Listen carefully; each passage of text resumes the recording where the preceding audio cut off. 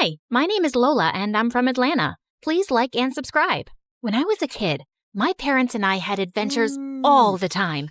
We played hide and seek, we fought monsters in our backyard, and I even saved Mom from a mean old pirate who tried to steal the last piece of pie. My life was fantastic, but when I turned 3, Mom gave birth to an evil witch named Genevieve. From the moment Jen was born, she used her beady blue eyes to cast a spell on my parents and turn them into her evil minions. Genevieve, we love you more than anything in the world. Here you go, honey. Hey, I was playing with that. Jen started walking at 9 months old. At 2, she could write her own name, and at 3, she could do the alphabet without making any mistakes. When Jen was 7, she won her first national spelling bee. She got a huge cash prize, and the reporter came over to interview her for the cover story of a magazine. I'd like to thank my parents. I couldn't have done this without them. We're so lucky to have a genius daughter. She's our pride and joy. My parents kept gushing about Jen for hours as I sat in the corner. When the reporter finally said it was time for pictures, I joined my family for a photo, but Jen insisted that I stay out of it. My parents tried reasoning with her, but she was beyond reason. It's my moment, and she'll ruin my image with her stupidity vibe. Like, my brain sees pictures with this special lens, and I'll be able to feel her dumbness every time I look at the pictures.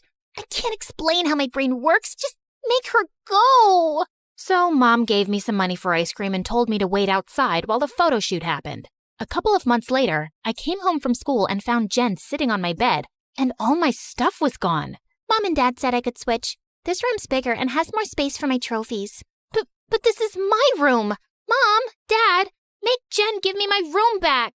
Lola, stop being ridiculous. You don't need a room this size. You don't have any trophies. Jeannie, do you need anything? Should I put up some more shelves? A new bookcase? I was so mad, I threw myself on the ground and started screaming. This sucks. I'm leaving, and I'm never coming back. I'll show you. I'll get a new family that will appreciate me. I stormed out of the house. I got to the driveway and realized I had nowhere to go. So I decided to hide out in my treehouse. But then something crazy happened. My stomach started rumbling, and I searched through my pockets to find a candy bar. Then out of nowhere, this girl appeared and snatched it out of my hand. Hey, that's mine. This is my treehouse. Get out. I don't see your name on it. It's written right there. Oh. Then the strange girl wrote the word Madison on the wall. I guess we're roommates now. We'll just have to share.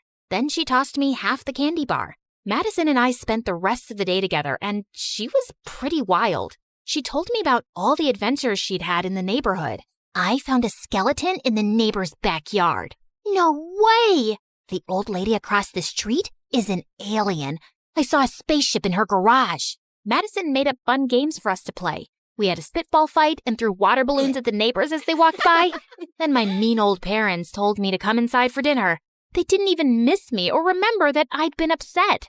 After that, when I wasn't at school or watching Jen at spelling bees, I'd run out to the treehouse and spend time with Madison. One time, we were pretending to have a sword fight in the backyard.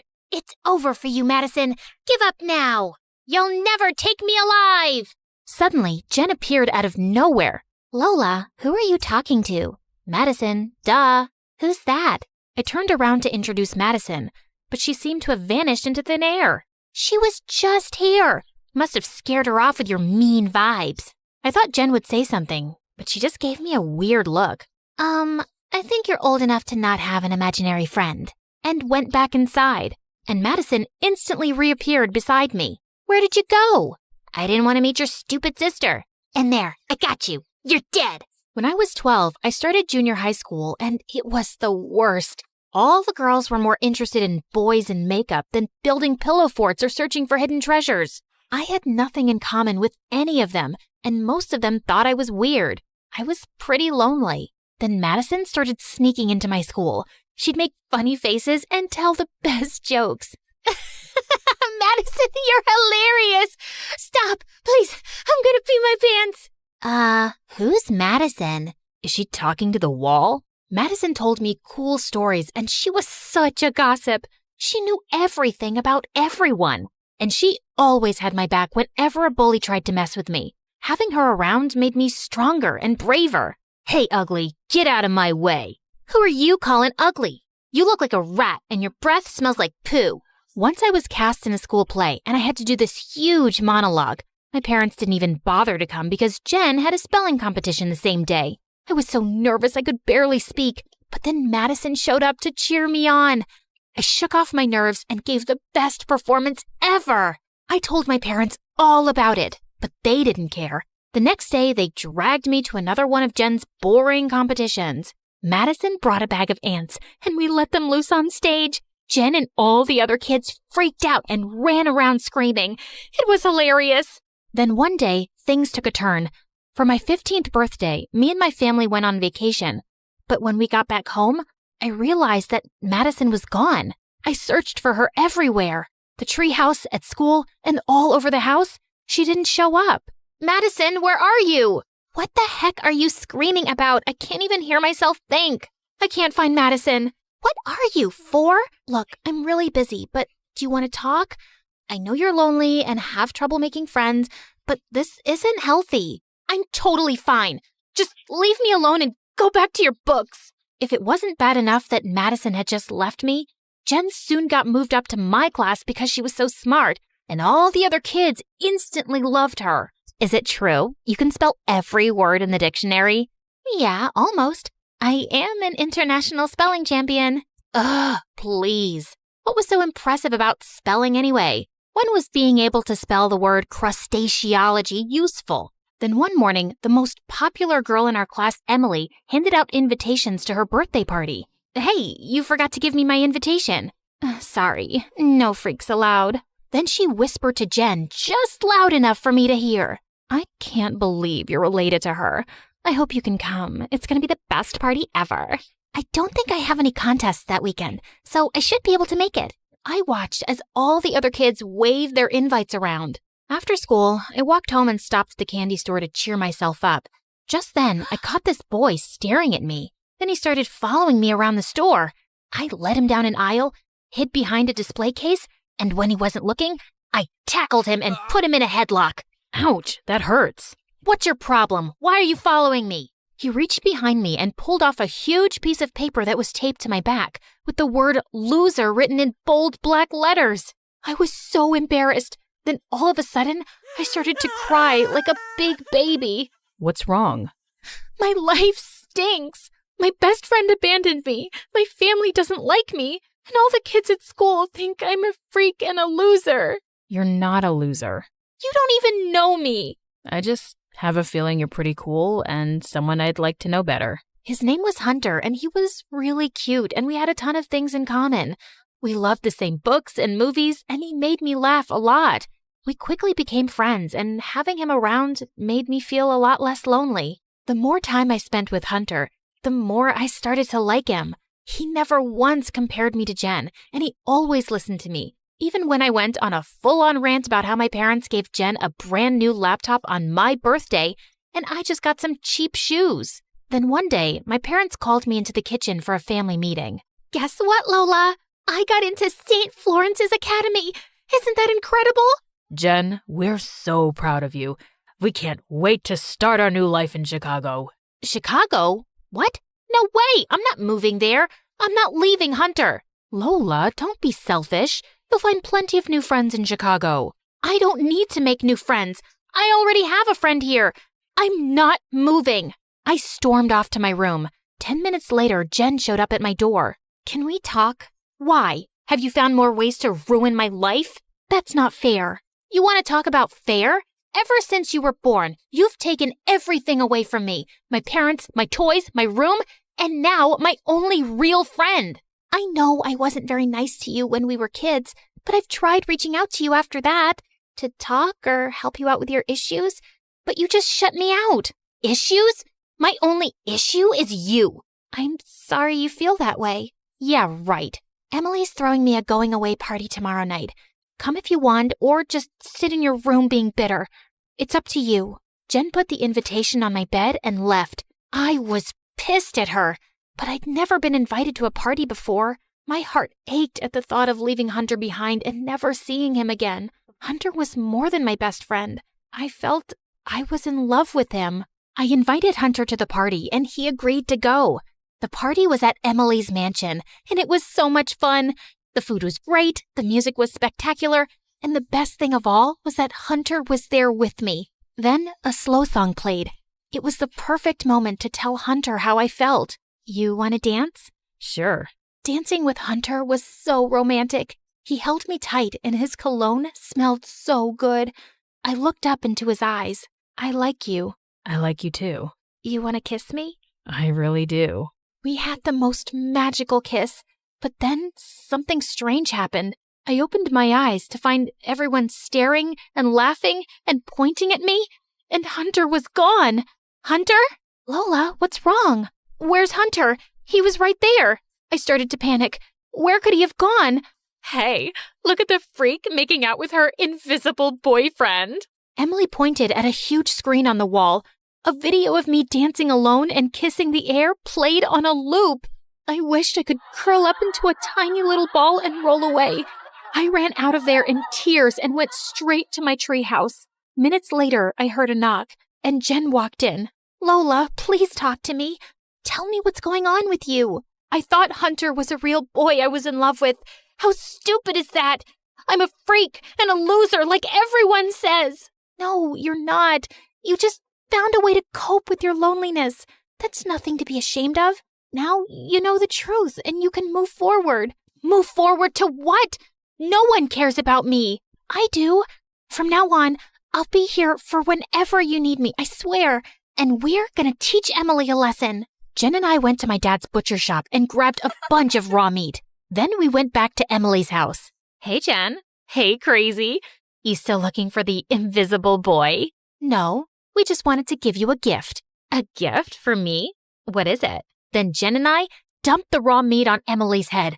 She screamed like a banshee as Jen and I went away laughing. The next day, as the last of the moving trucks were being loaded, I made one last visit to the treehouse, and suddenly both Madison and Hunter appeared. How come you're both here now? Will you stay for long this time? We just came to say goodbye. We don't think you need us anymore. You have a chance to start over. Let other people get to know you. They don't know what they're missing. You're a super cool friend. Thanks, you guys. You were there when I needed you the most. Goodbye, Lola, and good luck. It was sad to watch them leave for good, but it felt like it was time. We moved to Chicago, and Jen was true to her word. We started spending more time together, and I realized Jen didn't have the perfect life after all. I'm so tired of spelling bees. I only do the competition to make extra money for Mom and Dad. I just want to be a normal teenager for once and live my life without so much pressure. You should tell them how you feel. I've got your back. I stood by Jen when she told her parents she wanted to stop doing spelling bees. After that, Jen and I grew even closer. I finally had a real best friend, and she just happened to be my genius little sister.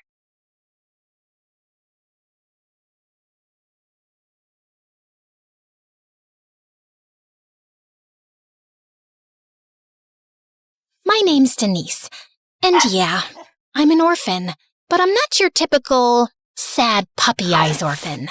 Nope, I'm more like an agent of chaos. I always loved breaking the rules and pulling off pranks, like that time when I was 6 and I changed the orphanage shampoo for pink hair dye. You guys look like you're about to drop the hottest K-pop album of the year. Denise, I told you not to do this again. But you're always saying we should brighten up the place. And sometimes I traumatized the other orphans. They say that if you say her name 3 times in front of a mirror, she appears. Denise, Denise, Denise. You summoned me? Ah! Mommy! You don't have a mommy. You're an orphan. And the people in the orphanage really tried to support in their own way. Hi, Denise. My name is Martha. I'm the new social worker, and I'm here to help you. But let's just say it didn't quite work. That creature is beyond help. Wait, she's just a little girl. That's not a little girl. That's the Antichrist. Aw, I love it. That'll be my new nickname. Over the years, some families did try to adopt me, but usually the first meetings ended up with them running away in terror. What? It's just fake blood. Okay, I'm kidding. It's real blood. So when I was still a kid, I changed my status in the orphanage system to already adopted. Do not disturb. It was the easiest way to stop all those noisy, we just want to give you a better life families from bothering me. Anyway, I was waiting for my real parents to come claim me. Of course, I'd never met them, but I was sure they weren't like the other adults. In my mind, they were super special and cool. Maybe criminal masterminds pulling off daring heists, or spies living under fake identities, or outlaws on the run, too dangerous for a normal life or to raise a daughter. Just some years later, I got to meet my real parents, and they sure weren't what I was expecting at all. One night when I was 17, I was in the director's office, just replacing his stress meds with laxatives, when suddenly, a door at the back caught my attention. With my expert lock-picking skills, I had the door open in under a minute, and inside, I found the records and files of all the orphans. It wasn't hard to find mine. It was a little larger than the rest. There were reports, complaint forms, and even some newspaper clippings of the times I'd escaped the orphanage for a while to pull off some of my more daring feats. Oh my God! It's like someone made a scrapbook of all my greatest hits. Then, tucked between all the chaos, I saw it. An old page with 2 names under the heading Parents. My heart stopped. Carmen and Henry Blandon. Sure, their names didn't scream criminal masterminds, but they were there, and there was even an address. That same night, I stuffed my file into my backpack and ran away from the orphanage. After a couple of days of hitchhiking and borrowing some strangers' cars, I finally arrived at my parents' address. It was a suburban house with well-cut grass and a family car. It wasn't what I was expecting, but I was ready to know the truth. I was about to approach the door when it suddenly opened, and I finally saw them. A woman in mom jeans who looked like she hadn't updated her haircut since the 90s, and a man who looked like he got excited about filing taxes. Don't forget our dinner date for Blandentine's Day. Wouldn't miss it for anything. You, me, dumplings, and slow dancing in the kitchen. You sure you can handle that much romance? Only if you wear those socks with the little tacos on them. Ew! I wanted to scream, get a room! And just then, a girl about 13 years old walked out, wearing a high ponytail and a unicorn backpack. That had to be my sister? Ew, I forgot it's Blandentine's Day. I'll see you at 7, honey. Hopefully my breakup with Gary will be quick and painless. Wait, who's Gary? The mole on your dad's back. He's having Gary removed before dinner. I'm leaving now and never asking questions again. Don't run from your stepmole, Andrea. I'm blocking this whole thing from memory. As they all drove off, I was fuming. Not only were they painfully ordinary and extremely lame, they had another daughter, one that they kept. All this time, they were playing happy family while I counted cockroaches on the orphanage walls? And right then and there, I decided I was gonna do everything in my power to destroy their fairy tale life. So I tailed them from a distance, all the way to Andrea's school. The first step of my plan was to infiltrate the family, and this pathetic unicorn princess was my way in. I walked into the school with the confidence of someone who'd been going there since kindergarten. I couldn't join Andrea in her class, so I spent the morning lurking around, waiting to catch her at recess. But when I walked into the cafeteria, I saw I wasn't the only one who had beef with her. Give me my backpack and leave me alone. Or what? You're gonna call your unicorn buddies? This was the perfect opportunity to gain my little sister's trust. Just leave her alone, you moron. They all turned to look at me. Who are you and why are you dressed like a homeless person? Don't you have a mirror at home? Oh, is that the best you have? You look like you practice your insults in the mirror every morning. Mirror, mirror, Who's the lamest bully in town? Spoiler alert, it's you. The rest of the kids laughed, and you could see his bravery fizzle out. Why do you even want a unicorn backpack? That's kinda sus. What? No, it's not for me. It sells well on eBay. Right, sure. Big market for used unicorn backpacks. Shut up! You know what bullies and unicorns have in common? They both look better with a horn on their forehead. At that moment, I snatched an ice cream cone right out of the hands of one of his sidekicks, and splat! I planted it dead center on his forehead. The crowd erupted with laughter. For a second, he just stood frozen, tears mixing with melted ice cream. Then he ran off. This is not over! Sure, next time I'll bring sprinkles. As the crowd began to scatter, Andrea walked up to me. Thank you so much for saving me. Don't mention it.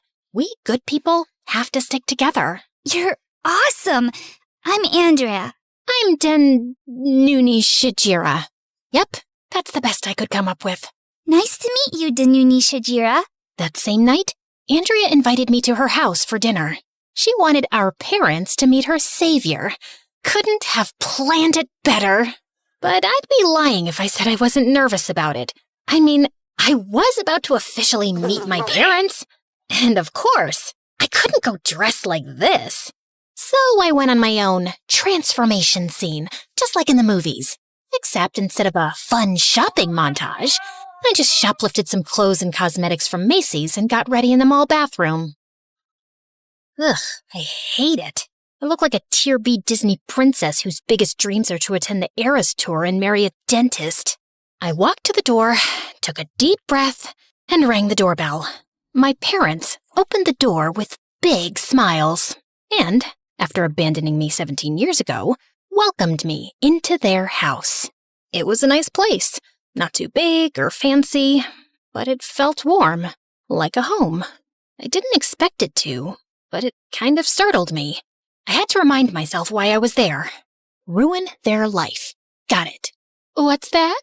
I was saying you guys have a lovely home. Oh, thank you. You're so sweet. You're always welcome here. And thank you for helping her with that bully. Andrea told us everything about it. Oh, it was nothing. It was amazing, Denuni Shijira. We sat down to dinner, and honestly, it was hard to stomach how sweet they were. Like a family-sized bowl of cringe with extra syrup. They had an entire wall dedicated to Andrea's achievements, like she'd cured a disease or won an Olympic gold medal. My orphanage file is much more impressive. And just before dinner, they made me say grace, out loud, full on, thank you for this food style. So, yeah, thanks, Jesus Christ, for being cool.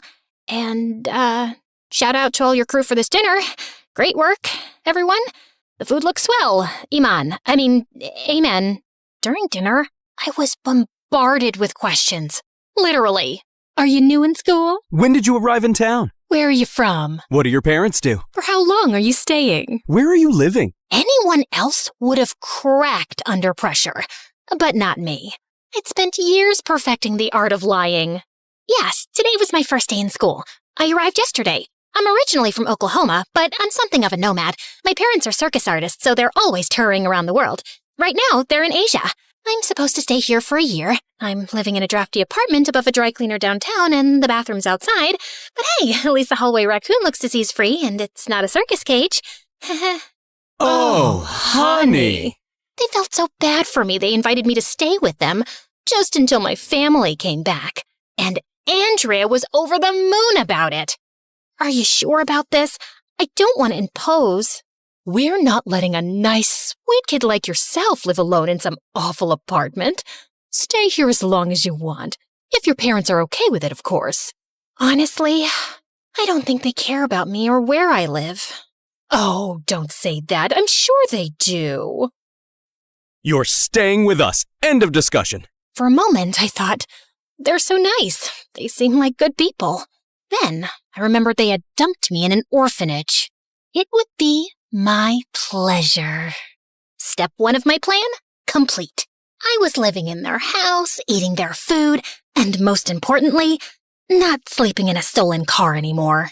Just for fun, I logged into the orphanage's official portal one day. The orphanage had technically reported me missing, but I don't think they were in any rush to find me. My police sketch was basically a smiley face with long hair. I bet they threw a party and changed the locks. After a few days, I realized I couldn't just keep lurking around Andrew's school like that. Eventually, someone was going to notice I didn't actually go there. So I faked some transfer papers, printed them at the library, and dropped them off at the front office confidently. You're not in the system yet, but I'll update it. Probably. I paid the admission fee using savings from my many orphanage side hustles. Thankfully, it was just a tacky public school, so it wasn't much. And just like that, I was in. And then I started disrupting my family's perfect life. I started small, switching the salt with sugar, hiding the remote, setting all the clocks half an hour off. Then I kicked it up a notch. I accidentally left the back door open and lured the neighbor's goat into Mr. Blandon's study. It ate his entire stack of work documents and chewed up 2 USB sticks. But they always managed to spin it into something positive. This coffee's a little salty, but it's got personality, and I love it. Must be a new trend. This one's unreadable. But maybe that's the universe telling me to take a break. You have been working too hard lately. It's a sign. You're right, honey. Thank you, mysterious, wise goat of destiny. That goat ate your entire fiscal quarter. We've always said, when one USB doesn't work, another one will.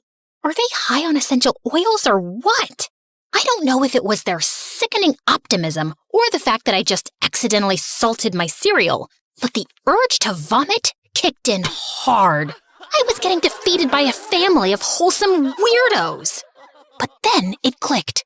Right there, I came up with a plan so diabolical that I gave myself the creeps.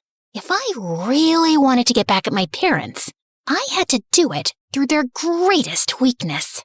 Their sweet, precious Andrea. I could corrupt her, turn their sweet little princess into a fire-breathing, chaos-spreading dragon. So I took my time to study her first. Andrea was everything I wasn't. She was a good student, sweet, polite, and had that weird habit of raising her hand before speaking, even at home. She probably recycled her homework and apologized to chairs when she bumped into them. Of course, being a nerd and a pushover doesn't exactly make you popular in school. Every day, she was bullied, but she tried to hide it from me. Yes, I accidentally dropped my personal diary in the toilet. Again. Silly me. Yeah, she even had a personal diary. What a loser. And she was obsessed with me. She kept following me around like I was some kind of superhero. She wanted to spend every second with me. Look, Danuni, I made a BFF bracelet for you. Oh, great. Too bad I'm allergic to bracelets. It was nauseating to have her clinging to me like a python, but it also made my plan easy. Almost too easy. Andrea admired me so much, it was like watching a kitten imprint on a raccoon. She ditched the glitter lip gloss and rainbow socks for oversized hoodies, dark eyeliner, and a permanent don't talk to me face. And then I started planting seeds, little thoughts here and there. You know, you don't have to smile all the time. It's okay to say no. Just because your parents love broccoli casserole doesn't mean you have to pretend it doesn't taste like wet socks. At first, she laughed it off, but then she started testing it out. I actually don't like your perfume. It gives me a headache. Oh, okay, sweetie. And when no one exploded or burst into tears, she kept going. Luckily, the rebellious teenage hormones were also kicking in right on time. She stopped over-apologizing, raised her voice when she didn't agree with something, and she even rolled her eyes. Words like please, thank you, and love you, mommy and daddy disappeared faster than the spare change they used to leave in the cookie jar. What? It's not stealing if it's in plain sight. And then She saw me skipping classes and never doing my homework, so she followed my example, and her grades tanked. Of course, eventually the Blandons started connecting the dots. Another D? Andrea, what's going on with you lately? Can we just not do this? It's so exhausting. You've been acting out ever since, well, since Danuni showed up. Oh, so it's her fault now? Right, because you two are perfect. We didn't say that. Just drop it. Leave her out of this. Even though Andrea defended me, it was only a matter of time before they discovered for a fact that I was the rotten seed. So, as Andrea became more like me, I became more like her. Yeah, me, the perfect daughter. Go ahead and laugh. Mr. Blandon, your baseball card collection is seriously impressive. And Mrs. Blandon, that pink sweater, absolutely stunning. Oh, you're just the sweetest. Just saying it like it is, Mrs. B. We can go to a baseball game sometime, if you want, of course. There's literally nothing I'd love more. Oh, Danuni, we owe you an apology. What for? We thought maybe your influence wasn't that great for Andrea. She's changed so much. Oh, well, it's just tough being a teenager. Exams, hormones, peer pressure, probably a boy named Jaden who plays the ukulele. It's a whole storm. But I don't want to cause you any distress, and maybe it would be better for everyone if I went back to my apartment. No, Danuni, it's not your fault. We were obviously wrong. You've been nothing but sweet and helpful to us. Please stay. My plan was working like a charm, but I knew that turning Andrea fully evil wasn't just about ditching glitter and grades. So, when the universe dropped the perfect opportunity into my lap during lunch, I knew it was showtime. A boy walked up to our table, tiny, wearing glasses and struggling to balance his food tray and stack of books. Move his chair. But he'll fall. Exactly. Andrea's conscience was clearly battling with her desire to impress me. The nerd took another wobbly step toward our table. Do it now, or he'll make it. And if he makes it, he sits. Andrea reached over and moved the chair, and the boy landed on the ground with a loud thud, food and books flying everywhere. Suddenly, everyone around started laughing, except Andrea. She was looking horrified, but then... Didn't think you had it in you to bring down a nerd, Andrea. Respect. And just like that, a tiny, barely there smile cracked through her face. For once, people were not laughing at her, but because of her. She'd tasted chaos, and she liked it. Her villain story arc was complete. The rest was a walk in the park. Her grades kept sinking faster, detention became part of her daily routine, and our parents visited the principal's office so often they were on a first-name basis. Meanwhile, I kept right on being the worst influence ever. You're definitely old enough to get a skull tattoo. Totally. You should kidnap that girl's dog. Sure, it's only natural for you to scratch the principal's car with your key. He's so annoying. It was only a matter of time before Andrea got suspended. I'd never seen the Blandons so angry and disappointed. And so clueless. Andrea, all we want is for you to talk to us. We want to understand you, to be there for you. You want to help me? Then leave me alone! I hate you two! They didn't even have the strength to scream or scold her. They were utterly defeated. And I was so delightfully sweet, they never suspected I was the one behind all this.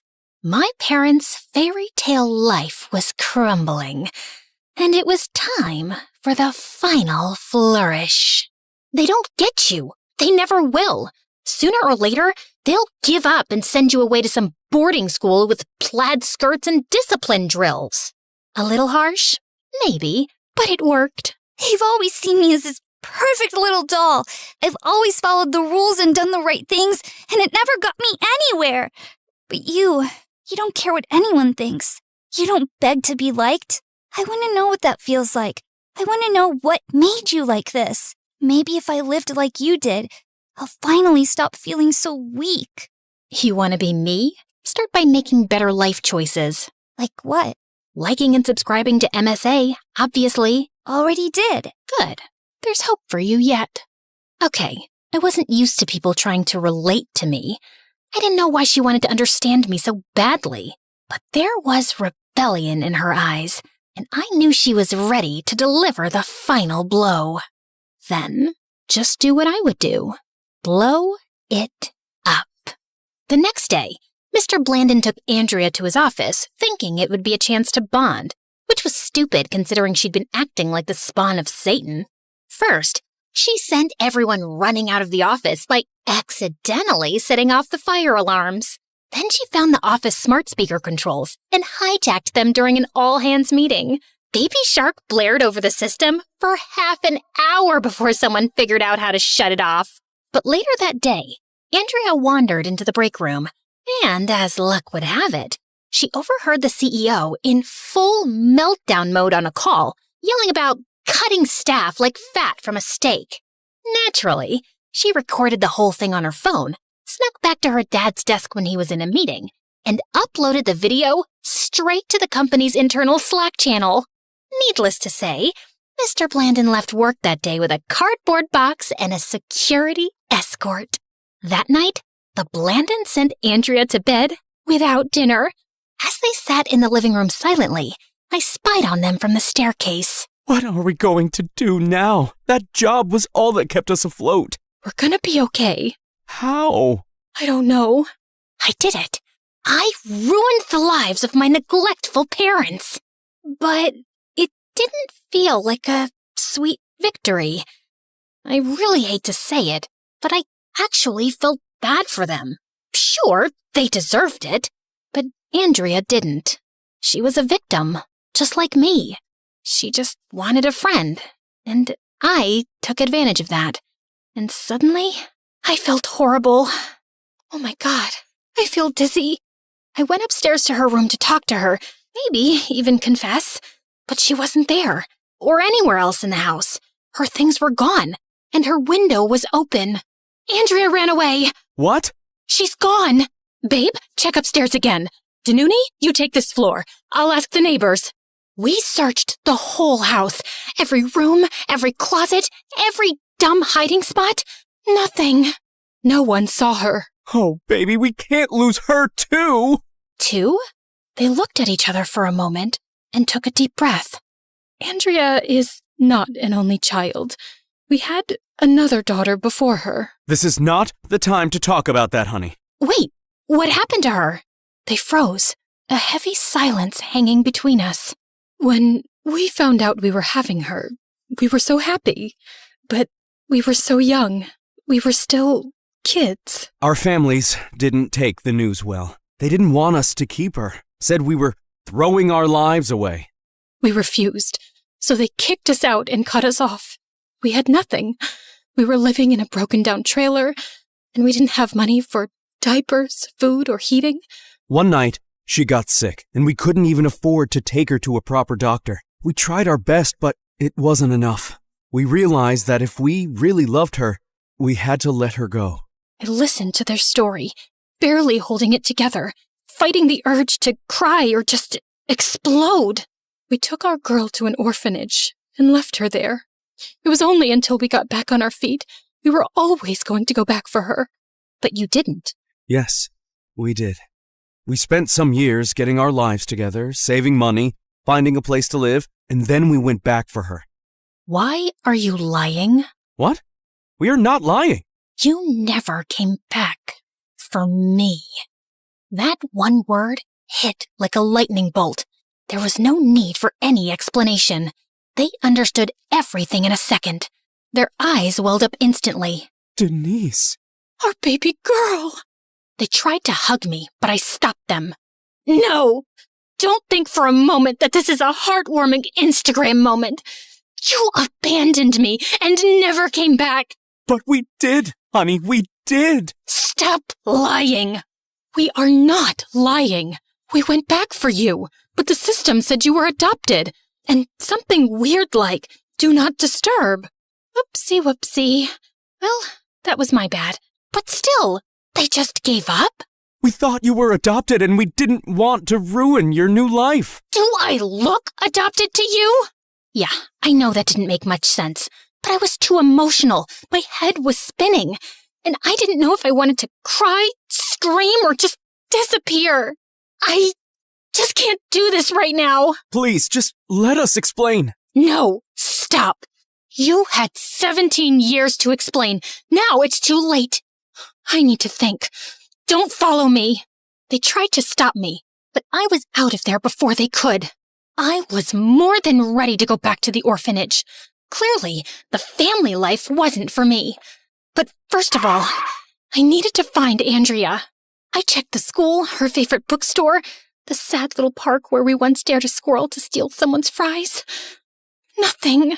Come on, Andrea, where would you even go?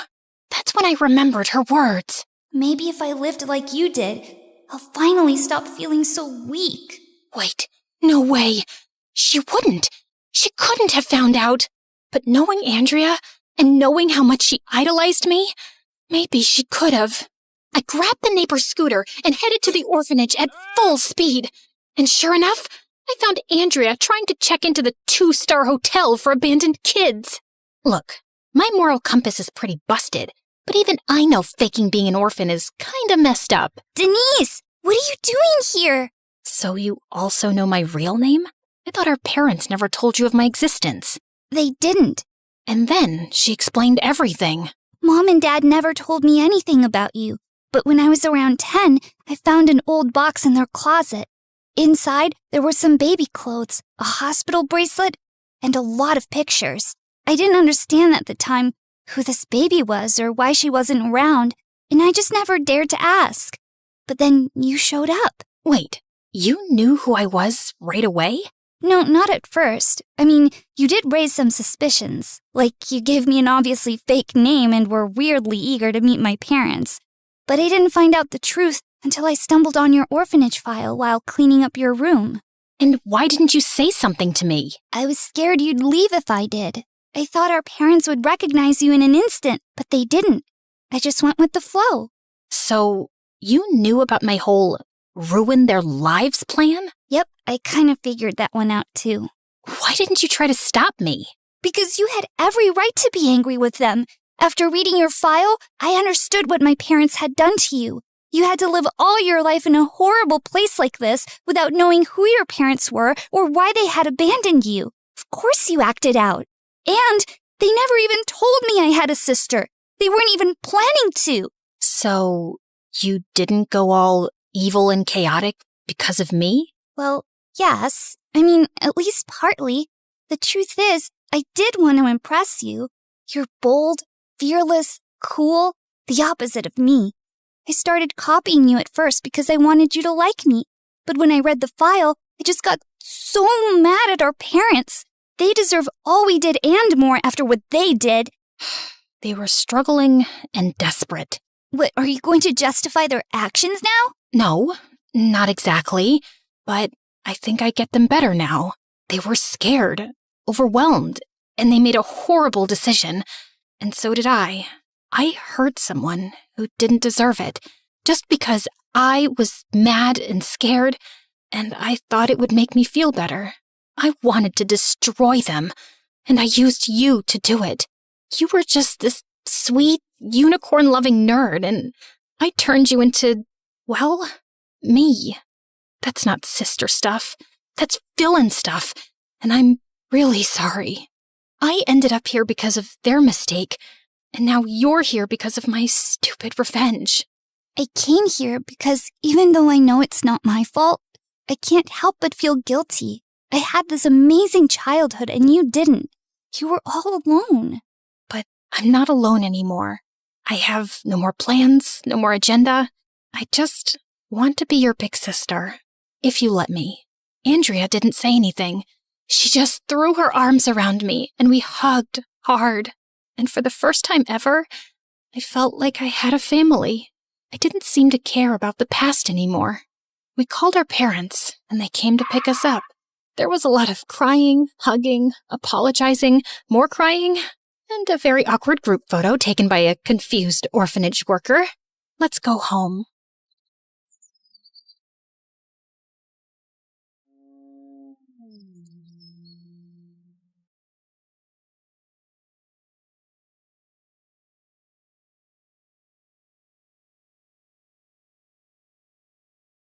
Hi, I'm Zoe, your future marine biologist with a passion for the ocean's mysteries.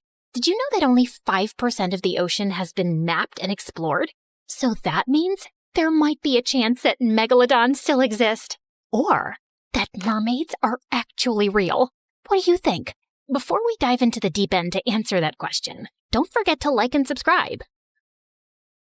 Taking up my dream course in an elite university with the coolest professors was literally the perfect college life. And of course, what's school life without a secret crush? Enter Jace, the nonchalant and incredibly smart guy who sat next to me in a couple of classes. With his attractive looks and chill vibes, he was such a walking daydream. We had small interactions here and there, but each one sent a storm through my tummy. Sometimes our elbows would accidentally touch, or our fingers would brush when picking something up from the floor. He'd ask me short questions related to class, and I'd try not to melt. One time, during a particularly boring lecture, I doodled a little sea creature in my notebook, and he peeked over. Nice drawing. Maybe you should add a shark. Blushing, I quickly sketched a tiger shark. He gave me a thumbs up, and it instantly made my day. Another time, I accidentally spilled coffee on his notebook. Oopsie, sorry about that. My reflexes are so uncooperative sometimes. Great. Now my notes are caffeinated. Maybe they'll wake up before I do. He gave me a lazy smile and pretended that nothing happened. Admiring his perfect side profile and having these small moments with him every day, my life was just simple and peaceful. Until this mysterious woman came along and ruined everything. It started when my favorite professor didn't show up to class one day. Instead, the door creaked open and a mysterious figure glided in, and we collectively held our breath as she finally stepped into the light. She looked so ethereal, with cascading waves of red hair and eyes that shimmered like the ocean. She looked like the Queen of Atlantis. Hello, class. My name is Miss Marina, and I'll be your temporary teacher while Professor Munchkins is on 1-month vacation. The room remained in a spellbound trance. For a moment, I was lost in it too, but a jolt of clarity snapped me back. She looked too young to be a teacher, probably only around her late 20s. What was it about her that felt so enchanting? I just found myself leaning closer to Jace. Doesn't she remind you of a mermaid? But Jace just smirked at me. Nice imagination. How about we start our day with a surprise quiz? Good idea?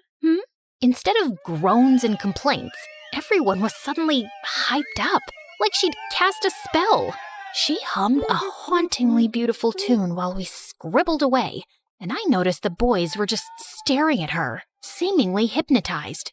Suddenly, I remembered how mermaids were known to be enchanting beings who lure men to the sea to drown them, or make them their slaves. And it didn't help that there was a sea just a few kilometers away from school. Oh no, what if... No.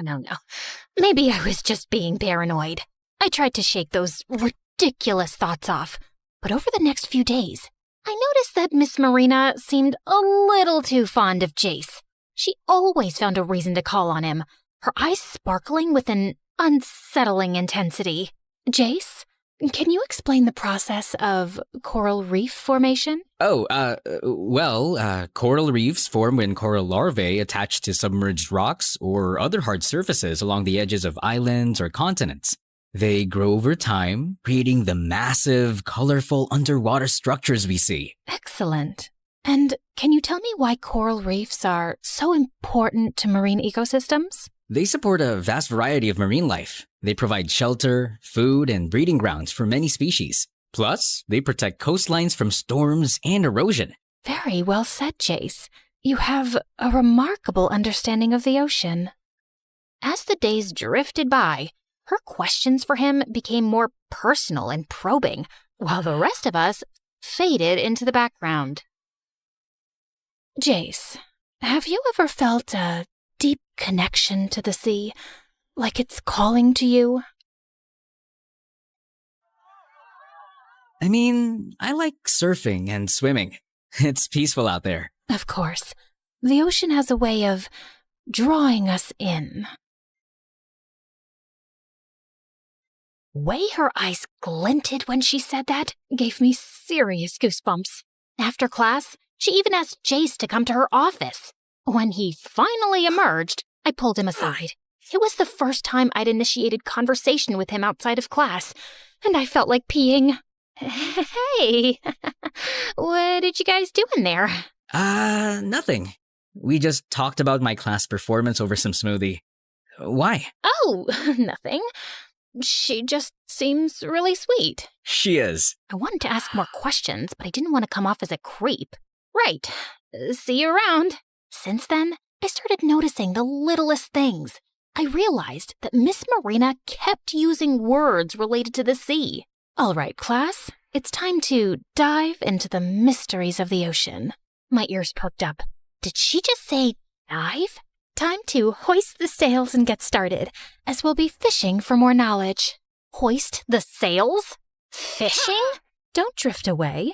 Stay awake and drift away? Let's not let this particular slip through the net. Slip through the net? She talked like it was natural and out of experience. Also, I always saw her eating seafood-based snacks like sushi, seaweed, and shrimp chips. And my investigation hit a peak when I realized that she never drank water in class. She always sipped some weird greenish drink from a fancy bottle. Hey, what do you think she's drinking? It looks weird. Kelp smoothie. She once offered me that in her office. Did you actually try it? No way. I prefer my smoothies without seaweed, thanks. Good choice. Who knows what magical mermaid potion might be in there? You know, Zoe, if you keep obsessing over mermaids, people might start thinking you're one. Oh? And what would you think if I were a mermaid? That would be cool. After all, how many people get to sit next to a cute mermaid in class? Did he just call me cute? Well, if I were a mermaid, you'd be the first to know. I'll take note of that. The way he grinned at me just made me even more determined to save him from the possible danger. One day, my intrusive thoughts finally won. So I approached Miss Marina's desk after class. Miss Marina, can I ask you something? Of course, Zoe. What's on your mind? Do you think mermaids are real? I saw a lot of news and videos suggesting it's real, but some of them are definitely fake news. Well, the ocean is vast and full of mysteries. Who's to say what does or doesn't exist beneath the waves? Has anyone ever told you that you look like a mermaid? Oh, I've heard that a few times. I suppose it's the long hair and my passionate love for the sea. But who knows? Maybe there's a bit of mermaid in all of us who feel drawn to the ocean. I guess so. It's just, you seem so connected to the sea. Almost like you belong there.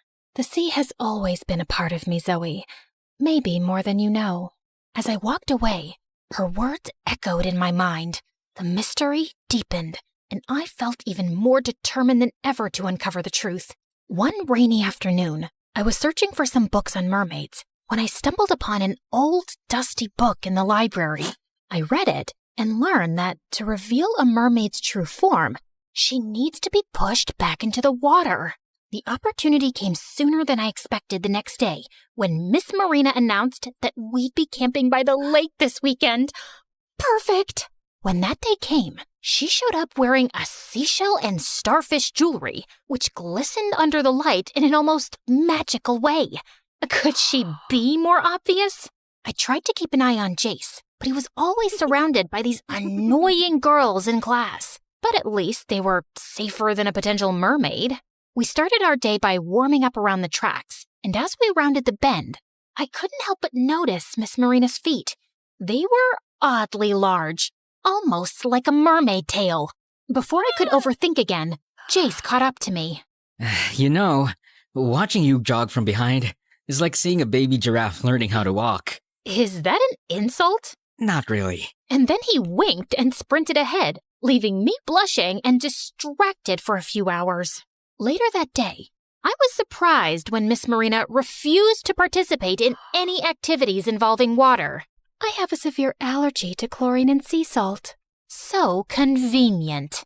Determined to expose her, I devised a plan to get her wet. During lunch, I accidentally tripped and almost spilled my drink on her, but she dodged smoothly, catching the cup midair. Careful, Zoe. After lunch, while we were fishing at the lake, I saw Miss Marina slide up to Jace and whisper something in his ear. She grabbed his hand and was about to pull him somewhere, but my overprotective instincts flared up. I dashed over to them and, faking a trip, tumbled right into Jace. I swear, I must have tripped over a wandering janitor fish. On land? Yup. You never know. Some of them might have evolved to walk among us. I turned to Miss Marina with a knowing smile, and I swore her gaze turned icy. She stepped back slightly, putting more distance between herself and the lake. That night, as we gathered around the bonfire, I noticed Jace was missing, and so was Miss Marina. Alarm bells rang in my head. Oh no!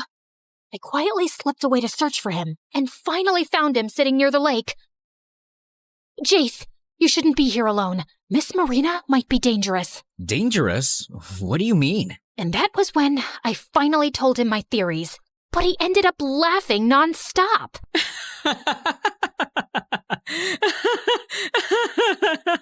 Oh, if she turns out to be an actual mermaid, then I'll buy you lunch for a month. Oh, perfect. I'm saving for a cute dress.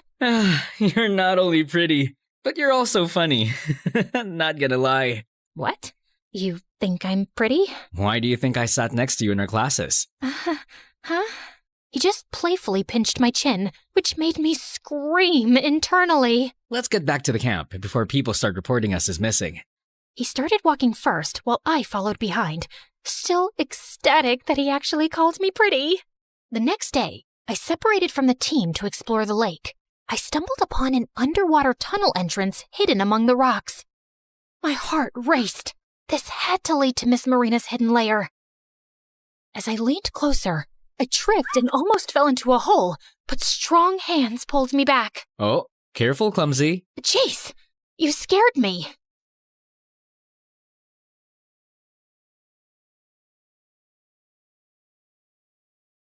What is this place? I think it leads to something. We have to check it out. Reluctantly, Jace followed me into the tunnel. Inside, we found fish bones, old memorabilia, and creepy yet fascinating artifacts. I think this lake is connected to the sea. What if this is Miss Marina's secret lair? You're something else, Zoe. But if this helps you sleep at night, let's find out. Together, we navigated the eerie tunnel, our flashlights cutting through the darkness. The deeper we went, the more convinced I became that we were onto something big. We turned a corner and stumbled upon a dusty old chest. Opening it, we found a stack of old love letters between two people. Looks like we've stumbled upon someone's private drama. I started reading aloud. My dearest, the sea calls to me, but my heart remains with you. Forever yours, M. I looked up at Jace. M. Marina, maybe? Yeah, right. Because she's the only person in the world whose name starts with M. Seriously, Jace? This is big. We might be uncovering some ancient love story. He chuckled, shaking his head. All right, Nancy Drew. Let's see what else we've got here. Before we could explore further, a loud bang echoed through the tunnel. My heart leapt into my throat. What was that? Probably nothing. Just then, Miss Marina and our principal appeared, their flashlights nearly blinding us. There you two are. This tunnel is a long-forgotten part of the nearest building's old irrigation system. It's dangerous to be here. So it's not a secret lair of someone or something? No, Zoe. Just old pipes and history. Jace gave me an I told you so look, and I just rolled my eyes.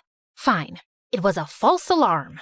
On our way to the campsite, I suddenly slipped and fell into the lake. Zoe! Jace dived right in as panic surged through me. But before I knew it, Miss Marina had already pulled me out first with surprising strength and agility.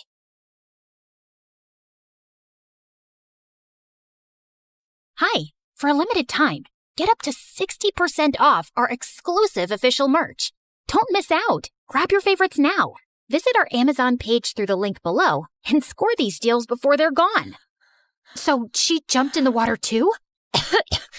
I thought you were allergic to sea salt. Sometimes you have to face your fears, Zoe. As I looked into the water, I noticed something strange. Her reflection appeared distorted, almost like a mermaid's tail instead of legs. Holy cheeseberries! Maybe I was indeed right after all. The weekend at the lake was coming to an end, but my quest for truth was just beginning. That night, while we were sleeping in the tent, I heard a familiar, magical voice humming. It was echoing throughout the woods. I asked my tent mate if she was hearing it, but she didn't. Confused, I opened the tent, and my heart dropped when I noticed something from afar. It was Jace, sleepwalking like a zombie towards the lake. No. I scrambled out of the tent and ran after him. I gently shook him as I finally caught up to him. Jace, wake up! Finally, his eyes fluttered open. Zoe? What's going on? Before I could answer, I saw a figure standing by the lake, shrouded in mist. As I inched closer, the fog parted, revealing Miss Marina, bathed in the soft glow of moonlight. She looked so out of this world, beautiful, like an enchantress, but my heart was pounding with fear and suspicion. You're a mermaid, aren't you? And you're trying to lure Jace away with you. Miss Marina laughed, a melodic sound that sent shivers down my spine. Oh, Zoe, you're such an interesting girl, aren't you? What made you think of such a ridiculous thing? Just answer my freaking question. There's just something you kids need to know, but I can't tell you right now. Jace and I exchanged confused glances. Why don't you just say it right now? I can't. I'll tell you kids first thing in the morning tomorrow at school. The anticipation and curiosity were killing me. When I finally got home, Mom asked me to help her out in the attic. As we were rummaging through old boxes, I discovered an old family tree document that drained the blood from my face. At the very top of the tree, there were pictures of my ancient ancestors resting in the sea, with the lower parts of their bodies hidden beneath the waves. Was I distantly related to mermaids? Mom, what's this? Oh, that old thing? Just some silly family legend. Silly family legend? Or is it? Your great-great-great-great-grandma said that they made that family tree just for fun because they were obsessed with mermaids. This revelation made me question my own identity and motives for investigating Miss Marina. Could it be that I had some mermaid blood in me? Was that why I was so drawn to her? I had to know the real truth before I got sick from overthinking. I barged into Miss Marina's office first thing in the morning, but to my surprise, Jace was already in there. Zoe, you're just in time. I'm about to tell Jace the truth. Please, tell us what's going on. Who really are you? First of all, Zoe, as much as I want your mermaid theory to be true because mermaids are beautiful creatures, but sorry, I'm not one. Maybe all those things you noticed were just coincidences. Then what's your deal with Jace? Or me? She then dropped a bombshell that left Jace and me reeling. I'm your mother, Jace. What? That's not possible. I'm so sorry for leaving you. I've always been watching over you from afar. I never stopped looking for you. While Jace was still in shock, I demanded proof. Where's your evidence? How can we be sure you're not playing some twisted game to hide your real secret? I held my breath as she grabbed some documents from her drawer and showed us pictures of Jace growing up and his dad, along with a DNA test. Jace, remember when I offered you a kelp drink in my office last time? I used your cup for the DNA test. So she was really telling the truth? I can't believe this. Does Dad even know? And why did you leave us? It's a long story, filled with mistakes and regrets. I left because I was young and scared. Your father and I, our marriage was arranged, and I didn't know how to be a mother. I made the wrong choice, and I've been trying to make up for it ever since. So, you just left? You abandoned me and Dad? I know, it sounds unforgivable. I was overwhelmed and made a terrible decision. But please believe me, I never stopped thinking about you. I watched you grow up from afar, always wishing I could be a part of your life. I felt a wave of shame wash over me. I'm sorry, Miss Marina. I jumped to conclusions and caused all this drama. I understand, Zoe. You were just trying to protect Jace. But please, keep this a secret for now. I need to figure out how to fix this. Jace was still in shock for the rest of the day, and I just tried to be there for him. Hey, you okay? Just thinking about everything. It's a lot to take in. I get it. It's not every day you find out your mysterious teacher is your long-lost mom. Yeah, no kidding. I never really had a mom growing up, you know? So, it's only been you and your dad? Well, I had a stepmom, but she eventually left. She wasn't exactly a fairy tale stepmother. That sounds really tough. It was. But, you know, I'm used to it. It's just finding about Miss Marina now, it brings up a lot. You're not alone in this. I mean, I'm your seatmate, so... I knew I made the right choice by sitting next to you. He playfully messed with my hair before standing up and nonchalantly walking away, leaving me alone. Oh, when is he finally gonna ask me out? Since then, Miss Marina had been trying so hard to get closer to Jace, but something still felt off. I still couldn't shake off the weird vibe around her. She seemed too perfect, too eager to make up for lost time. One day, I heard that she asked Jace in her office again after our last class, and it had been hours, but they weren't coming out yet. I waited and waited until it was past the school hours. What in the world were they doing there? Moments later, I finally saw her coming out of the room, and she looked sus as she locked the door. What about Jace? I was pretty sure he was still inside. I waited for her to leave before rushing toward the door. I started panicking when I noticed some smoke seeping out from under the door. With a surge of adrenaline, I kicked the door open and immediately saw the problem. There was a gas leak, and it was probably poisonous. Jace was on the floor, coughing and almost passing out. Thinking quickly, I grabbed a nearby stapler and hurled it at the ceiling sprinklers. The water burst forth, clearing the smoke, and I dragged Jace out of the room as fast as I could. Once we were safely outside, I called 911. As the sirens wailed in the distance, I tried to wake Jace up. Jace! What happened? What did she do to you? Zoe, Miss Marina, she's my stepmom. I couldn't believe my ears. So Miss Marina tricked us into believing that she was his real mom? She hadn't gotten far yet. She was seen on the school campus trying to escape, but thankfully, the cops saw her and arrested her immediately. The news spread like wildfire. Apparently, Miss Marina had been scamming people for years, and the cops had been looking for her for months. After recovering in the hospital, Jace told me that his dad finally revealed everything to him. My real mom is gone. It was an arranged marriage between them, so she never loved us.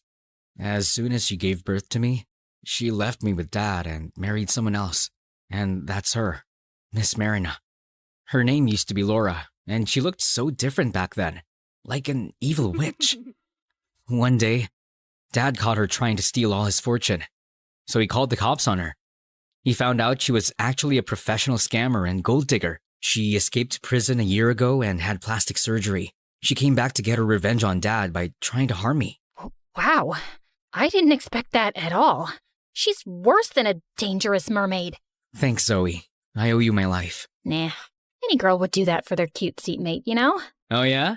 How about we go back to the lake this weekend for some real mermaid hunting? Are you finally asking me out on a date? Maybe. Excuse me for a moment. I went out of the room and screamed in Cloud 9. Freaking finally! A few days later, Jace took me to the lake for a date, as promised. As we enjoyed the tranquil moment, a sudden splash broke the silence. My heart skipped a beat as I turned to look, and for a moment, I thought I saw a mermaid's tail before it disappeared into the water. Did you see that? See what? A mermaid's tail. I swear I saw it. What if Miss Marina escaped prison again or something? Jace squeezed my hand. It's just your imagination, Zoe. I was about to check my phone to see if there was any news, when suddenly he leaned in and kissed me.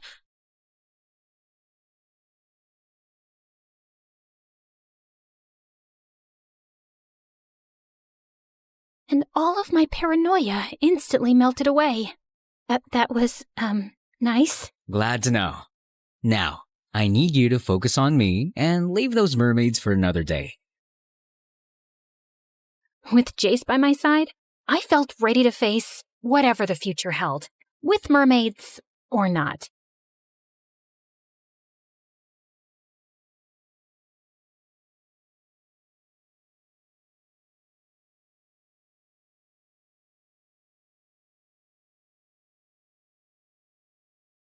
Have you ever had a dream so big it seemed impossible to reach? What should you do if nobody around believes in you? Or they try to take you down out of envy? Hi, I'm Wu Ziqian, and my story takes place some 1400 years ago in the Chinese Empire. Yet, I feel some things haven't changed much for us girls. The year I was born, a total sun eclipse darkened the sky. It was a sign of big changes, though at the time, nobody would have guessed that small, sweet Wu would be the one to make history. Growing up, life was good. I had 2 sisters and 2 older half-brothers from Dad's previous marriage. Our family was not part of the aristocratic class, but was very wealthy, which meant I didn't have to do any chores as we had staff taking care of daily activities. However, unlike other rich girls who mostly lazed off, Dad encouraged me to study from a young age. He soon realized just how smart I was, with a talent for poetry and public speaking, so he started to take me on business trips. I loved meeting new people and asked lots of questions. Yes, I was a bit unusual as a kid, but my family was very proud of me. Well, except my brothers. Why are you studying again? You're just a girl. And? Your job is to get married and to have kids. Dad is wasting resources on you. Maybe he's afraid you'll never find a husband. And what's this? Oops. And with that, he spilled ink all over my notes. One day, you'll regret being so mean. I tried avoiding them as much as possible. But then, around the time I was 14, Dad got very ill and left us. Nothing was ever the same. My brothers started acting like the bosses of the family. Without Dad to keep them in check, they became rude to Mom, bullied my sisters, and were especially mean to me. Like the time I spent too much time with a friend and was late for my curfew. It was a rainy evening. I ran back home, but the front gates were already locked. No matter how much I yelled and banged on the doors, nobody could hear me over the wind and thunder. In the end, I crouched there all night until early morning. Mom found me crying and shivering. I'm so sorry, Wu. They told me you were back and sleeping. I should have checked. That little adventure gave me a cold so bad I stayed in bed for a week. Without Dad, I felt powerless. I had to do something to change my fate, not only for me, but also for my mom. A chance presented itself when a beauty contest was held in town. The winner would be taken to serve at the palace. It was a huge deal and a way to gain respect and admiration. Mom was worried about my plan, and her fears came true when I won. Honestly, it wasn't that big of a surprise, being not only the prettiest girl in town, but also well-educated. My brothers just scoffed at the news and said they won't miss me. Typical. Mom helped me pack my things, and on the day of my departure, she cried as we hugged. Don't be sad, Mother. Who's to say it isn't my fate to meet the Emperor? And so, she understood. I wasn't going to the palace to escape my problems. No, I had a bigger plan. A hope to get noticed by the Emperor, maybe one day marrying into the royal family. Something to bring honor to my name. But my life in the palace started on the wrong foot. The Emperor took a quick glance at me and decided I'll be doing laundry? I didn't spend my childhood reading the classics and refining my calligraphy for this. One day, I was trying to get inside the palace library, but the guard wouldn't let me in, questioning if I could even read. Are you kidding? I was composing poetry at 6. Give me some books or I'll report you to the Emperor. Just then, the guard went pale looking behind me. I turned and, oh my, the Emperor had heard it all. He seemed amused and I just doubled down, following him around the library all afternoon. By the end of the day, he was so impressed by my wit and education that he made me his secretary. Finally, that was my chance to work my way up the political ladder until, a decade later, nothing has changed. I'm a forgotten secretary. Then, the Emperor passed away and I got sent to a Buddhist convent to be a nun. All that time spent in the palace led nowhere. They even shaved my head. But not all was lost. You see, while I was living at the palace, I got close to the Emperor's youngest son, Li. We met one random day when I was holding a bowl for him to clean his hands, and he flicked some water at me. Offended by his childish behavior, I was ready to give him a lecture, but his shy smile and cute face melted my rage. So refreshing. It's quite a warm day, isn't it? He laughed and we started chatting, quickly becoming friends. We were close in age, and unlike other officials, he was kind and humble, easy to talk to. Do you ever regret coming to the palace? You probably miss your family. I do. Well, everyone except my brothers. Those two I would banish to the corner of the empire, never to be seen again. I get that. My brothers either pretend I don't exist or act as if I'm beneath them. You think 2 are bad? Try living with 13. Can't you do something about them? You are a prince after all. It's just a title. You'll learn it in time. Having a title doesn't necessarily mean the same as having power. I knew what he meant. Li, being the youngest, had 0 chances of succeeding his father. However, fate really had a sense of humor. Turns out, his brothers were so busy fighting each other over the title of crown prince that the emperor decided Li was the better candidate for the throne. And that's how my decade-long crush became the new emperor. He actually changed his name to Gaozong, but I'll keep calling him Li to avoid confusion. I was genuinely happy for him, even if my new status as nun meant we could never be together. One day, I wrote a poem about how much I missed him and took a chance sending it to the palace. Maybe he wouldn't even have time to read it, but I had to try. To my surprise, it worked, and Li came to the temple. I got your letter. Is it true? Tears started rolling down my cheeks as I nodded. We hugged, and when it was time for us to part, I could see he was reluctant to do so. Could it be that my feelings were reciprocated? Indeed, he kept visiting, and one evening, I got a note saying I could grow my hair again. 1 year later, I was summoned back to the palace. There, I met Lady Wang, who was quite a big name in court. She was to become empress, having been chosen as a consort by Li's father himself. But that didn't mean things between them were all rosy and peachy. I had meetings all day, and when I finally got the chance to relax at dinner, Wang started talking about more political issues. It's the last thing I want during my free time. Is that why you're hiding in the stables with me? Not hiding, just surveying your work. Truly, some things never change. Li was the most powerful person in the empire, yet his life was affected by so many people's influence and choices. I decided to be by his side the best I could, and in time, everyone started noticing how close we were, including Wang. That's when she showed her true colors. One afternoon, she invited me for tea. Tell me about your family. I heard your dad got lucky during the rebellion, but he wasn't aristocracy. My mom is. Ah, yes. And what did she accomplish? Only had daughters and is not well liked by her stepsons? How disgraceful. What is your point, Lady Wang? I'm just reminding you of your place. The only reason you've been called back was so the Emperor wouldn't have to visit that nunnery all the time. But do not be mistaken. You are not part of this world. And then she started giving me so much work I couldn't keep up with it, and then complained about how lazy I was. Little did she know I was used to palace drama and was prepared to face much worse. One day, Lee surprised me with a beautiful hairpin with pearls and small gold lotus flowers. I was walking back to my chambers holding the small present when I noticed Lady Wang scolding a maid for spilling some water on her dress. The poor girl ran with tears in her eyes, and I felt my blood boil. I knew what it meant to be beneath those of higher rank, both at home and at the palace. But then I got an idea. I followed the maid and gave her the hairpin. Lady Wu, I can't accept it. Sure you can. I want you to feel better. But I could never repay you. Just tell me the gossip you hear around the court. That's all I want. And so, I started befriending servants and lower officials in exchange for news. Soon, I had ears and allies everywhere. And that's how I found out Wang's envy ran deeper than anyone imagined. That night, I ran to Emperor Li. You have to come with me. Now, we silently walked through empty corridors, and I told Li to wait outside as I marched into Wang's chambers. There, as the informer said, she was performing some sort of ritual with a voodoo doll shaped like me. I knew you were a witch, but this? Why stoop so low? Why?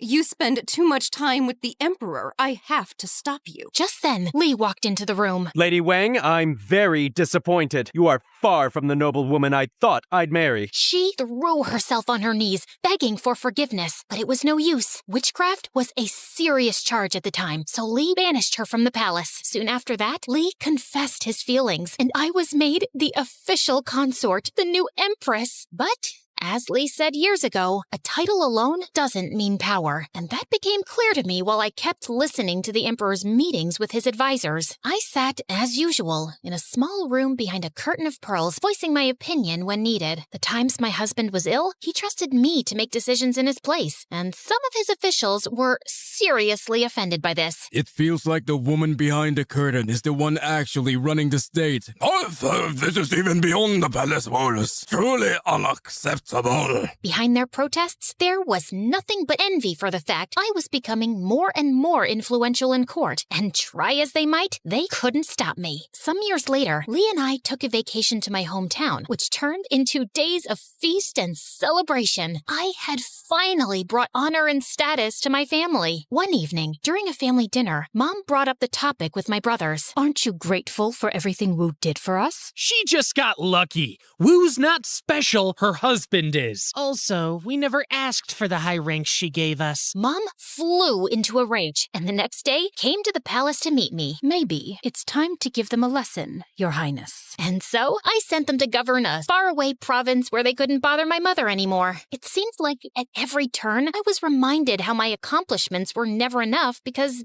I was a woman. But what if I could use that to my advantage? Was there a way to stand out from other empresses? The answer was Feng Shen, a religious ceremony. It involved gathering our entire court, leaders and aristocrats from neighboring countries, staff, and an entire army, and all together do a pilgrimage to a sacred mountain. It was extremely expensive, and only 6 emperors out of 300 could afford it. Also, I added a small twist to it. After much planning, I brought up the idea to Lee and the council. Our borders are safe, the economy is good, people are pleased. I think we've earned it. That is true, but Your Highness, we cannot allow the Empress to perform the second ritual. It is for us officials to do. Oh, I knew they'd say that. Your Highness, the Emperor makes offerings at the top of the mountain to heaven, which represents masculine energy. At the bottom, the offerings are made to earth, which is feminine. It makes more sense for a woman to do it. Lee agreed and fired the advisor who opposed me, sending a clear message to the rest of them. And so we gathered thousands of people and traveled for months to Mount Tai. I performed the rituals along with my husband, and we ended the procession with a huge banquet. And with that, I secured my place in history. Years went by. Lee and I governed as a team, but slowly his health started deteriorating. Everyone at court knew his time was near. As I sat at his bedside, we held hands, till slowly his got cold. I wanted to mourn, cry, and give up, but everything we built together would have crumbled if I did so. The council wanted my son on the throne, but he wasn't as capable as me, and would have been a puppet to the advisors. So why give up power and risk the empire's stability when I could rule it just fine? Only because I was a woman? That never stopped me before. And so I did what I was good at, securing the throne and winning allies. At one point, some ex-officials started a rebellion against me. One of them wrote an entire manifesto making up all kinds of stories about me. It was read in court, and at the end, everyone was silent until I bursted out laughing.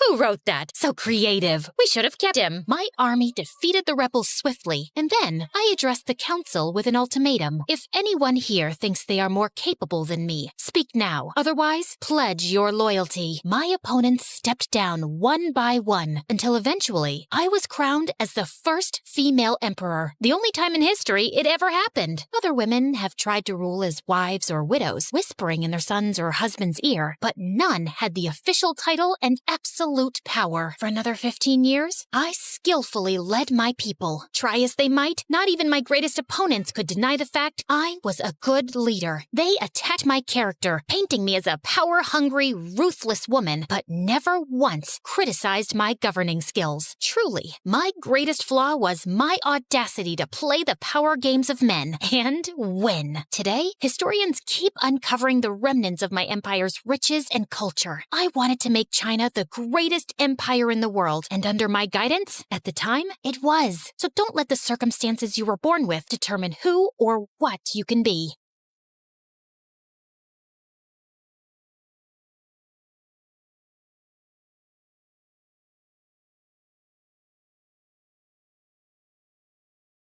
I stared out the airplane window, gulping back tears as I watched my whole life disappear. And yeah, I'm gonna continue ignoring the woman tapping my shoulder nonstop. She's not a stranger, unfortunately. She is my mom. And I already knew she was just gonna say that I was being dramatic. That I should be grateful for her new job, and that moving from New York to London was some grand opportunity. Little did I know our new house had a secret buried deep within its walls, one that would change everything. But I just left my house, my school, my friends, and the love of my life, John, behind. Okay, maybe love of my life was a bit much, but John was one of the most popular guys in school, and I'd bent over backwards to get his attention. Now, when we were finally together and going to the prom as the it couple, my mom had decided to uproot my life. We were staying in my mom's ancestral house, which was massive and creepy. The walls were lined with ancient paintings, tall ceilings, and a grand staircase that probably led to hell. This place could use a renovation, but it's not so bad. It looks like the kind of house where people hear whispers in the middle of the night and wake up possessed. But you know what? I'll just go live in the attic. If I have to suffer in this house, in this city, in this life, then let me suffer properly. Who even cares about me anyway? Suit yourself, Cinderella. Don't come crying to me when the rats start fighting for bed space. The attic was dusty and dark, and I felt proud of my dramatic choice. But then, in the middle of the night, I woke up to a skittering noise, and then something brushed against my arm. I sprang out of bed, landing straight onto a loose floorboard. It snapped under me, and I looked down to see a hidden compartment. Inside were stacks of old diaries, and on the first page was a name, Evelyn. I sat down and started reading, and just like that, everything changed again. Oh, for heaven's sake, if I must lay eyes on that insufferable buffoon Tristan one more time, I do believe my brain shall simply explode. My apologies. I'm not always in such a mood. There are days when I feel quite good about myself, when my skin glows, when my curls behave, and when my corset isn't trying to squeeze the life out of me. But lately, things haven't been so good. All because of Lord Tristan. My father wants me to marry him, because he's rich and apparently lord of some overly important kingdom that will somehow benefit the crown. And while everyone thinks that I'm the luckiest girl in the world, I feel nauseous. Not because I hate Tristan. He's handsome, well-mannered, kind, etc., but for some reason, he gives me the ick. Like sometimes when he's talking, I get this overwhelming urge to throw myself into the nearest lake. And it doesn't help that his best friend, the captain of Tristan's palace guard, Leopold, is a narcissistic pig, and always around him. Tristan, can we please move inside? It's approximately the temperature of hell out here. Oh, Evelyn, you mustn't let a little heat ruin this beautiful morning. The sun is shining, the birds are singing, and look at this exquisite spread before us. You know, I've seen noble women walk around in this weather wrapped in 50 pounds of lace. Perhaps you should try training in full armor at noon. It builds character. Perhaps you should try swimming with rocks tied to your feet. Oh, you two always have such wonderful banter. It warms my heart. Oh, my God. What happened? What a gorgeous red apple. The finest I've ever seen. Oh, Evelyn, I am overjoyed to think that I shall get to enjoy such pleasures for the rest of my life. Ugh, I wanted to pull my hair out. It wasn't Tristan's fault, honestly. He genuinely liked me, and I wanted to like him too. That's why I arranged a grand ball to properly introduce him to the members of the court. But the more everyone told us how perfect we looked together, the more suffocated I felt. By dinner, I decided to escape and retire to my chambers. I just slipped out of my gown when my maid Rosie entered.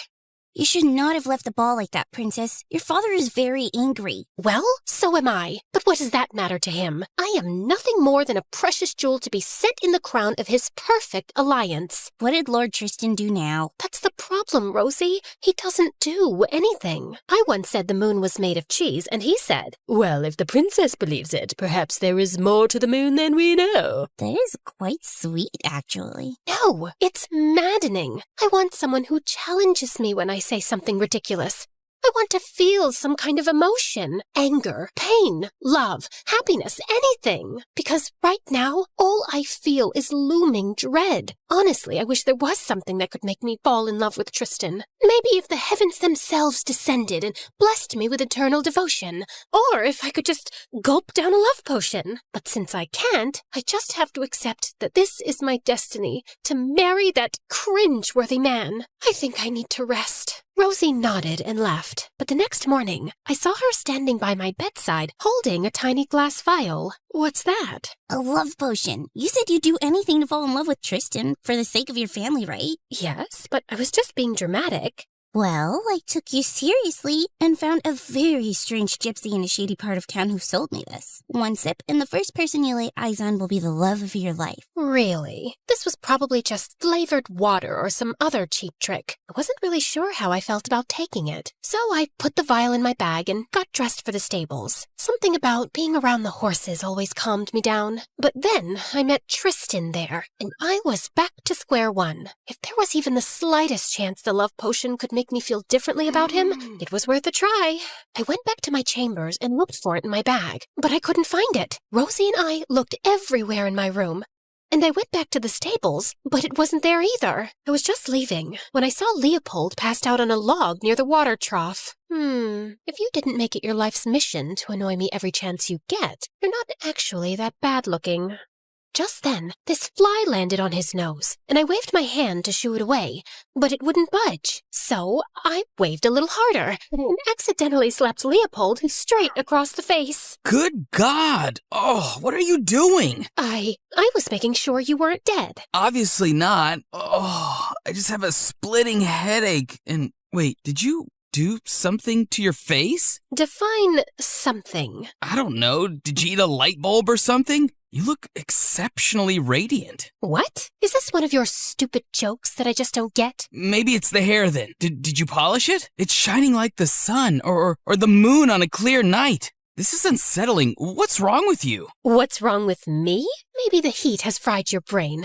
You need a physician. No, I'm fine. It's just that you're, fine. I mean, I'm fine. We're fine. And then he simply got up and left. That was weird. But I had more pressing concerns, since the vial was still missing. I had looked everywhere I could, and by the end of the day, I accepted defeat and prayed to the Lord that no one drank it. I was so frustrated with myself for losing it, though, that the next morning, when Father suggested we take Tristan through the royal treasury, I could barely focus on what he was saying. This is truly remarkable. The craftsmanship, the history. It's no wonder your kingdom has stood strong for generations. And this must be the celestial crest. I've heard tales of it before, but seeing it in person, it's extraordinary. Tell me, is the legend true? Does it really hold the power to make its bearer invisible in war? I've heard so. Magnificent! Imagine having power so absolute, no army could ever stand against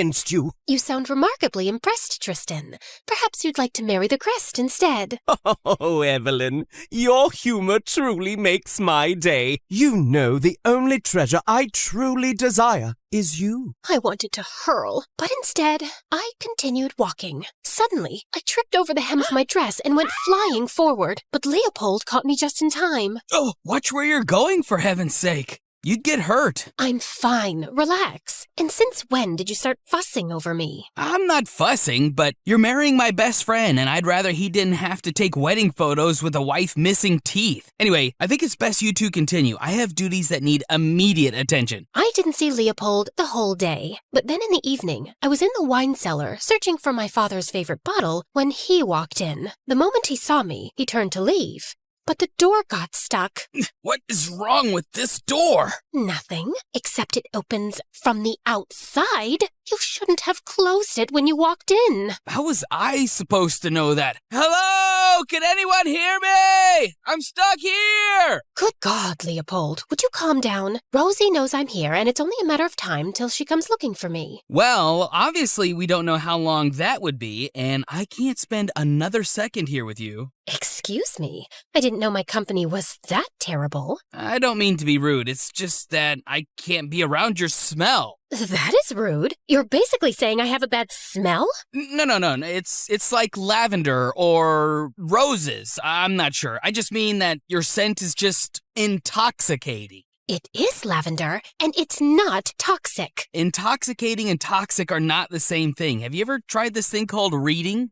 Wow, you really know how to talk to a lady. No wonder you have so many suitors lined up for you. I'm sorry. I don't know what I'm saying. I feel sick. My heart's racing, my stomach's in knots. You know, I felt the same way whenever I sat next to Princess Amara at banquets. I really hated her. I think that feeling is called loathing. Sounds more like infatuation. Just then, Rosie opened the door, and Leopold pushed past her and ran off. Leopold's behavior just got stranger over the next couple of days. If I entered the room, he'd make some stupid excuse and run away. If we crossed paths, he'd scrunch his face like I'd rolled in garbage. And if I tried talking to him, his lips would snap shut tighter than a clam. So one evening, when I spotted him in the training grounds, I decided to confront him. We need to talk. Silence. Leopold, I'm talking to you. Nothing. I said I'm talking to you. Look at me. Oh, Princess. Sorry, didn't see you there. Stop lying. I'm not. I'm just minding my own business. No, you're not. For months, you've been everywhere, hovering like a fly, making sarcastic comments, always finding a way to irritate me. And now suddenly you can't even look at me? Why? I don't know what you're talking about. He started to leave, but I blocked his way. Could you move aside, please? Not until you tell me what's wrong. I can't. Why not? Because it's too weird, okay? Every time I look at you, I have these thoughts that make no sense, and God knows I want to talk to you, but I can't without saying something that isn't unimaginably inappropriate. I've never felt this way, and I don't even know why this is happening. I just haven't been feeling well since I drank that thing. Wait, what thing? It was this liquid in a small vial that I found in the stables. It had this really strong smell, and I was curious, so I opened it and took a whiff, and then, I don't know, I just drank it. I froze. Leopold had taken the vial? And not just that, he'd gulped it down like a fool. And since I was the first person he saw when he opened his eyes, he was in love with me? Oh my God! How stupid are you to drink a random liquid without a second thought? You idiot!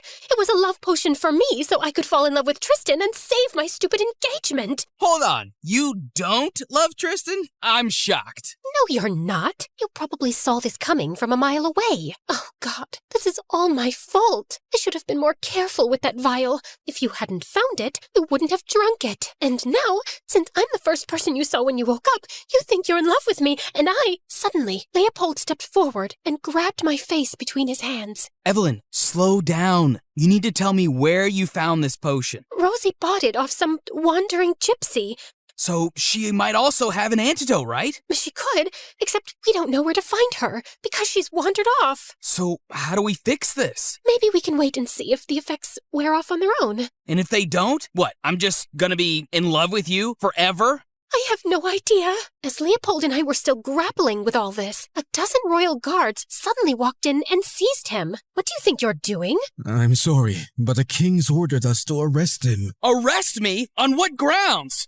Leopold kept arguing, and I demanded to know more, but the guards just took him to the king, and I followed them shortly after. This morning, our celestial crest was taken from our chambers, and we have all reasons to believe that the thief is Lord Tristan. What? That's absurd. Tristan would never do such a thing. Yes, Father, there must be some mistake. We have a wounded guard who claims that Tristan demanded entry to the treasury. When the guard refused, he struck him unconscious and took the crest. We even found this royal crest bearing Tristan's insignia near the vault. There can be 1,000 pieces of evidence, and I still wouldn't believe that Tristan is a thief. That man is as honest as the gods above, and I will prove it. I will find him, recover the crest, and bring it back at any cost. And if you fail? Then you can have my head for it. No, let's find another deal. Fine, you have a week.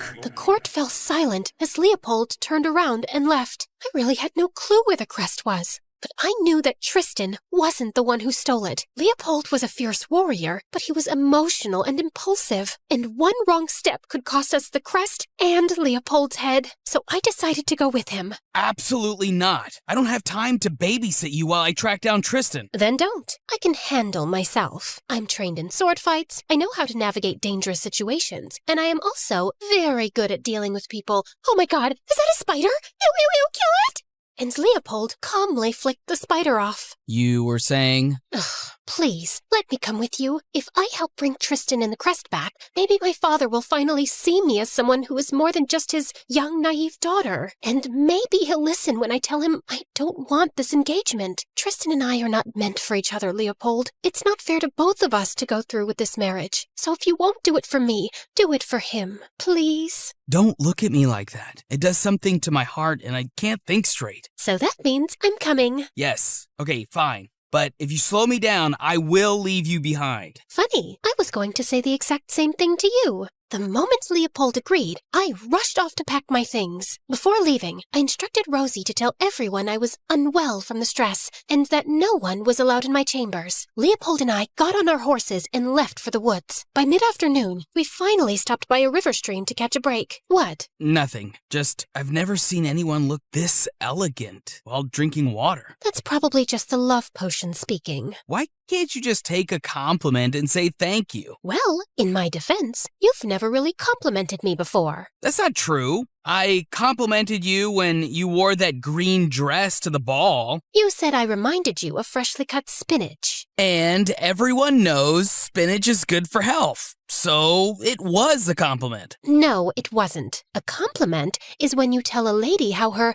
hair reminds you of silk, or how her eyes shine like the stars. And how when she smiles, she makes my world spin. I mean, the world in general, not necessarily mine. You get the point. I get that you're blushing. Bandits! Leopold grabbed my arm and pulled me toward the horses, but it was too late. We were already surrounded. He reached for his sword, but I stopped him. We don't fight them. We're outnumbered. You think I don't see that? Just trust me and follow my lead.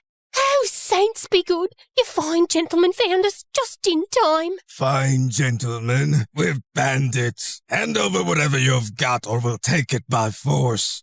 Aye, we's just two poor desperate lovers running from a cruel fate. Worked for a slave master we did, scrubbing his floors, polishing his boots, breaking our backs for nothing. So we ran, took his horses, a bit of gold and all. I elbowed Leopold. Thankfully, he caught the hint.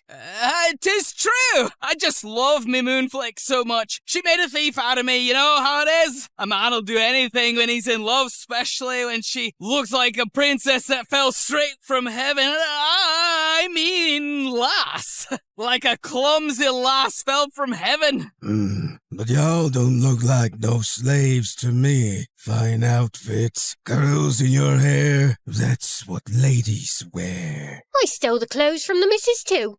And what, just 'cause I'm poor, you think I don't deserve to look pretty? Ah, cruel world. I'm poor and you mock me. It feels like someone put a dagger through me heart. Oh, my darling, don't say that. If anything happens to you, I'll throw myself in the river. Fine, stop crying. Just give us the gold and horses and walk away. The horses too, but my two tiny feet can't walk no more. I already walked all my life. I carried water so heavy, it made my back all crooked. My cruel master always said, walk, girl, walk. Now you say it too? Will I never be free? Will my feet ever know rest? For heaven's sake, take the stupid horses too. Just get out of my sight, you pathetic fools. I hurriedly tossed the coin pouch at his feet, and Leopold and I scrambled onto our horses before the bandits changed their minds. It was getting dark, and we needed a place to camp.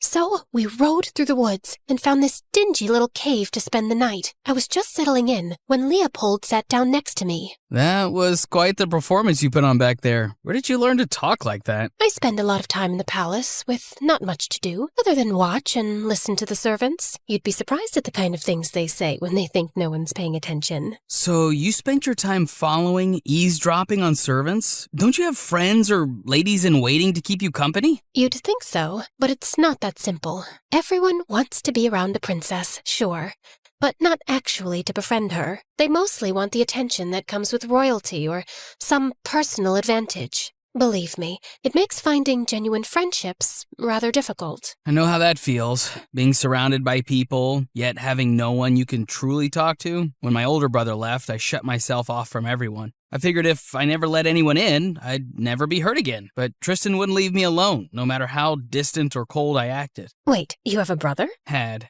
He's no longer with us. Oh, God, I'm so sorry, Leopold. Yeah, it was tough on the family, but eventually we moved on, and it's all good now.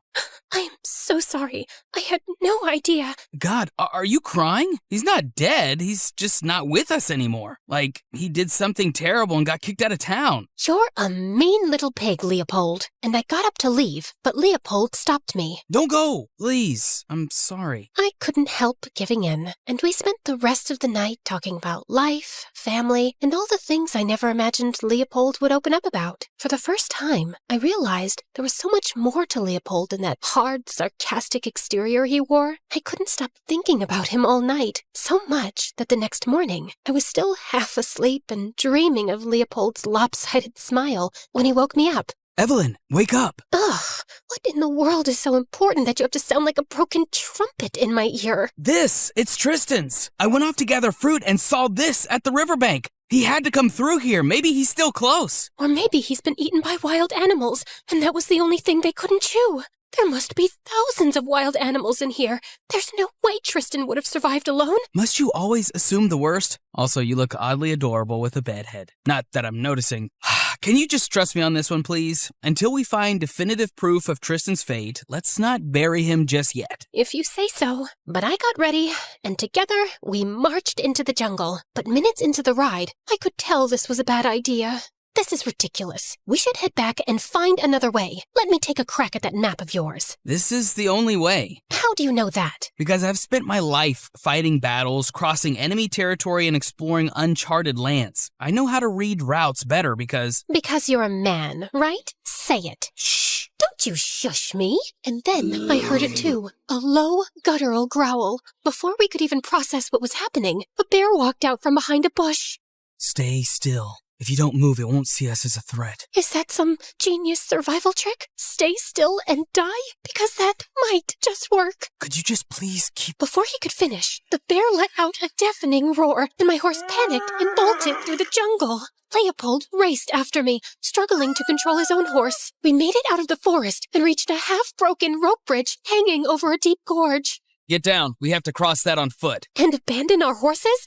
No way. We don't have a choice. But that bridge is barely hanging on for dear life. And so will we if we don't move fast. As we heard the bears roar behind us again, we jumped off our horses and let them run off for their safety, then ran onto the bridge. But just as I reached the center, my boot got stuck between two planks. I was sure I was going to die right there when Leopold pulled out a knife, sliced my boot open, and yanked me free. Then he picked me up and sprinted. Just as we reached the other side, the bear lurched onto the bridge. Leopold immediately cut the rope. The bridge snapped, and the bear fell into the gorge below. That was exhilarating. What? Is this what you call an adrenaline rush? You must feel like this when you're in battle, right?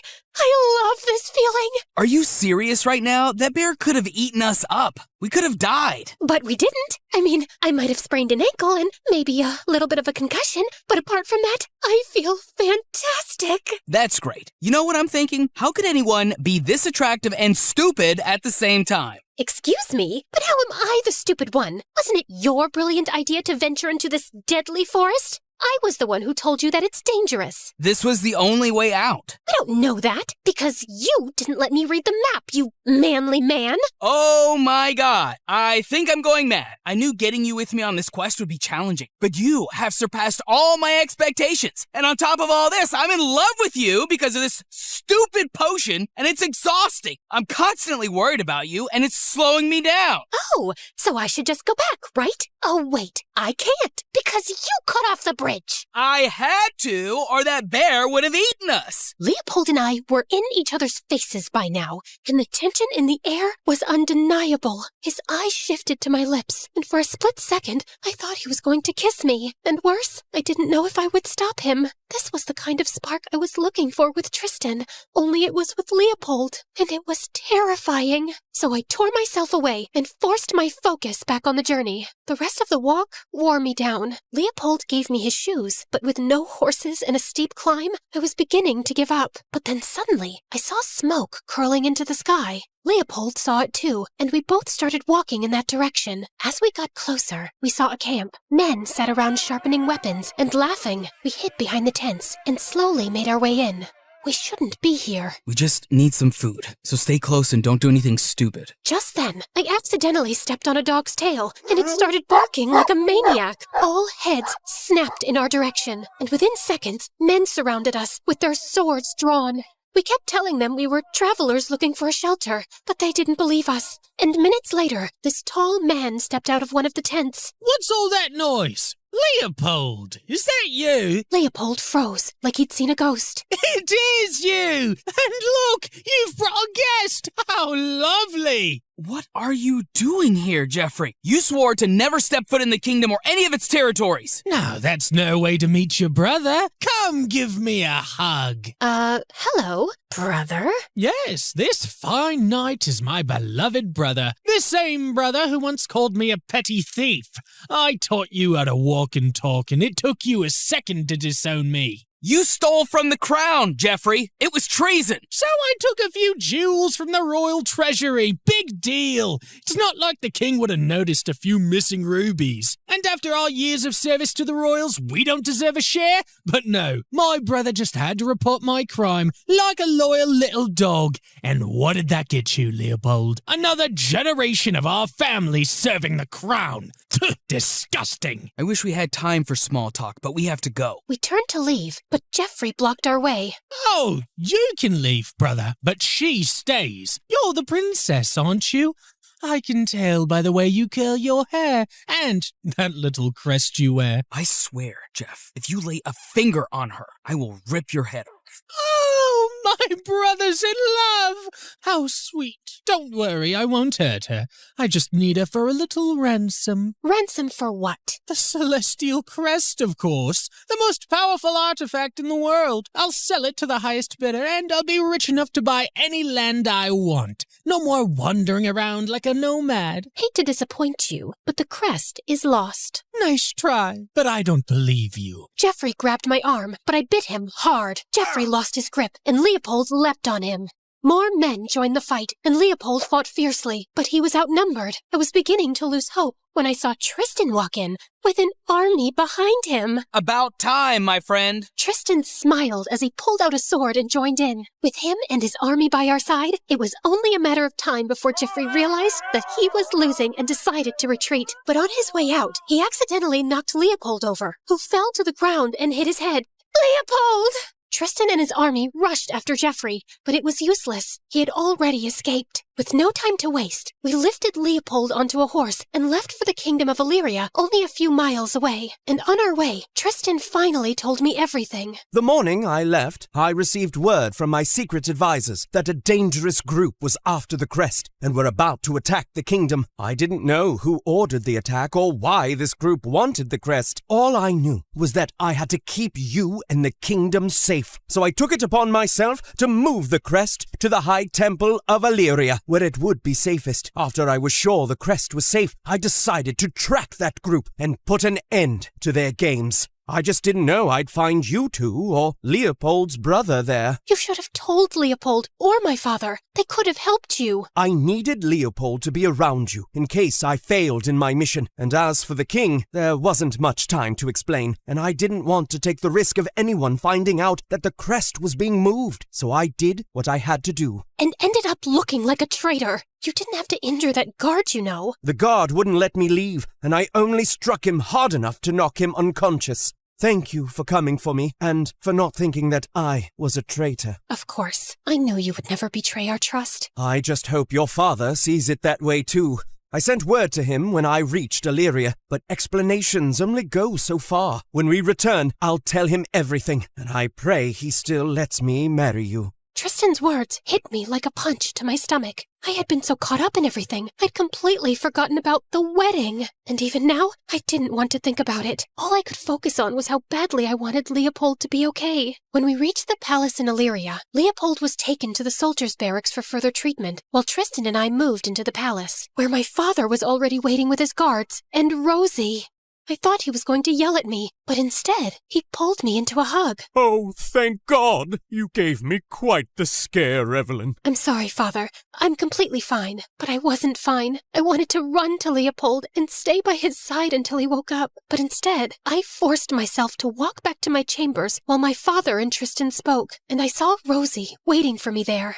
Princess! Thank goodness you're back safe and sound. I know it's late, but I couldn't wait to give you the news. Rosie told me that while I was gone, she'd found the gypsy who'd sold her that love potion. And fortunately, he had an antidote. Oh, that's great. Where is it? Right here. I was about to deliver it to Captain Leopold's room. No, I'll deliver it personally. Are you sure? You've been through so much. I'm fine. Leopold's in this situation because of me. If only I'd been honest about my feelings for Tristan from the start, and strong enough to stand up to my father, I never would have needed that love potion. Tristan wouldn't have risked his life for the crest, and Leopold wouldn't have nearly lost his life trying to save me. Delivering the antidote is the least I can do to make things right. And with that, I left for Leopold's chambers. I knocked and entered the room, and found him resting on the bed. Princess? What are you doing here so late? I came to check on you, and to give you the antidote. Rosie found it. It's supposed to, counteract whatever strange effects the first potion had on you.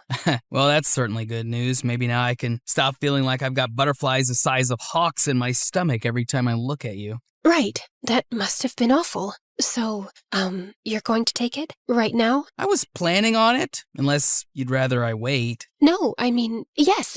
If you want to, it's your choice. I just wanted to see if you were okay first. I'm fine. Now let's give this another shot. And he gulped down the antidote in one go. That was fast. What? Did you expect me to savor every drop? This stuff tastes horrible. And are you okay?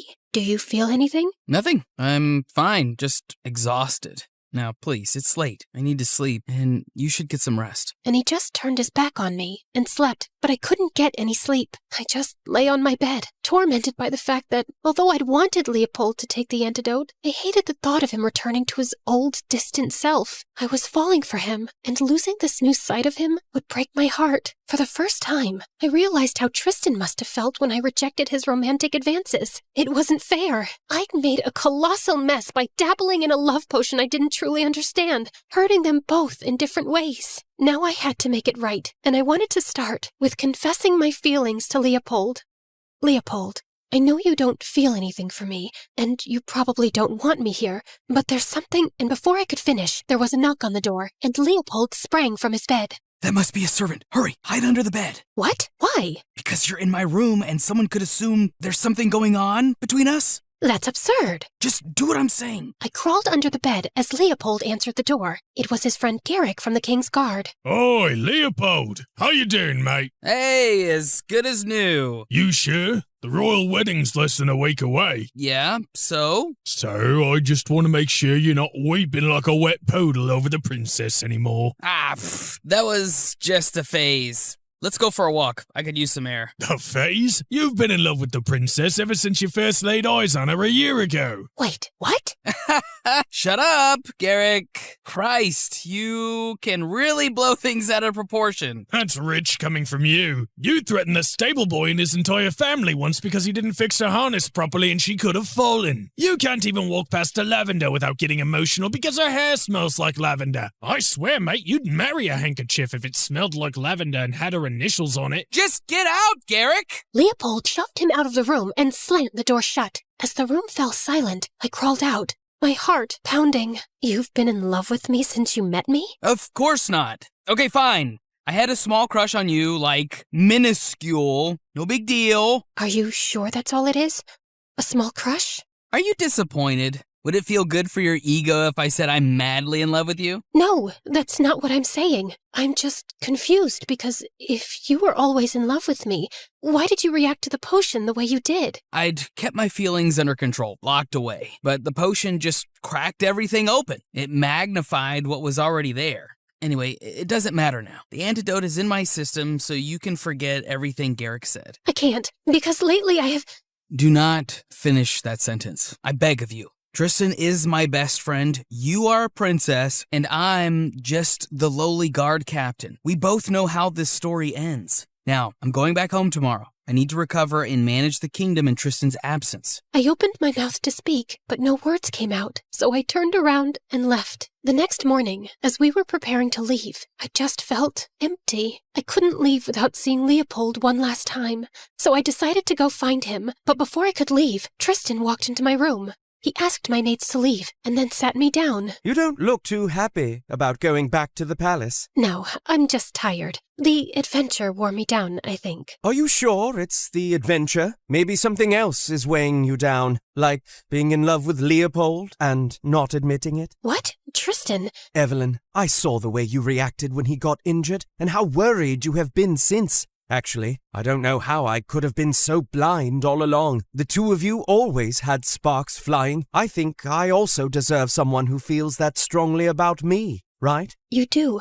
more than anyone I know. You're a wonderful man, Tristan, and I know the girl you marry will be the luckiest girl in the world, because you'll love her with all your heart. Well, I hope she loves me just as much. Now wipe those tears and stop him before he leaves. I'm so sorry. Don't be. You couldn't have picked a better guy, and I'm happy for you. And what about my father? Leave that to me. Tristan smiled at me warmly, and together we told my father the truth. As expected, he was furious. But Tristan reassured him that the alliance between our kingdoms would remain strong, and that he and I would always be friends, bound by something greater than duty, genuine trust, respect, and understanding. It took some time, but eventually my father saw reason. Once the dust had settled, I knew there was one last thing to do. I found Leopold near the stables, preparing to leave. Excuse me, but where do you think you're going? Last I checked, we were traveling together. Wait, what are you doing here? Trying to make you understand that you're not getting rid of me in this lifetime, Tristan called off the wedding. What? Why? Because he's smarter than you, nobler than you, and unlike you, he actually understands that my heart belongs to someone else. Please, be more specific. Oh, come on now. What does a lady have to do to get a kiss around here? Do I need to get another love potion? Don't even think about it. Leopold pulled me into a kiss, and everything started to make sense. The arguments, the banter, the way my heart reacted to him, and in that moment I knew it was always him. As I closed the diary, I couldn't help feeling warm and fuzzy thinking about Leopold and Evelyn. They risked everything for love, and here I was thinking prom and popularity were the most important things in the world. I wanted the kind of love they had, and maybe London wasn't the end of my story, but the beginning of a happy new adventure. Just then, Mom called for me. I ran downstairs and found her in the kitchen with breakfast ready. Are you still sulking? Because I made your favorite pancakes and got you this cool new bottle for your first day of school. What's so cool about it? It has a built-in harmonica, you know, in case you want to convert your dramatic sighs into actual music. Thanks, Mom. I like that. Also, I'm sorry I've been sulking so much. I was so stuck on my idea of the perfect life I had that I didn't stop to think that maybe change isn't the worst thing. Wow. Did an actual teenager just admit she was wrong? Should I write this down? Don't push it. I'm sorry too, sweetheart. I should have been easier on you with the move. Maybe you'll find your John here. I hope so. Although I pray he's better than him. To be honest, that guy always gave me the ick. The what now? The ick. And trust me, it's not something I made up just now. Turns out this phrase has been around for quite a while.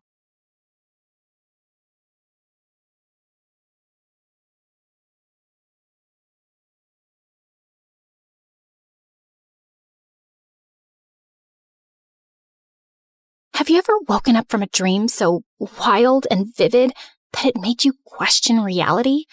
Well, I had one of those, except mine wasn't a dream. It actually happened.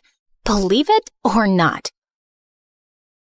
Hi, I'm Avery, a young billionaire pilot, and this is my story of how I ended up in the creepiest and most mysterious place in the world. Before I continue, please like and subscribe. Let's take it from the top.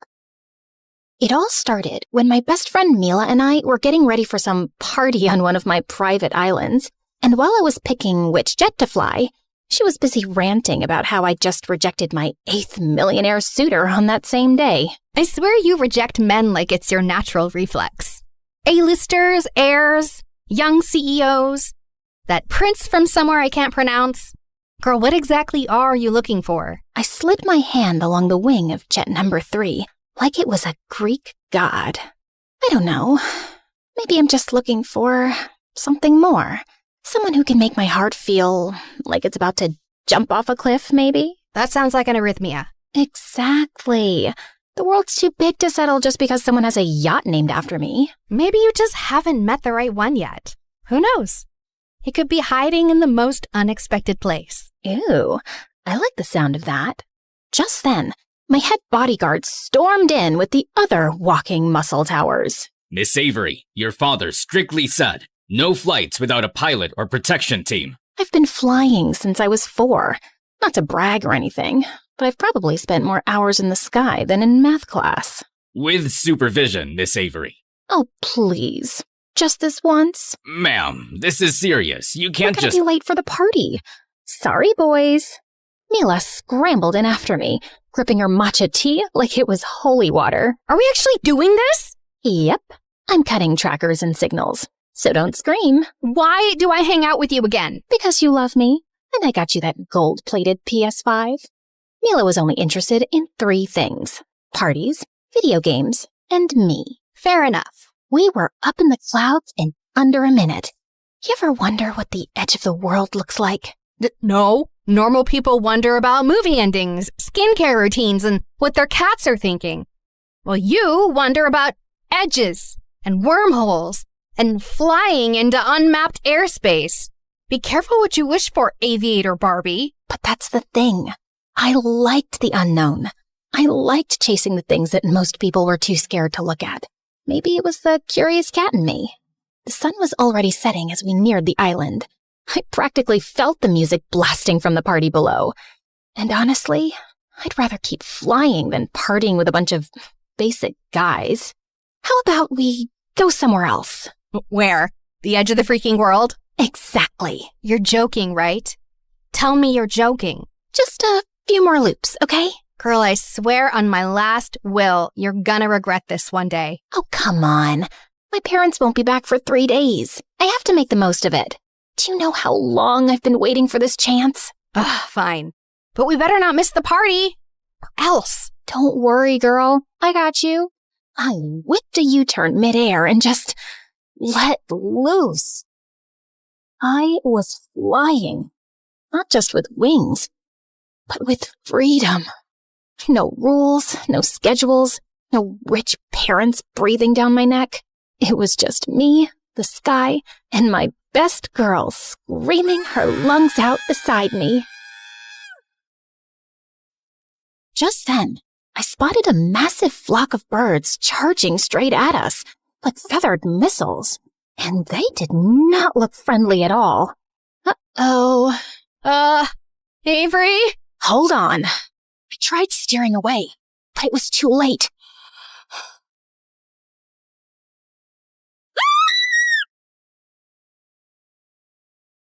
When I opened my eyes, I wasn't in my jet anymore.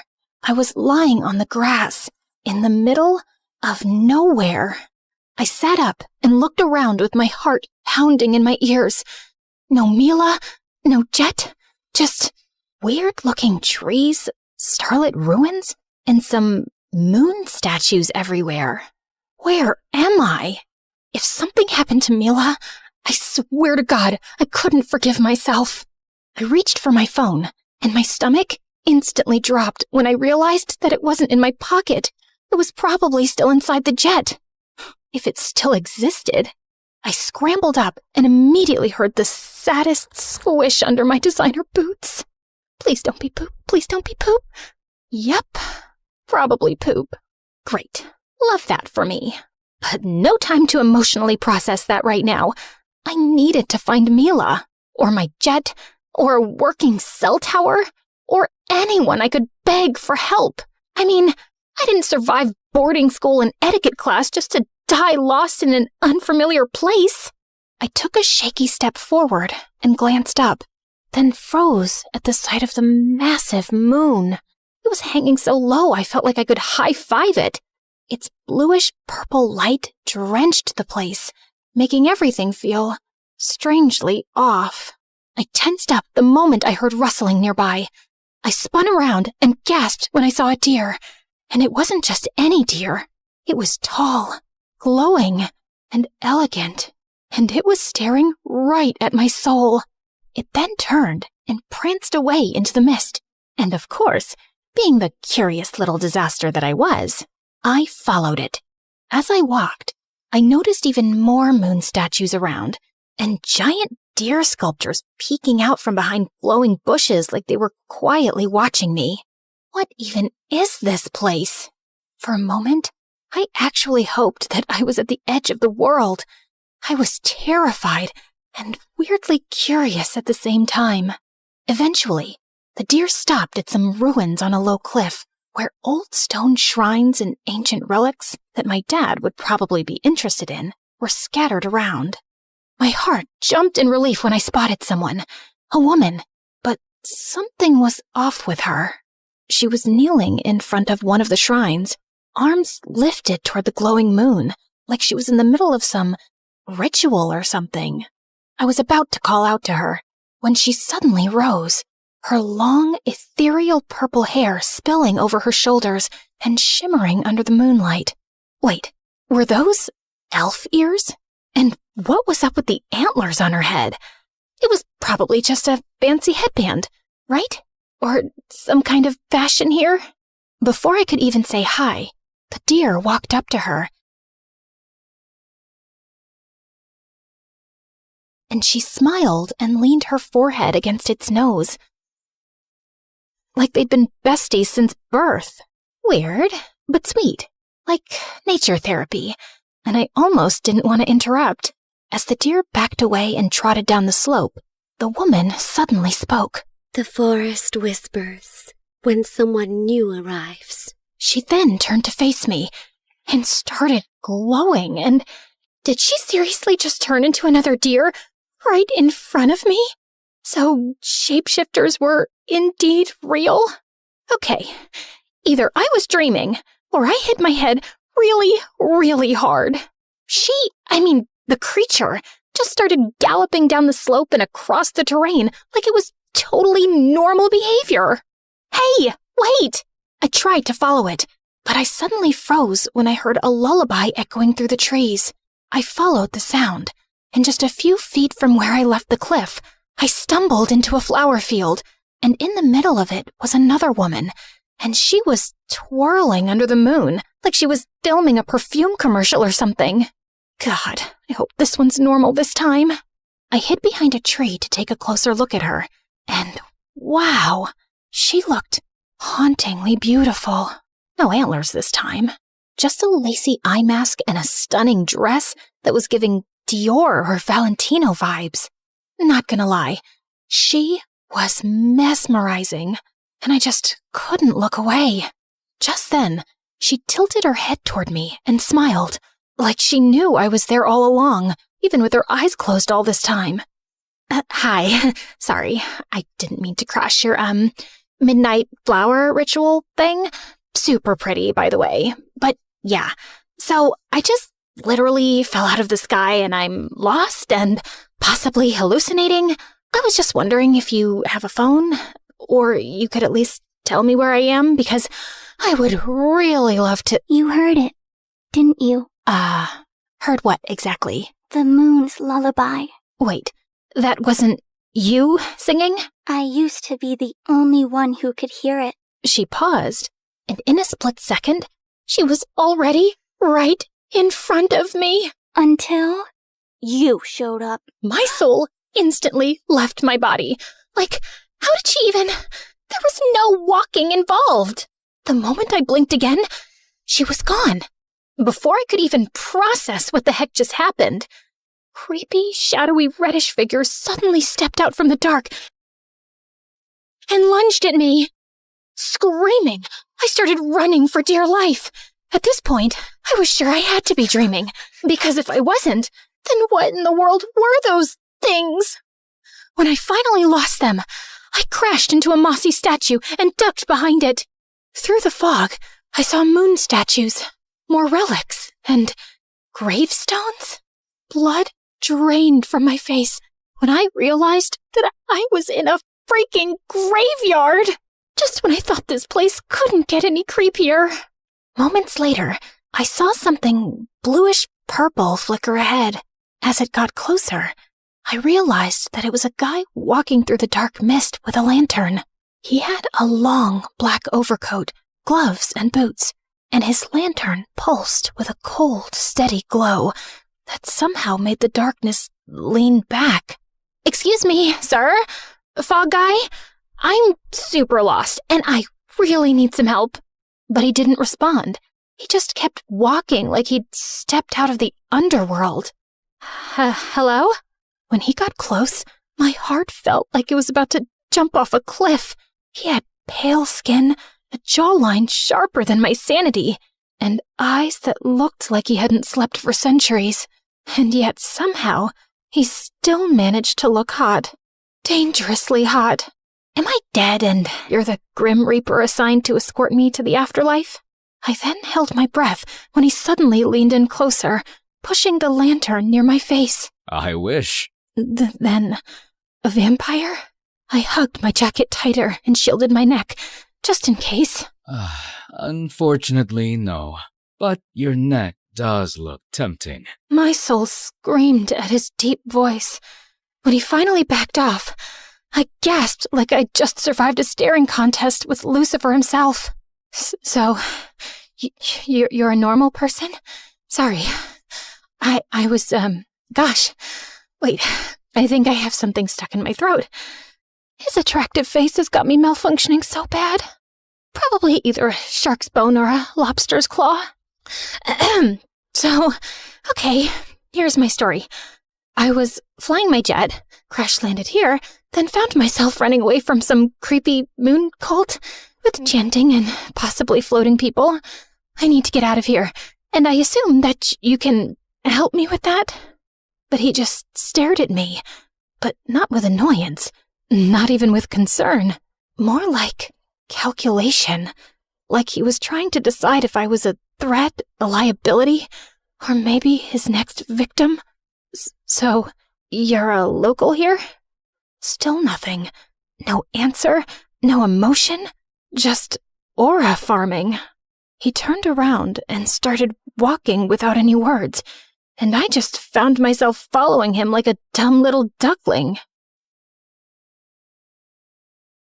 I spotted a tall silhouette, barely visible through the fog, a towering lighthouse on a hill, and it looked like he was heading straight for it. So, are you heading towards that lighthouse? Can I come with you? I guess not. So, what's this place called? Because it's seriously giving Haunted Island vibes. I kept tossing questions his way, but it basically felt like I was interviewing the air. So, we're somewhere in the US? Do you guys have an airport here? A helipad?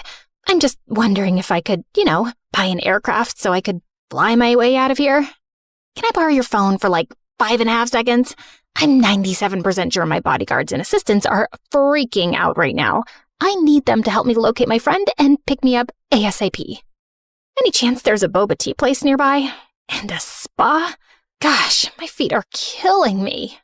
He totally screamed danger, but I was desperate at this point. You own this place, don't you? Finally, he acknowledged my presence again. I guard the borders of this dying land from outsiders like you. Outsiders like me? Do I look like a serial killer to you? He scanned me from head to toe and scoffed like I was the worst thing he'd seen all day. Excuse me? More like a lost soul stumbling through things she cannot comprehend. Ouch. That sounded poetic and insulting. That was the intention. Could you at least tell me your name? Names are a luxury. Oh my God. That's exactly what someone named Vladimir would say. Call me whatever helps you sleep at night. Okay, sir, whatever helps you sleep at night. Bit long for a name, though. Maybe I'll just call you He shot me a death glare, and I should have been scared, but I blushed instead. What in the world is happening to me? Keep talking and I'll make you sleep. Permanently. Did he just casually threaten my life? Okay, chill.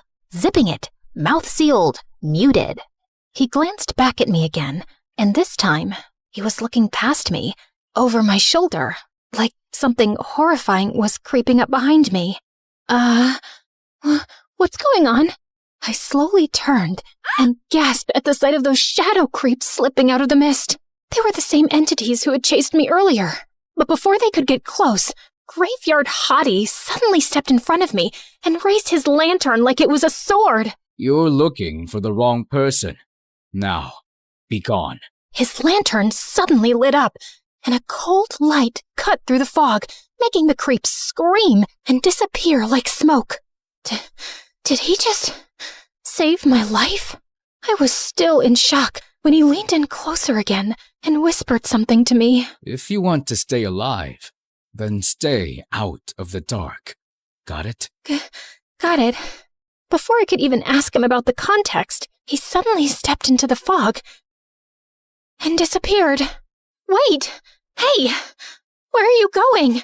I ran and searched for him everywhere, but now he was gone. Ugh, I didn't even get his name. Will I ever see that Graveyard Hottie again? After a brief mental breakdown, I decided to keep going and wandered until I reached the edge of the woods, where there was a quiet stretch of water and a tiny old rowboat tied to a post. Oh my God! Is this finally my getaway ride? I climbed in and instantly regretted it, because when I tried rowing, it went sideways, then backwards, then I nearly flipped over. My muscles were not built for this. Why didn't I take boating lessons again? Eventually, the boat bumped against another shore, and I almost kissed the ground out of relief. Before I could even explore the place and find some help, a group of terrifying creatures suddenly appeared out of nowhere and started cornering me. Okay, at this point, I was 200% sure I was dreaming. I closed my eyes, held my breath, and braced myself. Maybe after this, I'd finally wake up from this nightmare. I woke up to the smell of bleach and metal. The lights above flickered, and something dripped nearby. I tried moving, only to realize that I was strapped to a surgical bed in a hospital gown. Okay, so apparently those creatures actually hospital napped me. Just as I was hoping for the Graveyard Hottie to come and save me, the door suddenly hissed open, and a creepy surgeon walked in. He had slicked back blue hair and a creepy mask that covered half of his face. Oh, and he was holding a freaking drill. Totally normal. Awake at last. Who the heck are you? And why am I dressed like I'm about to get dissected? Curiosity demands sacrifice, and you should feel honored. Whatever you say, freak show. Touch me, and I swear my lawyers will erase your entire bloodline. From society. Legally, of course. You're still young, but already quite stubborn. He reached for a metal tray, filled with shiny tools and syringes. Since you asked, I'll be frank. You have nothing to worry about. Under my care, you'll receive the most advanced and effective treatment. I will personally supervise your recovery. What does that even mean? I'm not sick or broken or whatever. Ah, but that's where you're wrong. You're in my sanctuary now. A facility for correcting flaws, for perfecting minds, for studying consciousness. He picked up a syringe, and the second that needle glinted under the light, my soul left the building. I assure you, you'll be my next successful experiment. Let me go, you psycho! Let's play around with your brain. Just a little. You'll be amazed at what's hiding inside. Just as he reached for me, the double door suddenly slammed open, and a young boy wearing a traditional-looking hat and outfit wheeled in a huge oxygen tank. Apologies, Doctor. I heard you needed more air. You! Without any warning, the tank suddenly exploded, filling the room with smoke and gas. Through the haze, the boy unstrapped me fast. They're closing in. If you want to live, take the window. Jump. Oh, wait, what? Who are you, and why are you helping me? Someone who used to be his experiment and survived. Okay. But what about you? Just go. I've got some unfinished business to take care of here. You think running away will save her? She belongs to us now. The door suddenly burst open, and those same creatures who kidnapped me poured in and charged straight at me with terrifying speed. Without thinking, I sprinted to the window, launched myself out, and crash-landed onto a moving garbage truck. As it rumbled through the darkness, I looked up, expecting sunlight, freedom, something. But to my surprise, the moon was still there, just smaller and duller now. Eventually, the truck stopped and ejected me like trash. I rolled into a scrapyard, surrounded by metal heaps and broken machines behind a shady lab facility. I started looking for something that could help me get out of here. And while digging through the scrapyard, I finally spotted something. A busted-up electric scooter. Just as I was about to hop on, someone blocked my path. A young girl who looked like an evil porcelain doll. Where do you think you're going? Home? Is there any problem with that? I do have a problem with that. Great. Another freak. I see it in your eyes. You're scared and thrilled at the same time. How did she know that? You're running on unstable emotions, easily corruptible. But don't worry, I'm here to optimize you. Baby girl, what exactly are you going to do to me? You look like you're just waiting for your mommy to come pick you up. That's cute. But, you see, I don't handle trash myself. She pressed something on her tablet, and behind her, a massive silhouette rose from the shadows, with glowing eyes and whirring joints. Is that a freaking robot? My little friend here removes errors, and you, unfortunately, qualify. Just as the robot lunged at me, I yeeted the scooter straight at it, but it only bounced off like a sad little paper plate. Right as it raised its claw to squash me like a poor little bug, a long and massive beam bar suddenly crushed its arm with a sickening crunch. I looked up and instantly forgot how to breathe. A blonde guy with a face card so powerful it could make women across the globe bark, and a jawline sharp enough to bankrupt the diamond industry. Oh, my modern knight in shining armor. Who is this guy? You all right? Hang in there. Let me just finish this real quick. I opened my mouth, but nothing came out. My brain was buffering harder than hotel Wi-Fi. By the time I blinked, the creepy porcelain doll girl and her deathbot had vanished. Well, gotta give them credit. Fast feet. Just when I thought the coast was clear, those terrifying creatures suddenly emerged from the alleys. Ugh! Can't these weirdos just leave me alone? I don't think they're here to have a friendly little chat. Let's move. Before I could even react, he scooped me up like a duffel bag and bolted into the fog. I was screaming my lungs out as they reached for us, but this guy had insane speed and reflexes. And somehow, while he was carrying me like I weighed nothing, he still managed to beat up some of them with his precious beam bar. When we finally outran them, I was this close to puking all over his boots. All right, we're clear. You okay? That was actually such an insane experience. Thanks for saving my life. Not a problem. I came here for you. You came for me? Well, my duty is to save and protect everyone in need. Of course. Sorry for all the screaming earlier. The blood was pooling in my brain and I saw my life flash in 4K. Fair enough. Let's get you home. That's when I noticed we were at a port, in front of a ship. Wait, is this your ship? Am I finally going home? That's right. Come on. We boarded, but I couldn't shake the paranoia crawling in my chest. This guy was just too perfect, like he was sent here just to save me. But why? What's in it for him? Listen, I've had a rough week with different entities. So, just to be sure, are you here to actually save me, or, I don't know, harvest my organs or something? I already did the first part, didn't I? Right. As we finally boarded his ship, I realized that I needed a full spa day. I asked him if he had a bathroom and spare clothes, because if I didn't get out of this gross hospital gown, take a bath, and brush my teeth ASAP, I swore I was gonna lose my mind. Thankfully, he had some spare clothes, but it was a giant black shirt that swallowed me whole. When I stepped out onto the deck, I walked in on him, bulking up, and oh my holy juicy protein powder. Look at those muscles and veins. Wow, my shirt's way too big on you.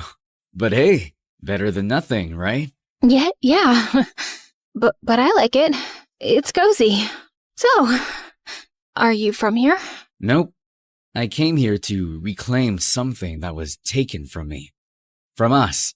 And protect what's left. Ooh, interesting. He then told me his name, Victor, a high-ranking military commander, apparently leading some kind of expedition through this weird, fog-infested region, hopping from island to island, chasing ruins, lost history, and something personal he wouldn't talk about. I met a local in town. Her name is Nell, and she told me that this is a lawless region and off the grid, so it can be pretty chaotic. But that's all she shared. That actually made some sense. But my curiosity was already screaming 100 more questions. Victor and I continued to bond. It was actually warm and laid back, and the way he kept checking on me, making sure I was okay, was doing something to me. But of course, just when things were finally looking up, the ship suddenly had engine issues, so we had to dock again in the nearest land. We'll rest here for a while and ask around. Nell told me that the locals here are pretty sneaky and love ripping off passing tourists, so we just need to be a little careful. We met up with Nell in a diner, who surprisingly looked like a supermodel with a tattoo on her right eye. I heard you've had quite a trip. Eat up. You look like you haven't eaten in days. Oh, you bet. Back home, my dinner usually comes plated like edible museum exhibits. But this will do, I guess. So, where exactly is back home?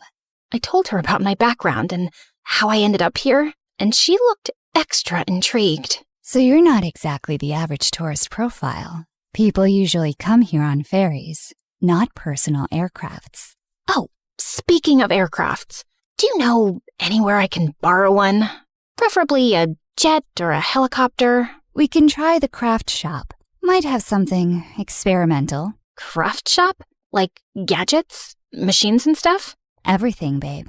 Just name it. We finally arrived at the craft shop, and it was full of bizarre inventions and food weapons. And apparently, it was being run by equally bizarre young girls. Build a jet in a day? Please, I could do it in my sleep with one hand. Honestly, it sounded ridiculous. But at this point, the only thing that felt impossible was me getting back home. As the girls geeked out over engines and blueprint jargon, I glanced out the window and saw Victor and Nell talking, and they looked sus. Planning to eavesdrop on their little conversation, I stepped outside, only to crash into someone achingly familiar. Tall, brooding, and unfairly attractive. Mr. Graveyard Hottie. God, I missed him. You're not safe here. They know who you are now. All of them. We need to leave. What? What do you mean? And who's they? Suddenly, Victor stepped in. She stays with me. That's not your call. Oh, I think it is. Because I'm responsible for her now. 2 of the hottest men alive fighting over me in the middle of a creepy fog-covered mystery land? Now it felt like a Wattpad fever dream. And Mila would be frothing at the mouth when she hears about this. You need to come with me. You need muscle. Not some emo lantern guy, Avery. I've led troops through war zones, while he's guarding trees and graveyards. You do the math. Honestly, it was impossible to choose, so I suggested playing rock, paper, scissors. And to my shock, they actually went for it. But it turned into an endless, awkward loop of ties. I considered flipping a coin, until we realized none of us even had one. I'd gladly come with both of you anyway, so... Did I just say that out loud? Before they could react, a red flash in the alley snagged my attention.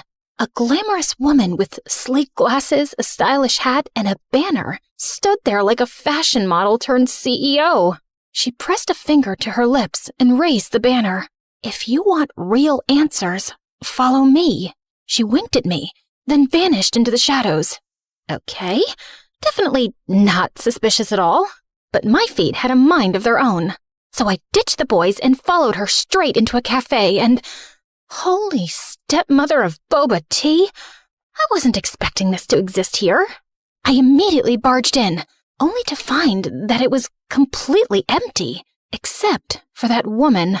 She was sitting there, like a seductive riddle, with endless legs, casually sipping her drink like this was a date. It's self-service. Oh, love that. Real classy. Now, about those answers. Why don't you throw a question first? Just a little suggestion. Okay, fair. So, where the heck am I? Spill the boba tea? I mean, where? Like, exact location, GPS? How do I escape? She sipped her tea louder and even more dramatically. They surely have the best boba tea around here. It tastes so divine, and sweet, and creamy. It's probably laced with something drippy, like a special honey made from paradise and... Look, I'm here because you promised me answers, not some boba tea review. As if testing my last nerve, she started taking selfies with her tea. Serious question, are you trying to help me or mess with me? Apologies. Can't a woman have a little fun? Anyway, before we get serious... She took her drink and strolled toward me like she had all the time in the universe. I then held my breath as she leaned in, way too close. Seriously, what was up with this whole town or whatever? Why was it full of insanely attractive men and women, aside from those freaks and psychos, of course? Try this one first. I took a sip and realized that she wasn't lying about her boba tea review. I knew you'd like it. Anyway, have you considered being a pop idol? With that face card and body tea, I can make you global. Are you recruiting me or giving me answers? Both? Anyway, I've heard your family owns quite a few islands. Think I could have, say, 3? Strictly for my child's private playground. Wait, she has a kid? And how does she know that? Miss whoever you are, I'm this close to losing it. I just want my jet, my best friend, and a 14-hour spa day, and to go back to a life where my biggest problem was choosing which designer sunglasses to wear. I got up, ready to leave, when the doors and windows suddenly slammed shut, trapping us in. It's them. Which one? There's a lot of lunatics in this place. You're probably confused. Being in a place that promises new secrets and answers long buried in time. And where people from different places come chasing power, riches, and control. Everyone wants a piece of you. Some to protect you and use you at the same time. Some to own you. Some to experiment on you. And others to erase you. What? Even the ones who saved me? The ones I kinda trusted? Tragic, isn't it? Then how do I know you're not one of them? She just sipped her tea again and shrugged. That's your call, sweetheart. What is this all about anyway? And what exactly do they want from me? Your arrival just made things even messier. You're carrying something none of them planned for. You just made me even more confused. What even are you? Spy, cult leader, crazy vlogger, rogue journalist, boba witch? Oh, darling. I just like knowing how the story ends. Then I want a jet so I can go home safely with my best friend. That's how my story ends. Well then, your answers await, as promised. It's right beneath us. She then tapped her heel on the floorboards. Wait, was she serious? Quickly now. They're coming. And they're not here for the boba tea. Just then, the whole cafe started to shake, and that was my cue. I flung the hatch open, climbed down, and found myself in some kind of underground cave. I was completely lost until I spotted a jet up ahead. Finally! Sweet, glorious escape. I took off running, only to stop dead in my tracks when I realized that it was just a toy. A stupid little model jet on a stand. And then I heard the echoes of that woman's laughter from above. I knew she was sus. She freaking tricked me, crazy witch. Suddenly, a beam of moonlight burst through a crack in the cave ceiling and hit me square on. I suddenly felt weird. What's happening? Just then, everyone started showing up from every direction, completely messing with my head. The prophecy lied. It wasn't supposed to be you. I was chosen to be the new moon, and not you. I am the true vessel, and that light belongs to me. You are the perfect subject. I must know what you truly are. Utterly risible. You carry the moonlight, and with it, you can save what's left of us. Come with me, Avery. This region's balance depends on you. Let me protect you before they twist what you are. Just shut up, all of you! And don't come any closer! Just then, I heard another woman whispering in my head. You don't owe them anything. Just keep shining, Avery. And just like that, I snapped back. I spotted a tunnel tucked into a corner and sprinted like my life depended on it. Because it did. When I finally burst out the other side, an actual jet was there. And Mila was inside. Girl, let's go! Hurry up! We're running out of time! Miracles do freaking happen, folks! I jumped in, slammed the hatch, and fired up the engine. That's when they showed up. Faces I'd never forget, charging toward me. But they were too late. I had already launched into the night sky. No one owns me. I'm done being told what to do. I'm my own person, not your freaking vessel or whatever. So guess what? Bye, freaks. Freedom. At last. I jolted awake to the sound of beeping machines and blinding hospital lights. Sweetheart? Oh my God. Honey? She's finally awake. There you are. You better have a good excuse for scaring us like that, young lady. While I was still processing the emotional mess of seeing my parents again, someone else walked in. Mila. Her arm was in a cast. Her eyes were glassy, but she was smiling, and I felt super relieved. Welcome back, Aviator Barbie. That's when it hit me. It was all indeed a dream, and I finally woke up. So apparently, I survived the crash, but fell into a coma for 3 months. And after the crash, Mila got us help, even with a busted arm, and screamed until rescue found us. Later, when it was just the two of us, I finally spoke. I'm sorry, Mila. What for? You were right. I was too curious, too reckless, and it got us here. But we're alive, aren't we? Yeah, and I had the weirdest dream ever. Oh? Spill it. And I did. Every juicy, terrifying, ridiculous, romantic detail. Wait a minute. Your dream sounds familiar. You say that like you've had the same one. No, dummy. Remember the game I've been playing lately? You play a lot of video games. Genshin Impact? We literally watched the trailer of the new update the night before the accident. The place in your dream, it sounds like Nod Cry, the newest region in their world. She opened her phone and played the trailer again, and my jaw dropped. The dark mist, the lighthouse, the glowing moon, the town, everything. My whole dream was literally there. But more than that, so were they. just in their video game versions and aesthetics. Dive into the immersive world of Genshin Impact, the open-world action RPG where you explore, battle, and uncover the secrets of Devad across PC, mobile, and console, all seamlessly connected.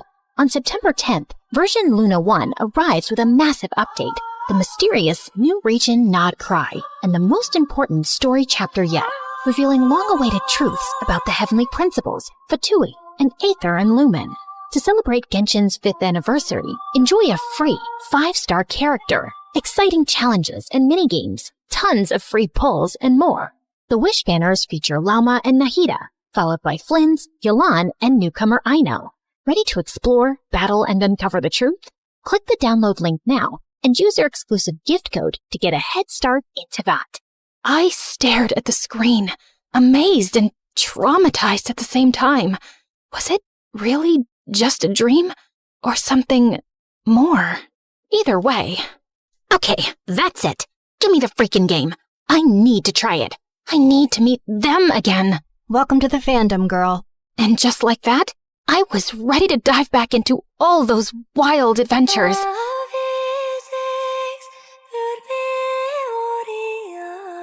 And even get closer to my favorite characters. You know who they are.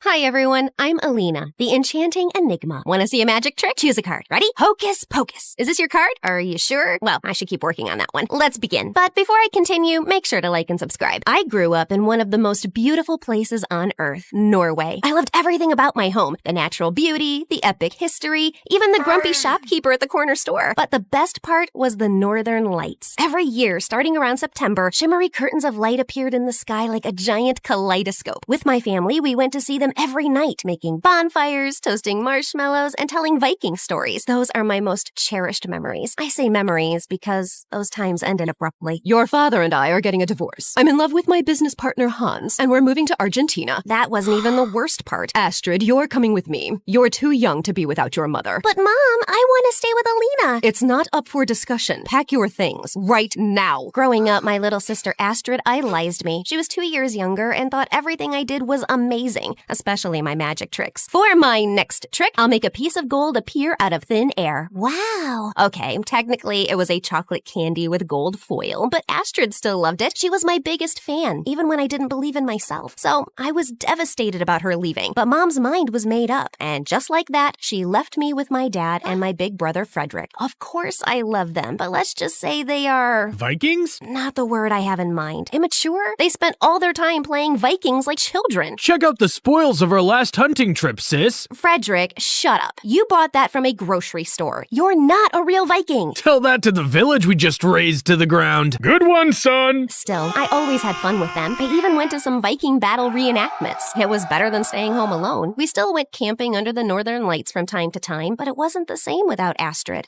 I wish Astrid was here too. Me too. Fast forward 9 years later. I was a senior in high school, and after a lot of training, I finally started getting magic shows. At first, I'd put on shows in backyards for my classmates' birthday parties. For my first trick, I'm going to pull a rabbit out of my... Bunny? Where are you? Oops. Yeah, sometimes things go wrong, but eventually I got really good. And every time I looked out at the audience, a part of me was hoping to see Astrid sitting there clapping and laughing like she did when we were kids. She was still all the way across the world. She grew up to be a full hippie, completely in love with nature. For the first 2 years, we talked every single day, even despite the time difference. Did you watch the last MSA video? Of course, it was amazing. She is my new favorite main character, at least until tomorrow. But then we started talking only once a week, then once a month. Over time, Astrid grew colder and colder until one day she snapped. First, I was pulling this really long handkerchief from my mouth. Suddenly, a kid from the audience grabbed the end. Before we knew it, we were both rolling up in it, turning into a giant handkerchief burrito on stage. And oh God, can you stop talking about that? There are bigger problems in this world. Who cares about stupid magic anyway? Then she hung up. Rude. I tried calling back a million times, but Astrid ghosted me. Well, she was a teenager after all. They all have mood swings, right? But when a few months passed since Astrid had gone radio silent, I started getting worried. I called my mother and Hans, but neither was helpful. She can't come to the phone right now. She's playing football. Isn't it like midnight there? Yeah,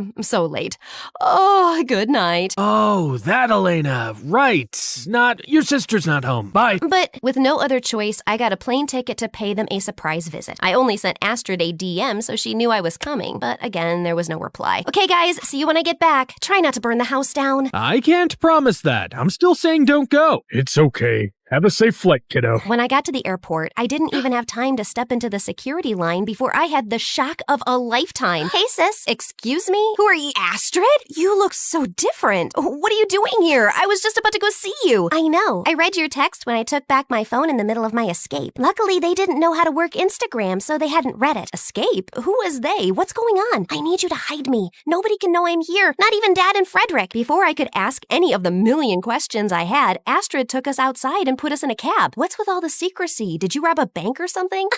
Of course not, sis. Why would you ever say such a thing? Astrid kept looking nervously at the taxi driver. A few minutes later, he dropped us and Astrid pulled me into an alleyway. Tell me what you know. About why you're here? Nothing. I called you nonstop for months. Tell me what's going on before I call Mom. No, don't call her. Mom changed a lot after we moved. She does whatever Hans says and he's a monster. Like a real one. Months ago, he took my phone and kept me locked in my room. Are you for real? I can't tell you more than this for now. The first thing I did after escaping was get a ticket here. I need you. You're my last hope, sis. Astrid's story was disturbing. I had to help her. She was my baby sister. So we went to the mall to give her a makeover. New clothes, new hair color, different lenses. But I didn't know if her disguise would fool anyone. You really think Dad's not going to recognize his own daughter? I don't think so. He hasn't seen me in person since I was 7. Plus, Dad and Frederick aren't exactly geniuses. No offense. I was a little offended, but she wasn't wrong. As we got home, I almost fainted from the smell. There was trash everywhere, food smeared on the walls. Alina, you're back! Dad, Alina's back! Thank Thor! What the heck happened here? I've only been gone a few hours. I told you we'd be lost without you. Who's your friend? Dad looked at Astrid in confusion. You remind me of someone. Probably some international superstar or model. I get that a lot. Frederick, Dad, this is Ruby. Love your place. Thanks, Ruby. You're a gem. Good one, Dad. I rolled my eyes and pulled Astrid upstairs. Then my phone rang. It's Mom. Please, sis, you can't tell her I'm here. I picked up the phone, and when Mom asked me if I'd heard from Astrid, I denied it. Your sister is in serious trouble. Please tell me if you hear from her. Before I could say anything, she snatched the phone from my hand. Dear customer, your coverage is currently out of range. Please try again later. I felt weird, but I shrugged it off, and later I talked to my dad about Ruby staying with us for a little while. Dad was so happy I hadn't gone to Argentina that he agreed right away. Thanks, Alina. You're a lifesaver. Hey, I can book some magic show for tomorrow. You know, I'm a really big hit here, so you can come. Actually, I wanted to check out this new environmental facility nearby. Oh, okay. I guess we can do that. When we got there, it was just like a normal, boring factory site. But then Astrid broke a window, opened its latch, and started crawling in. What are you doing? Breaking in? Hush! Either come with me or shut up and stay here quietly. Feeling totally weirded out, I reluctantly followed her as she moved down the corridors. When she reached the office, she started going through the drawers and took several documents. Astrid, this is illegal! Don't worry, I know the owner. Then she grabbed some spray paint from her bag and started painting the walls. She wrote something in really big, sloppy letters. Dentures? It says destroyers. Oh, right. Oh, what? Just then, sirens wailed in the distance. Run! I thought you said you knew the owner. I do. He's my arch nemesis. What? I never said we were friends. We raced out of there as fast as we could and make it home without being caught. Why would you do something like that? Will you tell me what's going on? Can't. And don't be so uptight, sis. It was just a little fun. Thankfully, the next few days were less crazy. Astrid still avoided coming to my magic shows. She was really busy with her plan, but every time I asked about it, she would change the subject or run off who knows where. I decided to find out the truth, so I started going through her things. In her purse, there were some huge piles of cash. There must be a logical explanation. Maybe she subscribed to MSA and won their amazing weekly prize of $10,000, right? What? You haven't subscribed yet? What are you waiting for? Remember that this only works on YouTube, not on other low-end platforms such as TikTok.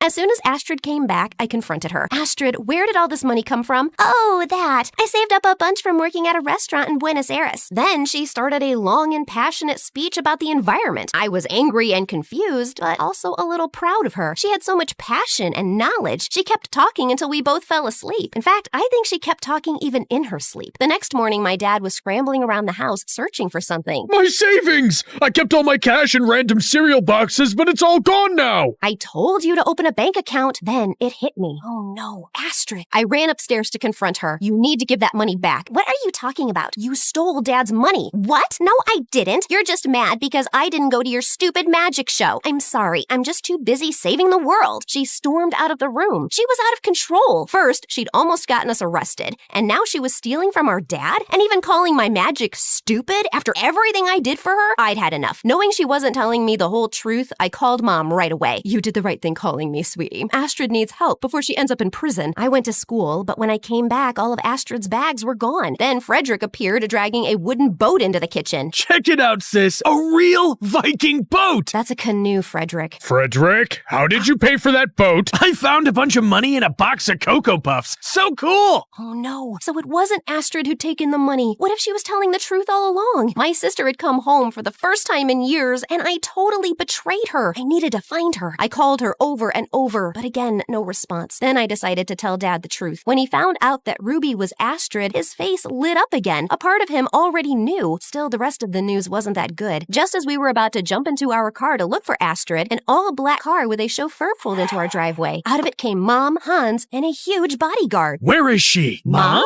We need to find your sister right away. She stole my money from me, and she vandalized my construction project. I knew you helped her, Alina. If you don't help me find her, you are gonna end up in jail, just like your idiot sister. Don't you dare talk to my child like that! Dad tackled Hans, but then the huge bodyguard came for us. Frederick let out a Viking war cry and lunged at him. Soon our front yard became the scene of a fierce battle. But don't panic, we have a weapon up our sleeve, my magic. As Dad and Frederick were trying to beat the bodyguard, I decided to catch Hans. So I grabbed my magician coat and hat, and with a wave, cards flew straight at Hans's face like little arrows. Then I threw my rabbit at Hans, who is quite a fierce little biter. Then I pulled out my handkerchief, magically turned it into a rope, and then managed to tie up Hans with it. Just then, help arrived. But it wasn't the regular police. It was some kind of secret service. And they immediately arrested Hans and Mom. Turns out their new factory that Astrid had broken into was located in a zone and used certain chemicals that could lead to an environmental disaster. They had falsified the safety tests and all the permits. When Astrid found out, she tried to go public, and that's why they were keeping her locked in her room. After escaping, she came here to collect more evidence before presenting the story to the authorities, who quickly located the people responsible. Yep, my mom and Hans. However, Astrid was still nowhere to be found. She was gone. About a year later, I had my biggest magic show yet, and I nailed it. Towards the end of it, I dedicated the show to Astrid. My sister is my favorite person in the world, and I miss her. Wherever she is, I hope she knows how proud of her I am, because she grew up to be this amazing, brave person. And after the show, I went to my favorite viewing spot to see the Northern Lights, since it was the season for them. I kind of felt closer to Astrid in this spot, too. Because if you think about it, maybe the lights wouldn't be here if she hadn't fought for the environment. It was like I could hear her there. Alina! Alina! Like she was right there with me. Alina, are you deaf? Can't you hear me? Wait, Astrid? I looked around and she was really there. I leapt up and hugged her. Oh my God, you're here! I decided I should check out that magician that everybody keeps talking about. I thought magic was so stupid and not real. I used to think that till I heard that magic kicked Hans's butt. Since then, it's my second favorite thing, right after nature. We both laughed for a second, then we apologized to each other and hugged. Remember, guys, siblings should stick together. That is the first rule of families. I called Dad and Frederick to join us. So after all these years, we were finally seeing the Northern Lights as a family again. And that was the most magical moment ever.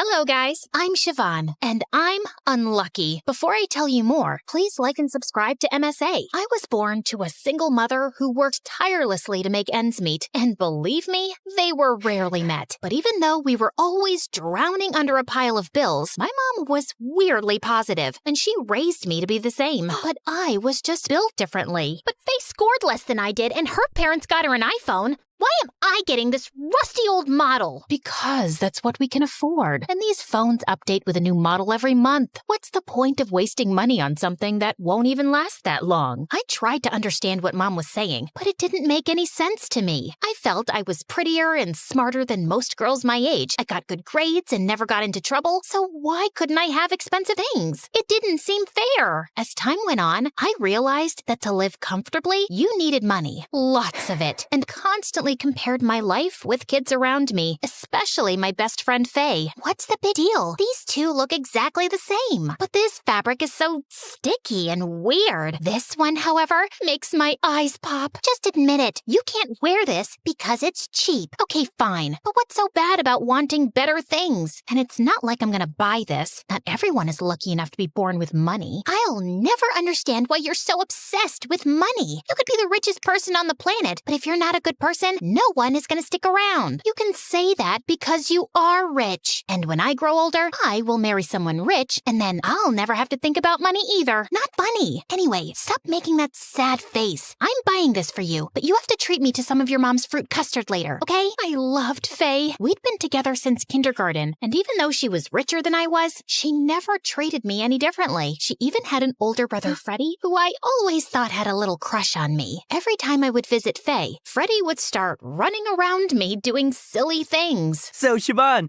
are you into music? A little. Awesome! Freddie ran outside and came back with a small Casio. He started playing, and it was like someone had murdered my eardrums. It was horrible. So, what do you think? It was awfully amazing. This is so good. People don't deserve to hear this.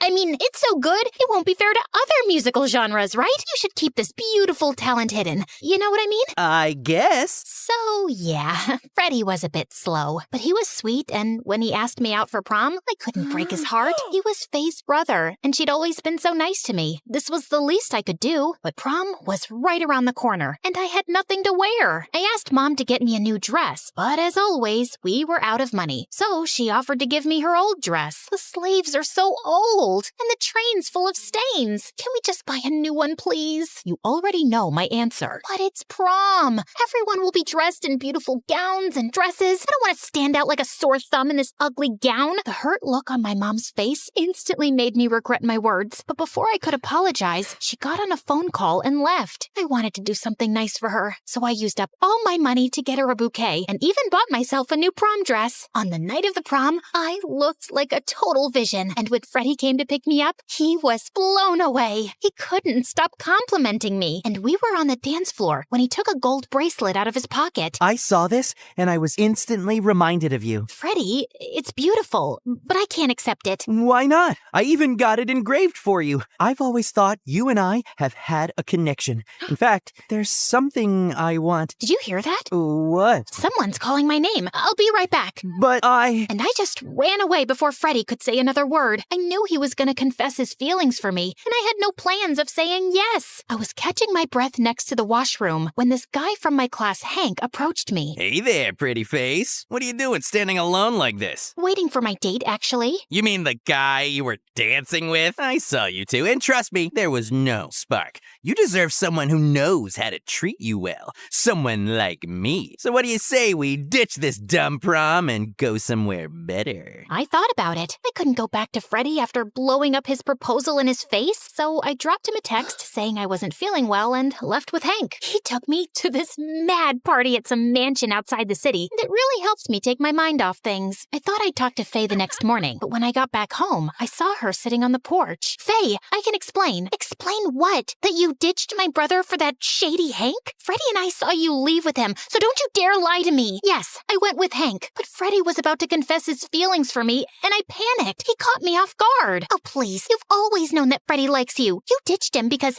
Hank is richer than us, right? That's what you really think? What else am I supposed to think? You've always been immature and materialistic, but at least you had a good heart. But tonight, you just crossed a whole new line. Don't you ever talk to me again. Faye, please. But Faye was already on her way out. Over the next few days, I dropped her a million texts, but she never responded. A week later, during graduation, when I tried talking to her, she totally shut me down. I get that she was upset, but she made me the bad guy for not loving someone the way they love me, and that wasn't fair. So as much as I missed Faye, I decided to would take a step back, and over time, we grew apart. She left for college, and I picked up a job as a concierge at the fanciest hotel in town. Working at the hotel, I met all kinds of rich people, and some of them even became my friends. But my favorite was Jenny. Her dad was a rich industrialist, and she studied at Harvard. And whenever she visited home with friends, she asked me to come along too. You won't believe what Dad did to me. I asked him to take me skiing to the Swiss Alps, and he refused because he wants to take his mistress to Bora Bora. The last time I was there, this bee stung me, and I had to be in the hospital for a whole week. They didn't even have caviar there, and I had to eat hospital food.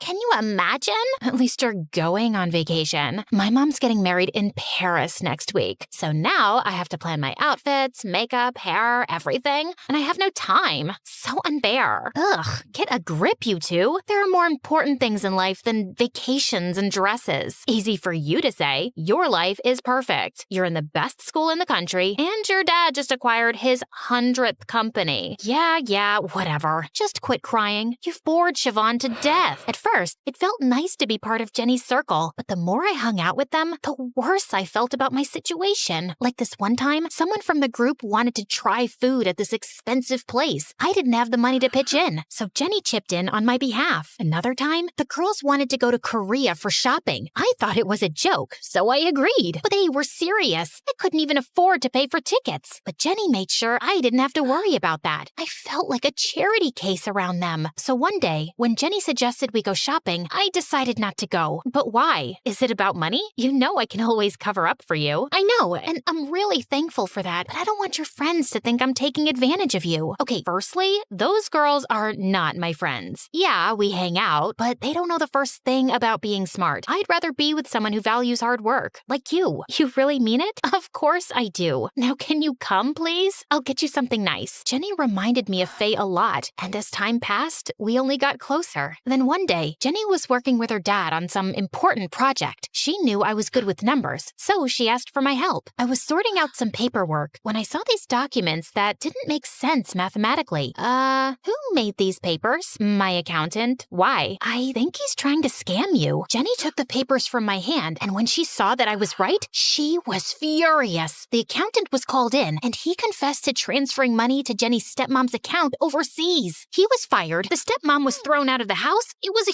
huge mess. I thought Jenny would hold me responsible for breaking up her family, but instead, she offered me a job as her personal manager. I was making triple the amount I was making at the hotel, and I was really happy. But when I told Mom, she didn't look too happy. I think you should go to college, Siobhan. You're a smart girl, and you're wasting your life. I'm doing this for us, Mom. I want to make more money so you and I can finally live the life we deserve. But I'm happy with where we are. I don't want anything more. But I do. I don't want to go to college. I don't have 3 years to waste on education, then wait for a job, and then wait to finally get rich. I want to get rich now. Money isn't everything, Siobhan. When will you realize that? Mom tried her best to persuade me, but my mind was set. And a week later, I started my new job. Working with Jenny was like a dream come true. She was constantly getting invited to global events, and I got to travel the world with her. Soon after, Jenny joined her dad full-time and gave me an office right next to hers. Life was finally getting better until one day I was in my office when this cute millionaire, Carl, knocked on my door asking for Jenny. She wasn't around, so I asked him to wait in my office. We got talking, and he ended up inviting me to this fundraiser, but I had nothing to wear, so I begged Jenny to help me, and she gave me the keys to her closet. I was trying on a dress when my eyes fell on this gorgeous diamond necklace. I tried it on, and I'd never looked so pretty in my entire life. I really wanted to wear it, but I wasn't sure if Jenny would be okay with it. Since she wouldn't be back until the next morning, I figured I could just put it back before she found out. I really wanted to make a good impression on Carl, so I gave in to my temptation and wore the necklace. That evening, I outshone everyone. Even Carl couldn't resist showing me off. I was pretty sure he was going to ask me out on a second date until I heard him talking to his friends. So, who's the new catch? She looks expensive. She's just a secretary. I actually want to get to know her boss, Jenny.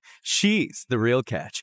I figured if I got close enough to the secretary, she would introduce me to Jenny at some point, and then I'll make my move. You're such a brat. Yeah, Carl. What a brat. Carl turned around to look at me in shock. I thought you were a nice guy, Carl, but you're a greedy little pig. Please spare me the dramatics. It's not like you came with me out of the goodness of your heart. You thought I was rich, so you tagged along. Just like I saw an opportunity, so I did what I had to. Oh, sweet. So you won't mind if I do what I have to. And I splashed my drink in his face and walked away. What a moron. I was so angry. I kept walking till I realized I no longer recognized the street. I turned around to leave when suddenly 2 men jumped out of nowhere and blocked my way. I panicked and ran, but they were too fast. One of them pushed me, and the other snatched the necklace from my neck and ran away. I screamed and howled, but no one came to my rescue. I thought of going to the police and complaining, but then Jenny would find out that I'd taken the necklace without her permission, and I couldn't go to her place either. I somehow made my way back home, and when I saw Mom, I immediately broke down and told her everything. I'm so sorry, Mom. You kept showing me the right way, and I kept ignoring you, and now I've landed all of us in this mess. I'm just glad you're okay, Siobhan, and don't worry about that necklace. I'm sure we can work something out. My mom calmed me down, and the next day we went to the bank and took out a huge loan against our house. Luckily, I managed to replace the necklace and dress without Jenny knowing anything, and then I just put my resignation down. Jenny was a bit shocked, but I told her I'd gotten into a good college and wanted to continue my education. And soon after, Mom and I left town. Years passed, and my life went from bad to worse. I did waitressing in the morning, babysitting in the evening, and even taught at a local school. Even Mom picked up 2 shifts at work, but we still couldn't make enough money to repay the loan. Every night, I would sit in my room and think how I'd wasted the best years of my life running after money. Even if I didn't have much back then, my life was simpler, and I had people who loved me. Then one day, I was working at the cafe when I saw Jenny and all my old friends at one of the tables. Siobhan?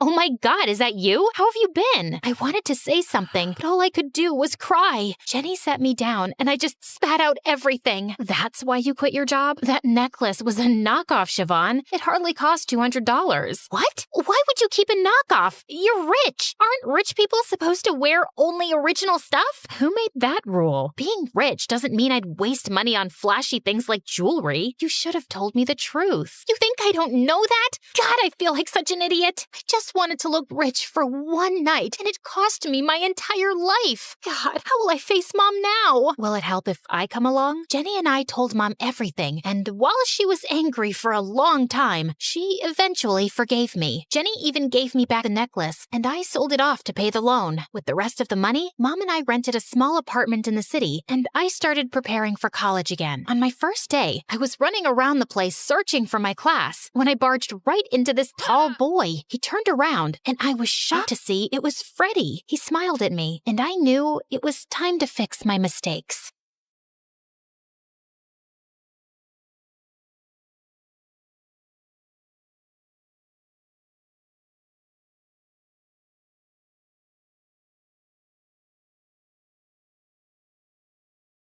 As Hermes, messenger of the gods, I've borne witness to countless tales spun across the tapestry of Olympus. With my winged sandals, I have traveled across the realms of the universe, carrying tidings that have altered fates. Among these tales, one that stands out in my mind is the story of Persephone and how a twist in her fate affects every mortal until eternity. You see, Demeter is the goddess of harvest, and she could turn the earth green with her touch. She made countless flowers bloom and coaxed bountiful crops from the soil. With her presiding over the planet, no living creature ever went hungry. She took great joy in her role, but her heart belonged entirely to her daughter Persephone, the maiden of spring.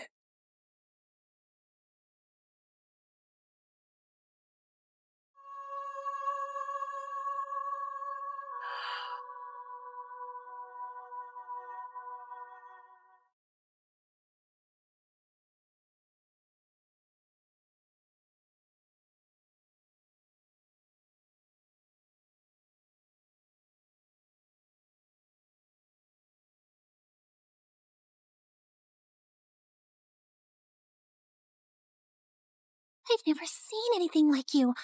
Are there more of you nearby?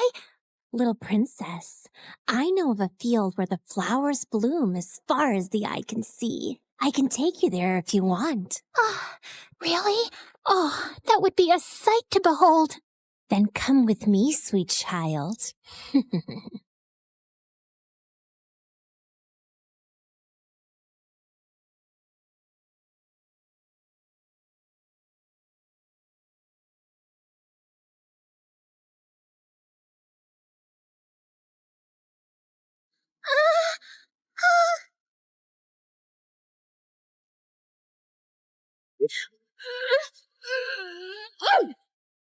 Enough, spirit of mischief! I have given you plenty of chances to change, but it seems all you want to be is a troublemaker.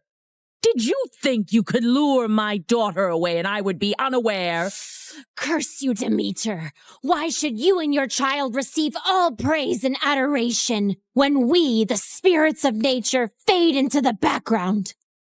A heart that is as poisoned with envy as yours cannot be cured.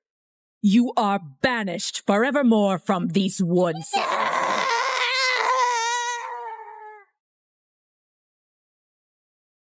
Did you forget that you are not allowed to venture into the forest alone? I'm so sorry, Mother. I only wished to see the magical flowers.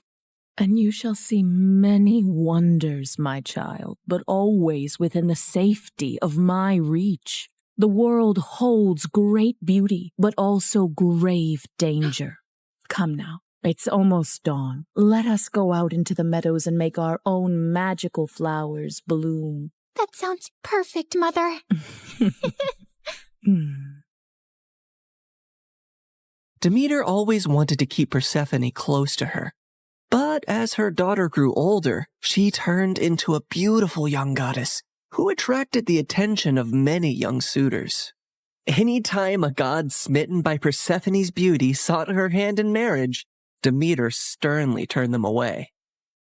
I cannot marry her off, Hecate. She is too delicate for the harsh world outside. Huh? These gods who come after her, they only see her beauty, not her gentle soul. They cannot care for her as I do. Demeter, you must be mindful of what Persephone wants too, or she might grow to resent her cage. A cage? Is that what you would call it? She has everything here that she could possibly desire. She's a powerful goddess, and under my guidance she can wield life from barren soil. Any god she marries will only dim her light. No, she will be here with me forever. Innocent and loved. I do not desire to leave your side, Mother. I will stay here, forever. But fate had different plans for Persephone. On a rare trip to Earth's surface, the Lord of the Underworld, Hades, was wandering through a grove of trees when his gaze fell upon a scene that held him transfixed.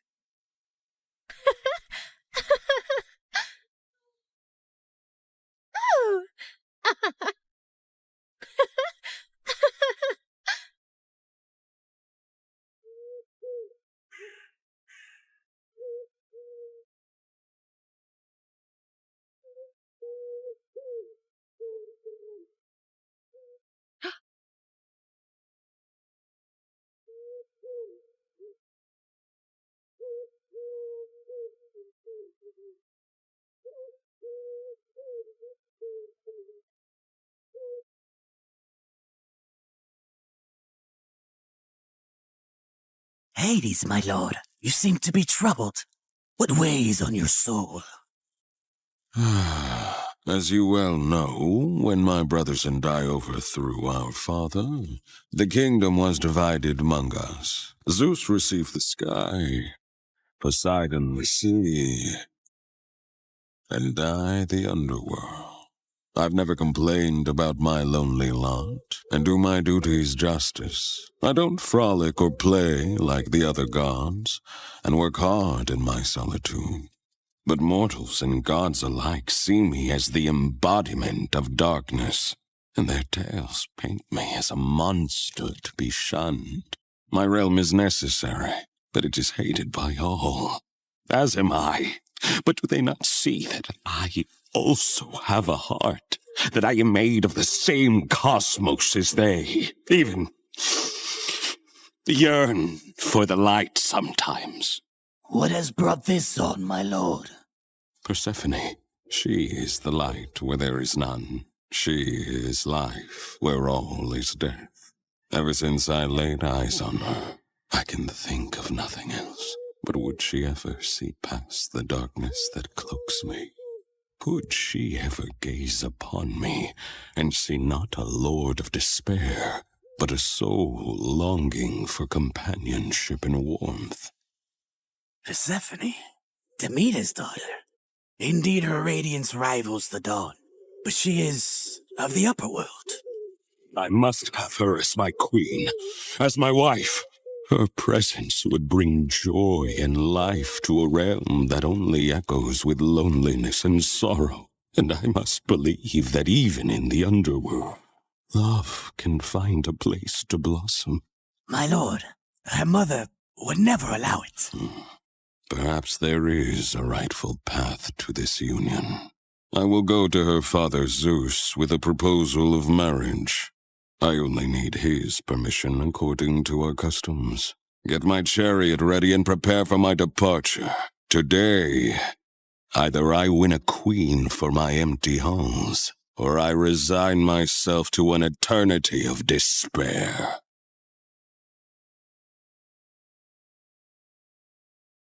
The next day, when Persephone had wandered far from her companions in a field and was kneeling down to admire Narcissus, suddenly the earth beneath her shook.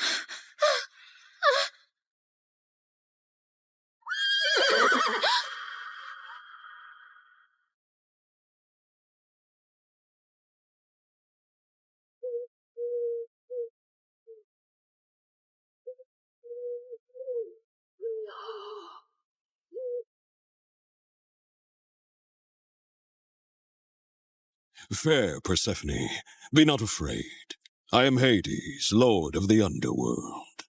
My kingdom is vast and rich, but it lacks the radiance of your presence. Unhand me. Come with me and rule by my side in the shadows where eternity lies. Let me go. My mother will tear the world apart to find me, and there will be no place dark enough to hide.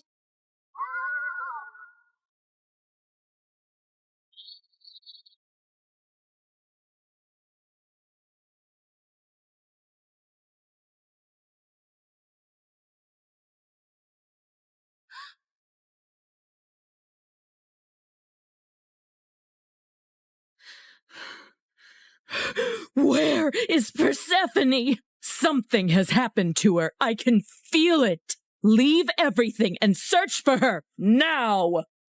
Demeter's grief upon discovering her daughter's disappearance was immense, and as she roamed the earth searching for Persephone, she had neglected her duties. And so, the crops and trees began to suffer.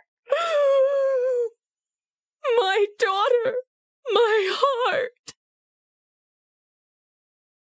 In her desperation, she sought the counsel of her old friend, Hecate. Hecate, you who see into the shadows, help me find my daughter. You must seek Helios, Demeter. His all-seeing gaze pierces through deceit and darkness. Taking the advice to heart, Demeter ascended to the chariot of the sun, where Helios guided the day. Helios, please. You must tell me where my Persephone has gone. You see everything from your throne. Surely you must know. I can't bear this pain any longer. Helios the sun god had indeed seen everything that fateful day, but had chosen not to interfere. However, he was moved by Demeter's grief. Demeter, your daughter has been taken by Hades to the underworld. He desires her as his queen. That cannot be.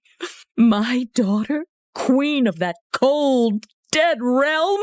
I won't allow it. Perhaps it is not as dire as you fear. Persephone's grace could bring life even to the underworld.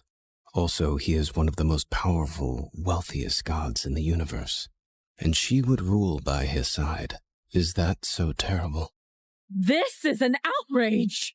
How dare he take my daughter? Did Zeus know about this too? Zeus allowed it. In her fury, Demeter descended back to Earth. Return my daughter to me, or I will let the earth perish in my sorrow. I will let this world turn into ice and ash. I will plunge it into eternal winter. Meanwhile, in the underworld, Persephone wept in despair and lashed out at Hades any time he tried to speak to her. To rule the underworld by your side? I want nothing to do with you. You've stolen me away from the sun, from my mother. I understand your anger, Persephone. I only hope, with time, you will see me and my world differently. Until then, I will respect your wishes.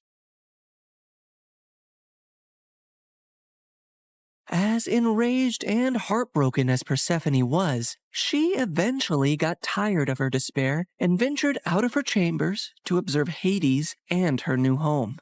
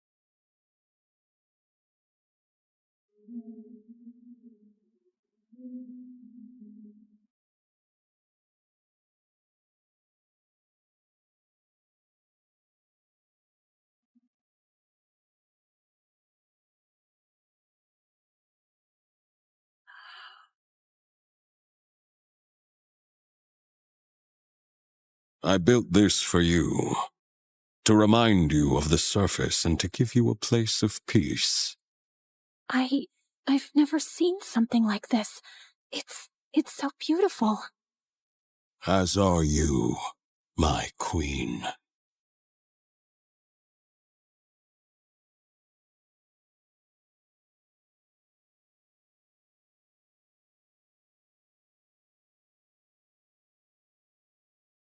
Each realm has its supreme ruler, Persephone. But here, you and I will rule together as equals. You will never be beneath me, but always near me. Meanwhile, on the surface, Demeter's grief and rage was a storm that screamed across the lands. Where she walked, the earth cracked, rivers ceased their babble, and crops withered to dust under her shadow. As she withdrew her blessings from the world, famine began to spread far and wide. The cries of suffering mortals eventually reached the ears of Zeus on high Olympus, who could no longer ignore the matter. So he convened a meeting of the gods. Demeter's wrath endangers all. We must find a solution that honors both her demands and the laws of gods. If my daughter wishes to leave the underworld, let her return to me, or I shall never again let the earth bear fruit. Very well, Demeter. If Persephone wishes to return, she shall. If she chooses to stay with Hades, so be it. With a heavy heart, Demeter agreed, and Zeus commanded me, Hermes, to negotiate Persephone's return. So I descended into the gloom of the underworld, where Hades sat upon his throne with Persephone by his side. Her face was as pale as the ghosts around her. Hermes, why does Olympus disrupt the quiet of my realm? Mighty Hades, Zeus commands you to release Persephone, lest the earth die with Demeter's heart. I cannot ignore the decree of Zeus or the pleading eyes of the one I love.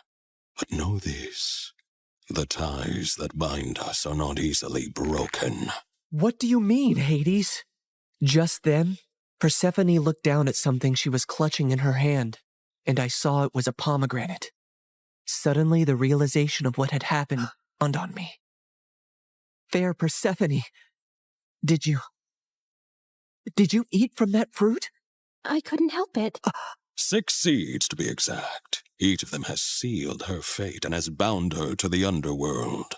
I knew I had to think quickly and come up with a deal that Hades would accept. Otherwise, Demeter would let the earth starve forever.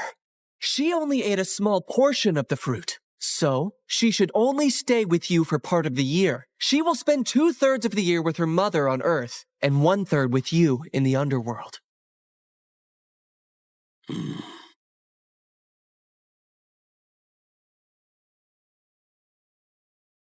Go now to your mother, but feel compassion kindly in your heart towards me, and do not feel sorrow upon your return. For while you are here, you shall rule as my equal, and have the greatest rights and honor among the gods, as well as my undying devotion. Persephone assured him she would return on the agreed time, and he arranged his chariot for her to depart.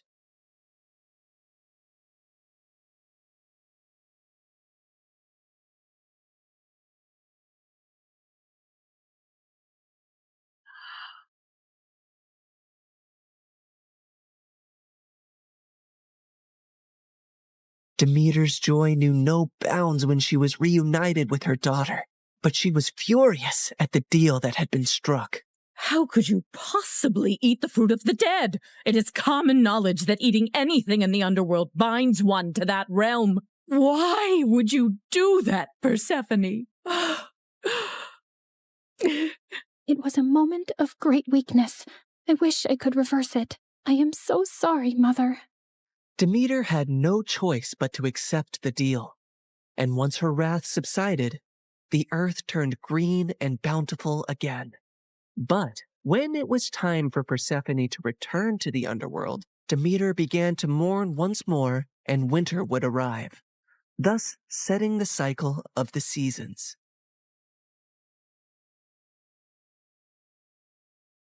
My daughter, my soul, your return brings life to this world. Mother, in the darkness, I've learned the secrets of the deep earth, and in your light, I bring forth life. Together, we bind the world in a cycle of death and rebirth. And so, in this tale of compromise, the dance of the seasons has found its rhythm. An enduring love story was also set into motion, for even eons later, Hades and Persephone are often mentioned as Greek mythology's most happily married couple. I can give you all the wealth of the earth, Persephone, but I cannot give you the sun and the breeze. I know you long for them when you are here. You have given me more than I ever expected to experience in my life, Hades. You have given me respect, power, and a love that is genuine and rare. With you, I feel the most like myself. With you, I feel free. So you do not regret your decision to eat the pomegranate seeds? Never, my love.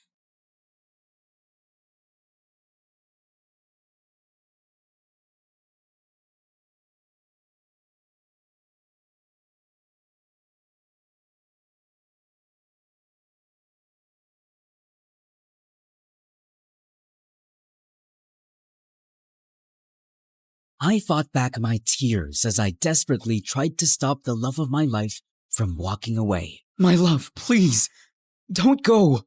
I don't think I could live without you. Then prove it to me. Give me one more reason to stay. You can have everything. My heart, my mind, my body, my soul. And most importantly, my lips. The raindrops danced around us as we shared the most passionate kiss ever. And cut. Perfect. That's a wrap. The director had already yelled cut, but Reese kept kissing me. I had to push her away because her breath smelled so bad I almost threw up. It's rotten tuna, isn't it?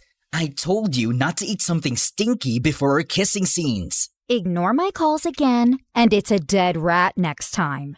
You're crazy! Having Reese as my female lead was a total pain in the butt. Our agencies told us to act like lovers to promote our romance film, but she was too clingy to be a fake girlfriend. She was even worse than my obsessed fangirls who had no concept of privacy. After filming, I escaped to my private gym to work out, but just as I stepped out of the shower, a creepy girl suddenly descended from the ceiling. Who are you, and how did you get in here? I was just destined to be here. Finally, I got to see you up close. I couldn't believe you're real. You're just too handsome. It hurts. I immediately alerted my bodyguards, and they caught her in midair as she tried to pounce on me like the hungriest tigress alive. Leon, please. Just one chance. Jeez, can I ever catch a freaking break? Hey, what's up? My name is Leon, and I'm a famous teen actor with a super gorgeous girlfriend and the most passionate fangirls ever. It might sound like every teenage guy's dream, but to me, it was the worst nightmare. Before I continue, please like and subscribe. The gym incident quickly made the news, and instead of addressing it, my psycho mom/manager was thrilled. The more obsessed fans you have, the better. It just means you're getting even more popular. I'm expecting more movie offers and brand deals after this. But we should file a harassment case against that girl. And we also need to do something about Reese. We don't have to do anything, sweetheart. Just be grateful for your fame and enjoy it. Then could you at least let me enjoy an ice cream today? You know sweets are strictly out of your diet plan. Your next role is an expert martial artist who hunts robot sharks on land, so you have to bulk up. Girls love abs. I thought we were rejecting that offer. You know I can't do action. I'm a clumsy, scaredy bunny, Mom. That's what stunt doubles are for. Having my controlling mom as my boss and manager was the worst. I just wanted some peace and quiet, but it was impossible with her. Later that day, while we were filming in a park, Reese kept clinging on to me like a leech, even during film breaks. Reese, for the love of God, get off me! But you told me that I can have everything, including your body. That was just a line from our movie. And to make matters worse, a group of jealous fans managed to pass through the barricades and sent our filming set into chaos. Get off him, you ugly, clingy witch! As I escaped to my car, I noticed a guy around my age peacefully playing with a claw machine on the side of the street. It was nothing special, but it was all I ever wanted. To be in my own world, without others minding my business. It was just a brief moment, but it finally drove me to confront my mom. I told her about wanting to take a break from my career, and she thought I had lost my mind. I just want to live my life as me. No more fake girlfriends, fake personalities, and crazy women around me 24/7. I'm tired of it. So please, just give me this. Oh, stop being dramatic. What if you do something stupid and ruin the image that we've built over all these years? As a celebrity, we have this specific image that we project to the public, and mine was the mysterious prince persona that drove the ladies wild.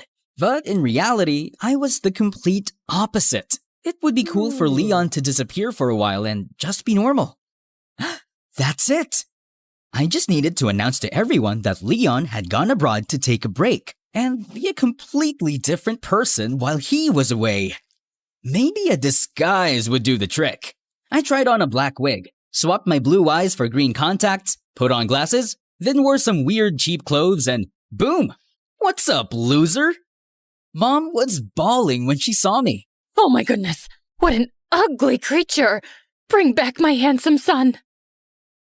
It took me a couple of days to finally calm her down and convince her about my plan. Give me at least a year break or else I will never go back to acting. Ever. Fine. But you have to live somewhere else with no bodyguards, no private chefs, and no driver. Just one maid and a credit card. Oh, that's totally fine with me. And just like that, I started a new chapter in my life as the nerdy loser Noel. On my way to my first day of school, I felt like a lost bunny who had just been let out onto the city streets for the first time. My glasses were constantly fogging up, making it impossible to see clearly. As I carefully walked up the city staircase, I unexpectedly tripped. I mentally prepared myself for a painful fall, but out of nowhere, a hand wrapped around my waist and steadied me. My heart skipped a beat as I looked up and saw the most stunning girl I had ever seen. Watch where you're going, princess. Just as I was about to regain my balance, she suddenly let go of me. I gasped, but she swiftly grabbed my hand and pulled me back with a smirk. Why would you tease me like that? Because you're cute. I was aware that I was cute, but not in this disguise. How dare you make fun of me? Don't you know who I am? Of course. You're a lost rabbit who needs a little guidance. See you around. To my surprise, she suddenly jumped over the railings, and I just found myself chasing after her. When I looked down, she was already sitting on a motorcycle while holding her helmet and smirking up at me. Was she expecting me to follow her? Time seemed to slow down when she put on the helmet, turned on the engine, and pumped it up. So pretty and badass. My heart dropped when she blew me a kiss before speeding away. I blinked. Wait! I bolted down the stairs to catch up, but she was already gone, leaving me flustered and intrigued. Who is that girl? Eventually, I found my way to my school building and into my class. As I walked in, all eyes were on me as if I were the president of the Losers Club. Even the girls were giving me a disgusted look, which was totally new to me, and I wasn't complaining. I headed towards an empty seat, but just as I was about to sit down, some dude suddenly kicked the chair away, sending me crashing to the floor. Oh, what the heck, man? My bad. I was just practicing my signature move for my next blockbuster movie. I'm basically the next action star, you know? Oh, I didn't expect a fellow actor to be here. But he didn't look familiar at all. Take it easy on him, Paxton. I didn't even touch the dude. And that was when the entire class erupted in laughter. So this is what bullies are like in real life, huh? It's no different from the movies. I stood up, quietly walked to the back of the classroom, and just stood there awkwardly. The door slid open, and the room fell silent as a confident figure walked in. It was that stunning motorcycle girl! So she actually goes to this school too? Paxton and the other guys were practically drooling, which was pretty understandable. She's drop-dead gorgeous without even trying. I was busy gawking at her when she unexpectedly turned to me. Oh, hello, princess. I didn't expect to see you here. Small world, huh? Why are you standing there? I don't have a seat. Come sit on my lap then. I almost choked on my own tonsils. Before I could process her unexpected offer, Paxton suddenly swooped in and offered me a new chair. Here's your seat, buddy. Alrighty then. Paxton's jealous face turned triumphant, while I was left disappointed. During our class, I kept finding myself staring at my pretty seatmate, secretly. Her side profile looked breathtaking, and the way she effortlessly bit on her pen and spun it around her fingers was so cool. I had worked with tons of beautiful teen actresses my whole life, but it was the first time that a girl got me genuinely intrigued. I wonder what her name was. Later that day in the canteen, I found out that I could eat whatever I wanted, and I was ecstatic. All my life, it had always been my mom, our private chefs, and my assistants who decided what I should eat. And it was such a bummer. Dude, are you gonna eat the whole canteen or what? He's gonna eat everything and nothing will be left to us. We're doomed. Oh, don't worry. I'm gonna pay for everything. I handed the lunch lady my credit card, and everyone was looking at me like I just farted. That's not how it works here, young man. Is this your first time going to an actual school? Just then, the pretty girl suddenly appeared. He took a lot of food because it's actually for 2 people, right? What is she talking about? Right? Yes. We're gonna share. Come on, I'm starving. Paxton and the others were looking at us with raised eyebrows as she dragged me to an empty table. To my surprise, she sat beside me and started eating with me on the same plate. Seriously? On the same plate? You're kind of freaking me out, to be honest, but in a good kind of way. So, you're repaying me with an insult after I saved your clueless butt? Sorry, it's just weird. Why a pretty girl like you would be super nice to a new kid like me on my first day. Hello? Do you realize that angels like me actually exist?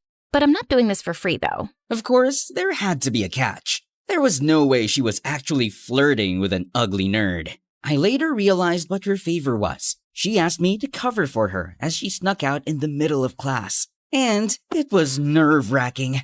Through the window, I saw her riding her motorcycle and leaving. What on earth was she up to? Soon, I learned that her name was Kiara, and it was her habit to sneak out of class in the afternoon. She was also very famous among the boys, especially with Paxton. But she just kept turning it down. One time, Paxton gave her a bouquet of roses and chocolates, but what she did next earned some gasps around. Ah, perfect. The trash has been starving. Another time, he showed off his brand new car and offered her a ride home, but she headed straight to her motorcycle and started it right in front of his car.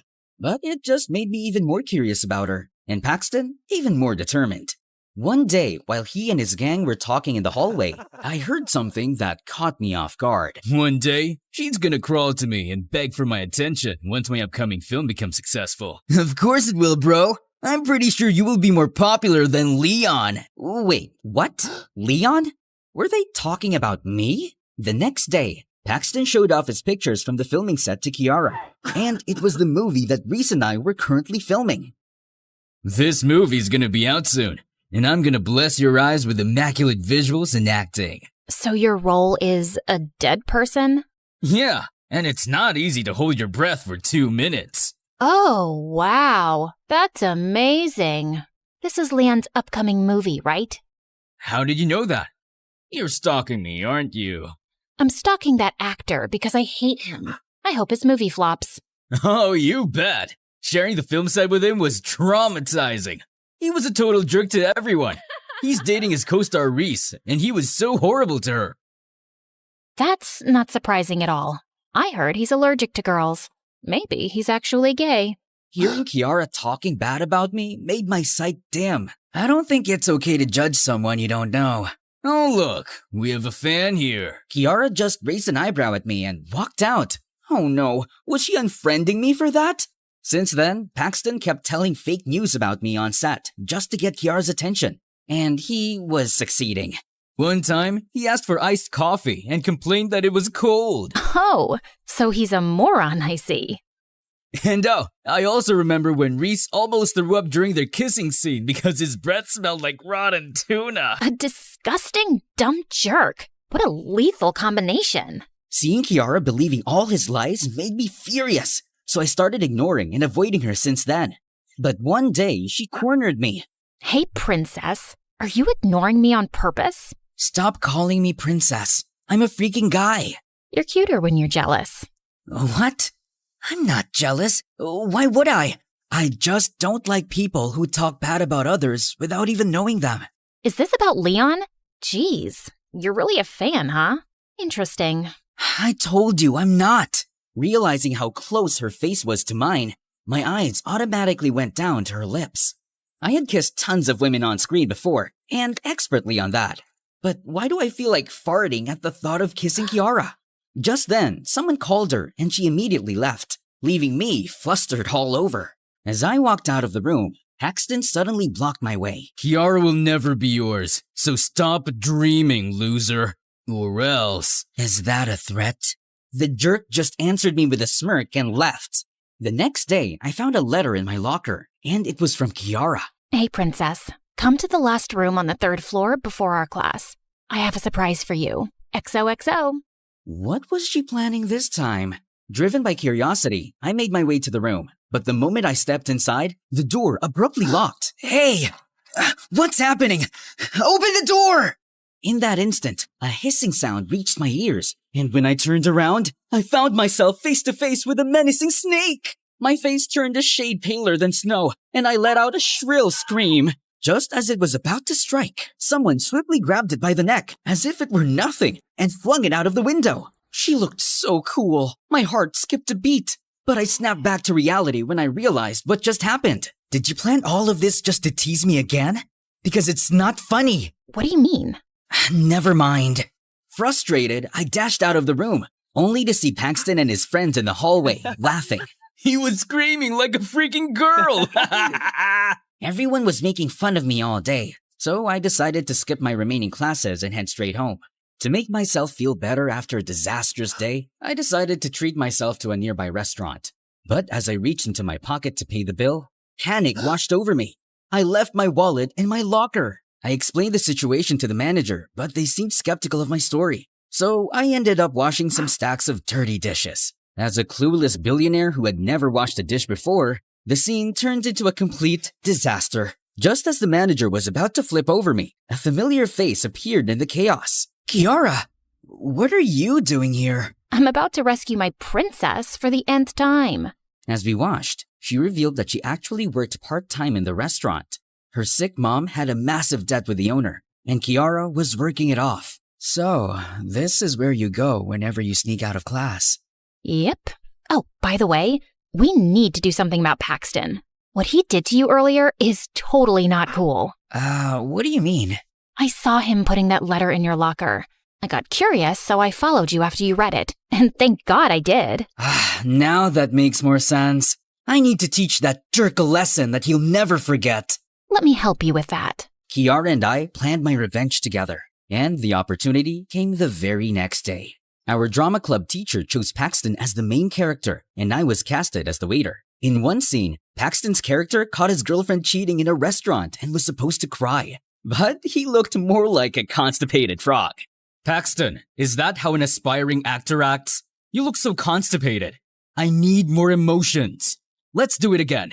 From the top. Babe, it's not what you think. I loved you and did everything for you, but this is how you repay me? It hurts. It really hurts. How could you do this to me, you ungrateful witch? Oh, for the love of God, you are such a hopeless case. Finally, our teacher had enough and decided to replace Paxton. That was Kiara's signal to start our plan. Excuse me, sir, but why don't we exchange the roles of the lead and the waiter? Just a suggestion. Oh, he's ugly, but okay, let's give it a try. All right, Noelle out, Leon in. Babe, it's not what you think. I loved you and did everything for you.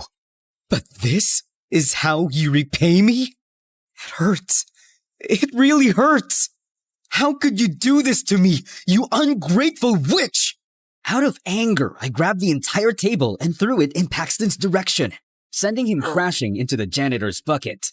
I then offered my hand to him with a smirk. Sorry, I just got carried away. You planned this for revenge, didn't you? As he tried to get up, Kiara pushed a button on a remote, and everyone gasped as smelly black paint fell over him. But everyone was too amazed by my acting to care about Paxton, who spent the rest of the day smelling like paint. Hey, best actor. I didn't know you had it in you. Nah, it's nothing. Anyway, did you see the look on Paxton's face? That was epic. I know, right? That scumbag deserves it. Kiara and I became closer over the next few months. We even sneaked out of school together, and I helped her out at the restaurant. Then one day when we were at the mall, she showed me her sketchpad. It was full of awesome motorcycle drawings. She told me about her dreams of becoming a motorcycle designer once she pays off her mom's debts. Looking at her eyes shine as she talked about her dreams made me feel like farting again. Oh! But her mood changed when she saw my face in a clothing store where I was the brand ambassador. To my surprise, she grabbed a pen and doodled on it. The security caught us, so we ended up catching our breaths in the basement. Why do you hate Leon so much? I swear, I'm not a fan of his. I'm just curious. Well, I have a friend who used to be a huge fan of his. One time, she tried to visit him on set to give him a gift that she had prepared for months. She begged for hours, but his assistant said that he couldn't spare even a second to meet his fans. I've also heard stories about him snubbing his fans and even getting them into trouble. It's just awful. Wow, that's terrible. But maybe he also has his reasons. Fans can be overwhelming sometimes. Celebrities are humans too. Look, let's not talk about him. Just the thought of him ruins my mood. Okay. What she said bothered me all night. I felt like I needed to change her mind about Leon. But how? It was the weekend when Kiara invited me to play at the arcade. While we were struggling with a claw machine, she suddenly received an emergency call. My brother was rushed to the hospital. I need to go. I insisted on going with her. Thankfully, he just had a minor tummy infection, and he would be fine in a few hours. And seeing Kiara taking care of her little brother melted my heart. Is that your boyfriend? No. He's just a friend, and his name is Noel. Hey, Noel! Don't ever hurt my sister, or else I'm gonna beat your butt! Loud and clear, sir. I bought him an ice cream and a burger, and he instantly declared me as his favorite human. That night, while he was sleeping, Kiara asked me to follow her. She led me to the parking lot and went straight to her motorcycle. Where are you going? She pushed an extra helmet on my hands and kicked the engine on. I felt my cheeks burn as she looked back at me. The light of headlights glinted over her helmet, and through her eyes is pure beauty. You're coming with me. I'll show you something special. Hop in. I snapped out of my daze and quickly put the helmet on. My heart pounded as I mounted the back of her motorcycle and awkwardly placed my hands on her shoulders. I didn't see her rolling her eyes amusingly and deliberately jerked the motorcycle forward, which made me panic and hug her waist. Kiara laughed. Could you stop teasing me? I can't help it. You're so cute. Well, hold on tight, princess. Let's go. Yeah. Then off we go. Kiara drove fast, but it felt like the world stopped moving. The wind touching my face made me feel free, and I never felt free for a very long time. The warmth of Kiara's back seemed to pass right into my heart, and I couldn't deny the fact that I was truly falling in love with this lady knight in her shining helmet. After several minutes, we stopped in front of a lake. This is my special place. I don't know if it's just me, but whenever I'm here, it feels like paradise. It truly felt like a peaceful paradise. Thanks, Kiara. I really mean it. For what? For always coming to my rescue and for being a good friend. Thanks to you, I'm just really happy these days. It's my first time living without my mom, and I was worried at first. What's your mom like? She used to be really nice, but ever since Dad left us, she transformed into this evil witch who controlled me like a puppet, and it was suffocating. That sucks. So, you ran away from home? Kinda. I'm glad that you did. You deserve to breathe, you know? And I'm always here for you. I looked away as I noticed her staring at me. Am I making you nervous? Yes. No, I mean, a little bit. Look at me, Noel. Wow, look at those frogs. They're jumping around.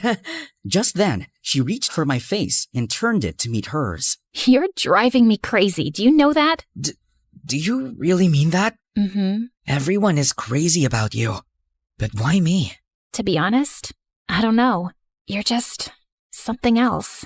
Something special. I closed my eyes as she leaned in, and when our lips finally touched, it felt so magical that I felt butterflies, and I had this unbearable urge to fart. I couldn't risk becoming a walking embarrassment in front of her. I had to save my dignity. I need to go. What? Why? I'm sorry. I was super ashamed about it, and the fact that I wasn't being truthful about who I really was made me feel bad. A few days later, I finally decided to come clean and confess. As I was looking for Kiara, I saw some guys drooling over a girl in the hallway, and blood drained from my face when I realized who it was. Reese! Holy crap! What was she doing here? Have you seen my Leon around? I swear my heart tells me he's just here, hiding. Panicking, I immediately ran to the back of the school and called Mom, and she begged me to come back because Reese had been out of control lately. Just give me more time, Mom. Please. Just do something about Reese. I'm not ready to come back as Leon. After talking to Mom, I made sure Reese was gone before I came out of hiding. But Kiara saw me. What were you doing here? I was just... Look, if you don't like me, then just be clear with it and reject me instead of making me look like a fool. How could I reject a goddess like you? Look, there's something that you need to know, and I need to— Just then, my phone rang, and I excused myself to answer it. It was Mom, and she informed me that we needed an emergency meeting about Reese ASAP because she was throwing a tantrum right now, and she might tell the press that I was in hiding. What is it you were going to tell me? I'll tell you next time. I need to go. After an emergency meeting, we tried looking for Reese, but she was nowhere to be found. The next day in class, I got the biggest shock of my life when Paxton arrived with her, and there were a lot of reporters with them. Everyone, eyes on here! Reese and I got a little movie to show you. He suddenly played a video of me talking to Mom about Reese yesterday, and everyone was so confused. Just give me more time, Mom. Please, just do something about Reese. I'm not ready to come back as Leon. I was about to escape when suddenly Paxton grabbed me by my hair. Let's welcome the best actor in our class. No other than the superstar Leon, who got bored with his life, so he ghosted his girlfriend and decided to deceive us all. Paxton then snatched my glasses and took off my wig. Oh, Leon, my Pookie Pie, it is indeed you. As Reese jumped on me, I met Kiara's eyes across the room, and she looked horrified. No, this couldn't be happening. Just then, the ladies went wild.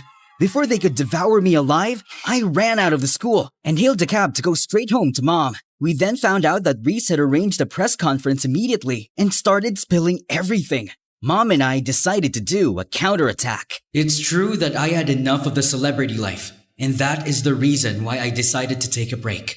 I wanted to be with people who aren't crazy about me. Don't get me wrong, I love my fans, and I'm always grateful. But we celebrities are human too. We also need some peace and privacy. I truly love acting, and I won't quit.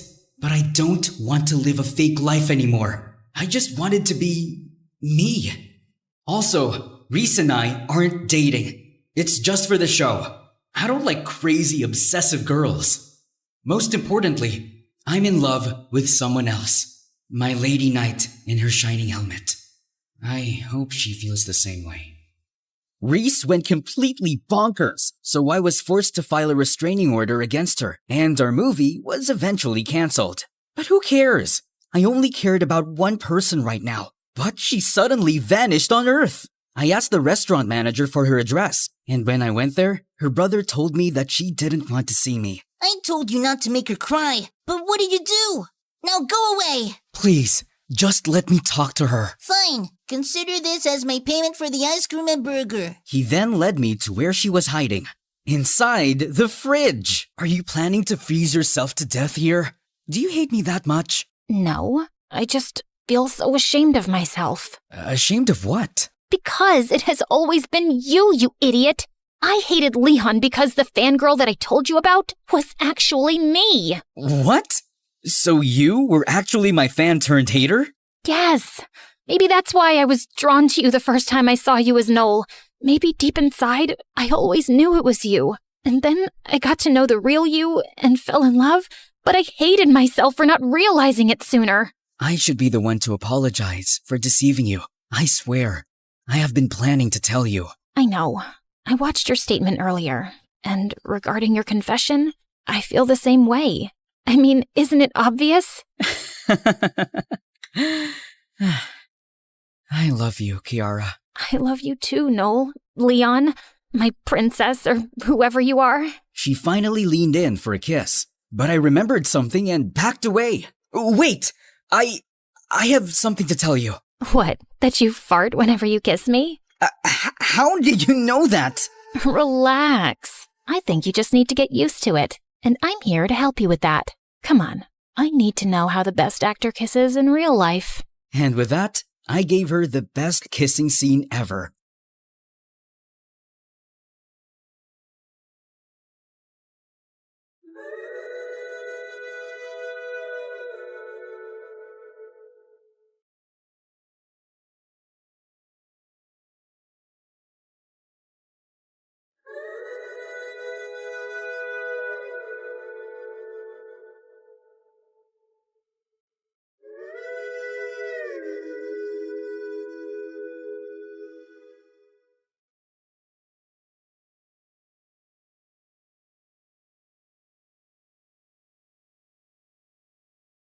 But when we finally pulled away, I screamed when she suddenly turned into a guy. A familiar guy. Babe, wake up. It's time for your shoot. Huh? Marcus? Are you okay? And then it clicked. Everything was just a dream. I dreamed about a handsome man. Oh, so you're cheating on me in your dreams. No, he was the male version of me, and he was actually— Too late. I'm already mad. And only a kiss could make me feel better. Okay. Now let me tell you about my dream. It was crazy. Fine.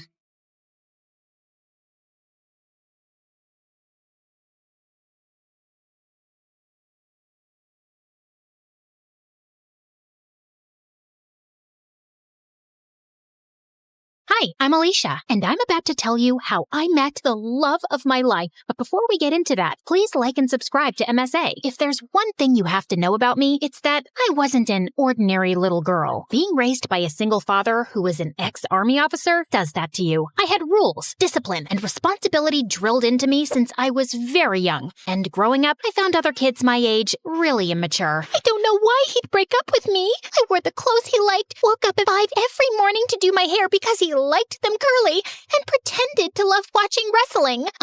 Excuse me, but I need to get that muffin. Can't you see that I'm crying? My boyfriend just broke up with me. Aw, I'm so sorry. You know, it reminds me of the time my dad took me for this obstacle course, and I twisted my ankle so badly, the doctors told me I'd never be able to walk again. But I didn't lose hope, and here I am. How is that the same thing? It's not, because that was an actual problem, but yours is just a bunch of high school nonsense. Now move your butt, please. Needless to say, I didn't have a lot of friends, and I didn't care either. My life was all sorted out. Graduate school, get into a good college, work, and retire. But then I turned 18 and met Arthur. He was a transfer student from Greece, and boy was he dreamy. The first time I met him was in gym class. We were playing catch, and I was so lost in looking at him. I totally missed the ball, and it hit me right in the face. I fell on my butt, and Arthur came running. Are you okay? You're bleeding. It's nothing. I'm used to much worse. On second thoughts, I might need a doctor. Arthur smiled and carried me to the nurse's office. The entire time I was there, he sat next to me, and later he dropped me home. We became friends after that, and slowly I fell for him. He was smart, mature, and sweet. If there was one guy I wanted to date, it was him. So I decided to ask him out, except I didn't know how. So I turned to MSA for help, and it did not disappoint. Rule number 1, never let your crush know you're interested in him. Avoid eye contact and do not speak at all. The next day, when Arthur waved at me in the hallway, I wrinkled my nose and turned away. He sat next to me in class, but I didn't pay any attention. But then in the cafeteria, he caught up with me. Are you avoiding me? Me? Avoiding you? Oh, don't be silly. I was just really busy thinking about global warming and how it's impacting the fish population. Oh, that reminds me. I have to water my fish. My plants. I'll see you around. And I just ran before I embarrassed myself further. After that epic failure, I turned to step number 2. Dress up nice and behave like a total diva. I went shopping, picked up a bunch of dresses, and the next morning, it took me 2 hours to get ready. I thought I looked great, except the moment I entered, everyone started pointing at me and laughing. Oh my god, why is she dressed like a peacock? What is that on her face? Did someone finally punch her for being a know-it-all? I was so embarrassed. I immediately turned around and ran for the bleachers. I was still sulking when Arthur walked up to me. If you rub your lips anymore, they're gonna fall off. This lipstick won't come off. Ugh, it's so annoying. Let me help you. Also, I'm not saying you don't look good with makeup, but you actually look way prettier without it. Really? Does that mean you'll go out with me? Are you serious? I wanted to ask you out for the longest time, but everyone in school told me you're a cold-hearted cold-hearted girl who hates people. That's not true. I hate dumb people. There's a difference. So, you and I, dinner tomorrow? I'd love to. My first date with Arthur was perfect, and he told me that his parents were divorced like mine, and he lived with his mom and 9-year-old brother Charlie. We started dating soon after, and spent all our time together. People in school were also nicer to me since I was Arthur's girlfriend, and even Dad liked him a lot. Life was just better with him in it, until Until things started getting weird. Some days he would come to school looking like a half-dead zombie, and other days he would skip school altogether. His grades were slipping, we were barely seeing each other, and I knew something was wrong. So one day when he canceled our date, I went to his place with his favorite ice cream. But when I knocked on the door, some kid opened up. Hi, you must be Charlie. Is your brother around? Is that ice cream? Give me it. Hey, that's not very nice. Say, ma'am, could I please have that tub of ice cream? Repeat after me. Sure. Ma'am, give me the ice cream or I'll kick you. And Charlie kicked me on my shin, snatched the tub, and ran away. As I yelled out in pain, Arthur came running downstairs. Alicia, why didn't you tell me you were coming? When would I tell you? You hardly talk to me these days. I know. I'm sorry. It's just that Mom's getting married again. The guy doesn't want Charlie in his life, and Mom loves her stupid boyfriend so much that she decided to move out, leaving me in charge. Why wouldn't you tell me that before? Because it's embarrassing, and I didn't want to drag you in my mess. I'm already a part of your mess, and we'll get through it together. Okay, I know that was a bit cheesy, but Arthur looked like he was going to break in a million pieces, and I really wanted to help him. Besides, how bad could a 9-year-old be? Turns out a lot, because Charlie was a total devil. He would cry over the smallest things, throw tantrums if he didn't get his way, and would constantly butt into my dates with Arthur. We hardly spent any time alone. I was pretty sure he just hated me. Like one time, I was waiting for Arthur in his living room, and Charlie kept giving me death stares. Something on my face? I was just trying to figure out how someone can look like a horse and a camel at the same time. That's kind of mean, Charlie. And you're kind of ugly. Anyway, have fun on the date. It won't last long. And 10 minutes into the date, Arthur got a call from the babysitter that Charlie had locked himself in the washroom and we had to run back. Then another time, it was Dad's birthday and I had planned a really cool surprise for him. I'd invited all his old friends from the army. Arthur helped me deck up the place and I was arranging the cake when Charlie walked up to me. Oh, wow. This cake looks yummy. Give me a piece. Only after my dad cuts it. But I'm hungry now. Then eat something else. There's a whole pizza on the counter. Are you stupid? I said I want the cake. Charlie tried to get the cake, but I got in his way. He shoved me away, and I accidentally knocked into the cake, which crashed to the floor. Whoopsie. Guess no one gets to eat it. What happened? I heard some noise. Your brother ruined my surprise. I just asked her to give me some cake. And I asked you to wait. Relax, Alicia. We'll get a new cake. I'm sure your dad won't know. That's not the point, Arthur. Your brother is a spoiled brat. He needs some discipline. You put that kid on a leash, or I swear I will. He's my brother, not some dog I can put a leash on. I know he made a mistake, but he's just a kid. You know what? We'll just leave. We wouldn't want to ruin your evening any more than we have. Perfect. Arthur took Charlie's hand and they left. I wanted to stop them, but I was too mad. Later that night, when I calmed down, I realized I might have been too rude and called Arthur up, but he didn't answer. He didn't even show up to school the next day, and neither did Charlie. So I went to his place to talk to him and saw Charlie crying on the porch. What's wrong? Arthur wasn't here when I woke up this morning, and I don't know where he went. Did you call him? He left his phone behind. Then why didn't you answer when I called? Anyway, don't worry. We'll find him. But till then, you're coming home with me. No, I don't like you. You don't have to like me, but I'm not leaving you alone till Arthur gets back.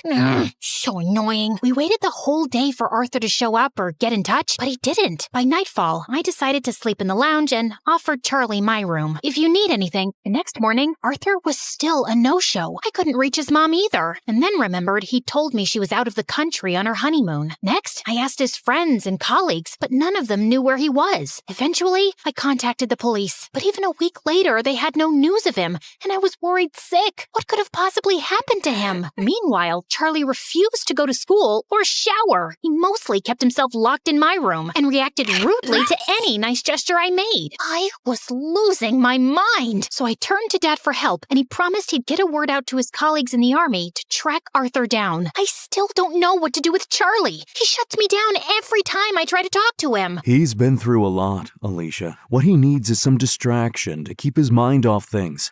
After your mom left, you were all over the place. That's why I built such a strict routine for you, so you wouldn't have time to think about her. Maybe you should do something similar. I decided to give Dad's advice a shot, and the next morning, I walked to Charlie's room and woke him up. Get up! we're going out. Is Arthur back? No. Then let me sleep and go away. Nope. You're getting up right now. Charlie resisted, but I dragged him out of bed, and somehow we made it to the bus stop. He kept cursing me the whole way, but I didn't care. And minutes later, we were at our destination, the paintball arena. I'm not going in there. Why? Too chicken to lose? As if you're on. Charlie and I had a great time at the paintball game, and it was the first time I actually heard him laugh. Afterwards, we went to a trampoline park and jumped our hearts out. By the end, he was so tired he could barely walk, so I called a cab and took him to my favorite burger joint, but he just stood at the entrance and stared. What, you don't like burgers? No, it's just that this was my favorite place to come with my mom. Every weekend, we'd come here and play our favorite songs on the jukebox machine. And now, she doesn't even call me, and Arthur's left me too. Arthur will be back in no time, I promise you. He loves you a lot, Charlie, and no matter what, we'll always be here for you. You too? Yes, me too. Charlie cried and hugged me tight. For the first time, I saw him as a heartbroken kid who just wanted his family back. Since then, Charlie warmed up to me. We'd have breakfast together,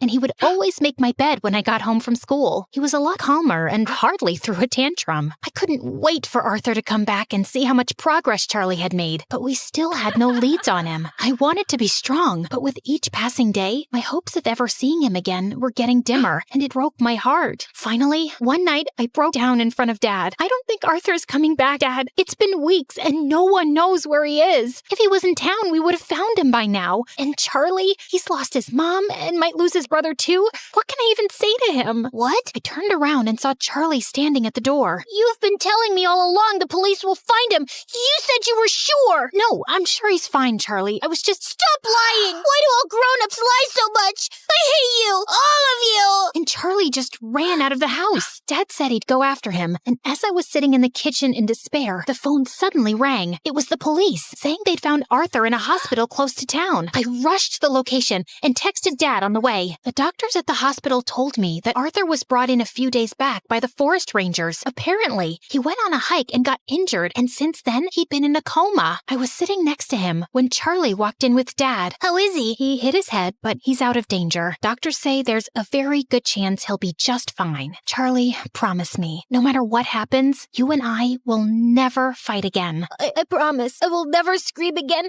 and I will always be a good brother. He will wake up, right? What do you think?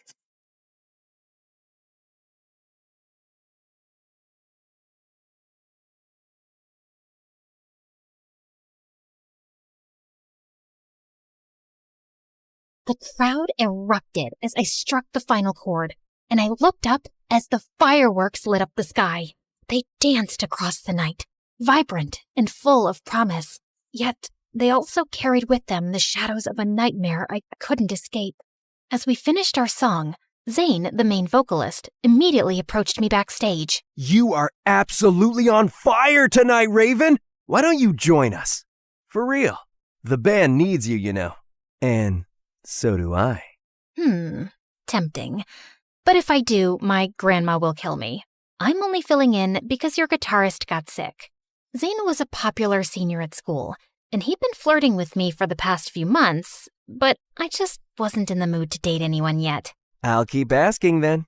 Maybe I'll survive your grandma's wrath. I laughed, but the thought of Grandma's face if she found out I was in a rock band? Yikes.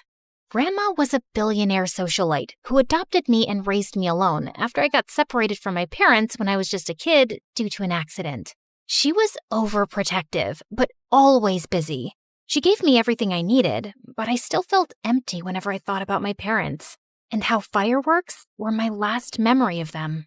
Whenever I saw kids my age with their families, I couldn't help but feel jealous. Being Grandma's heir came with great responsibility, so I had to study hard to manage her empire one day. My routine usually involved going to the school library after classes, but everything changed when the resident librarian decided to take her vacation. Miss Mavi was just her temporary replacement, yet she made my dull life 1,000 times more interesting for the past few weeks. Instead of studying, I always ended up observing her. She wore a beanie indoors 24/7, and I was dying of curiosity about what she was hiding under there. Snakes, a bird's nest, a really bad haircut, or, plot twist, What if she was actually bald? Aside from being a little clumsy, she was also silent most of the time, almost like a shadow. Anytime I asked for help finding a book, she'd guide me to it without saying a single word. One day, I dropped my books, and a bunch of my origami animals spilled out.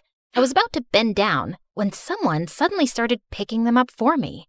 It was her, and she was holding the dove one. You did this? Yeah? Oh, so she can actually speak. Where do you learn these? I learned it from YouTube. I find it fun, and they actually make good bookmarks, you know? Why? She just gave me a soft look that sent my curiosity through the roof, then walked away before I could say more. What was that all about? Later that night, I had to swing by school because I forgot some notes. It was late, the gates were locked, and the place looked deserted, except for a mysterious motorcycle parked outside. Before long, a familiar figure emerged and hopped onto the bike. That unmistakable beanie gave her away instantly. There was no doubt who it was. But this time, she was rocking a sleek black leather jacket. Whoa, a mysterious librarian by day, a badass biker by night? Interesting. I decided to follow her at a distance, and we ended up in a vacant lot where a group of thugs was bullying a guy. I parked my car nearby and hid behind a tree. Suddenly, Miss Mavi whipped off her beanie, finally exposing her hair, and my jaw nearly hit the ground at the blazing sight. I rubbed my eyes to confirm what I was seeing, but her hair indeed looked like a dancing flame. What's up, bros? Having fun terrorizing a helpless bystander, or are we just compensating for something? Who are you supposed to be, sweetheart? The fire department? Well, I'm just here to warm things up. Just then, her hair erupted into full blazing flames, crackling like wildfire as she fired up her bike. The engine roared, and in a flash, she took off, moving so fast it was like a fiery show. She zoomed around the gang in a blur of heat and light. Before they could even react, she circled them with lightning-fast moves, trapping them like prey in a ring of fire. What kind of sorcery is this? Am I dreaming? The thugs charged at her, but she flipped off the bike, flames dancing around her hair. One wave of her hand, and they scrambled back and fled like scared rabbits. I ran back to my car as she reassured the victim, and soon I just found myself tailing her through the city. For the next few hours, I watched her in action, saving people and solving crimes like an actual superhero. I barely slept that night, replaying the flaming hair in my mind.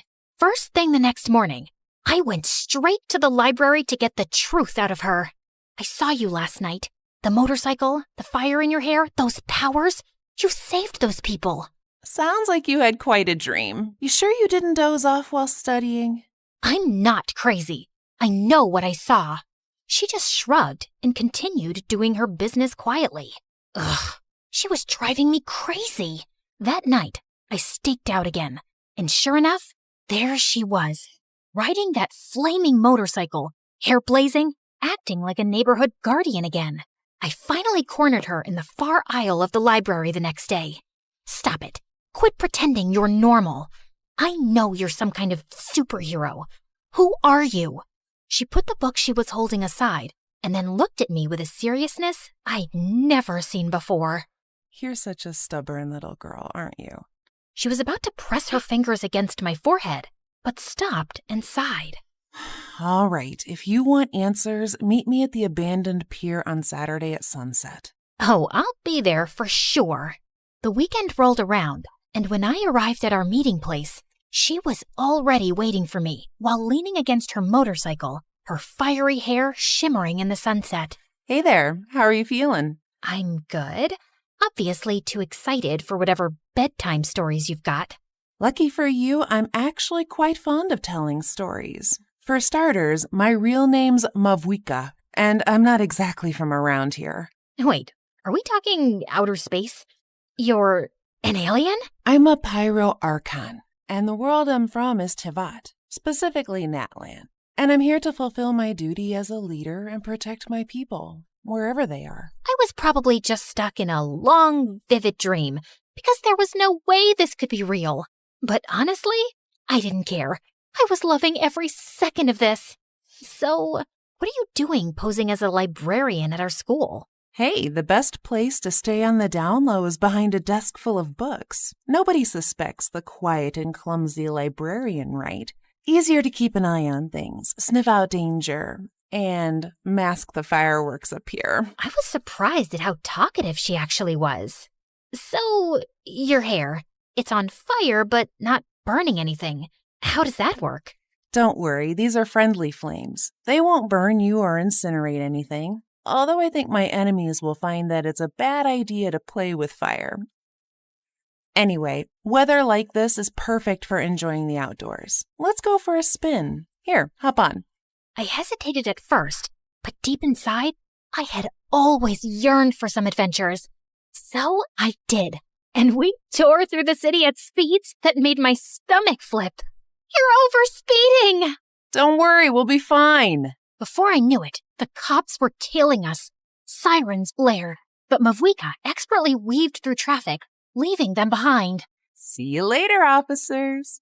With a flick of her wrist, the bike darted through narrow alleyways, dodging traffic and even slipping past a semi-truck like it was nothing. Then, the wheels started glowing fiery orange. Before I knew it, we shot off the ground, soaring above the city. My jaw dropped as rooftops shrank beneath us. Holy mother of smokes! Are we flying? Gliding. But flying sounds better, doesn't it? We landed with a burst of sparks, but Mavwika wasn't stopping. She steered toward the mountains without hesitation. Wait! There's no road! Oh, girl, who needs roads anyway? Rev the engines!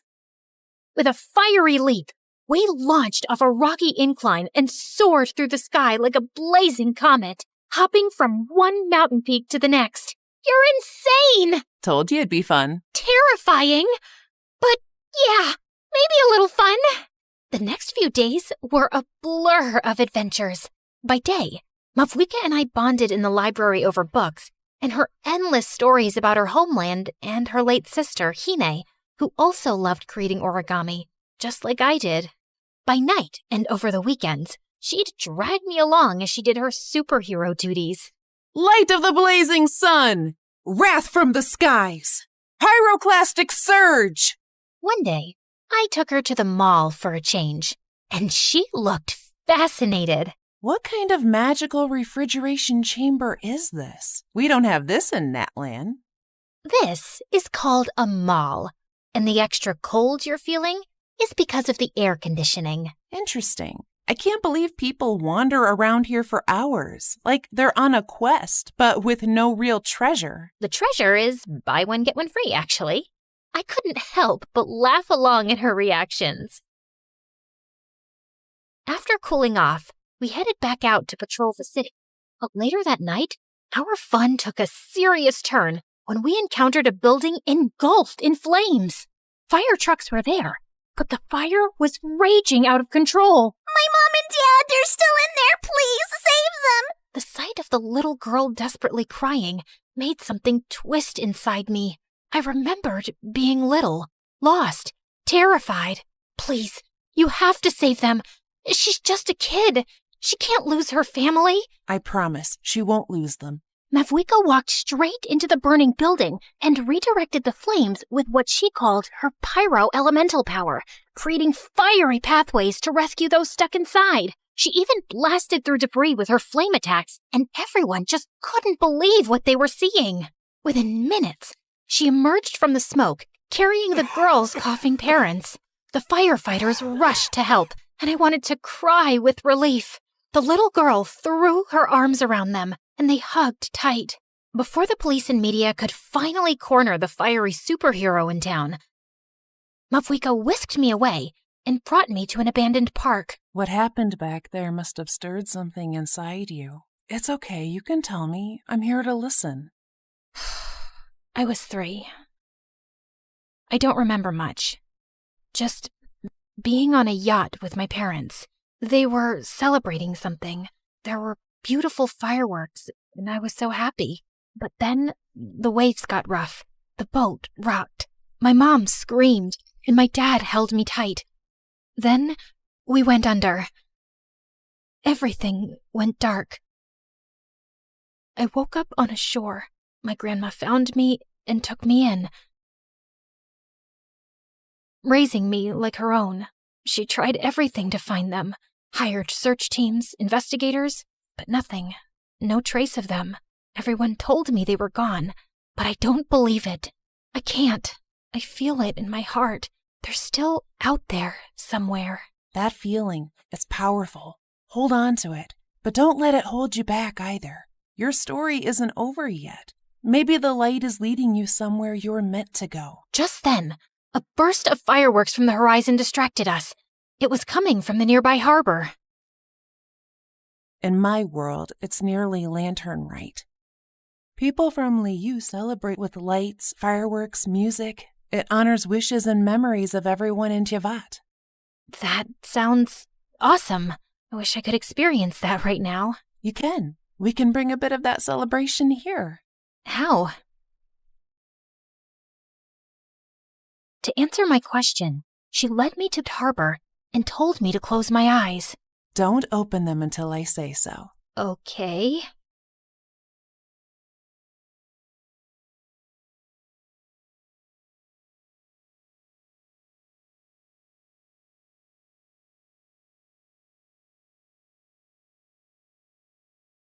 Just then, everything just sounded so loud and busy.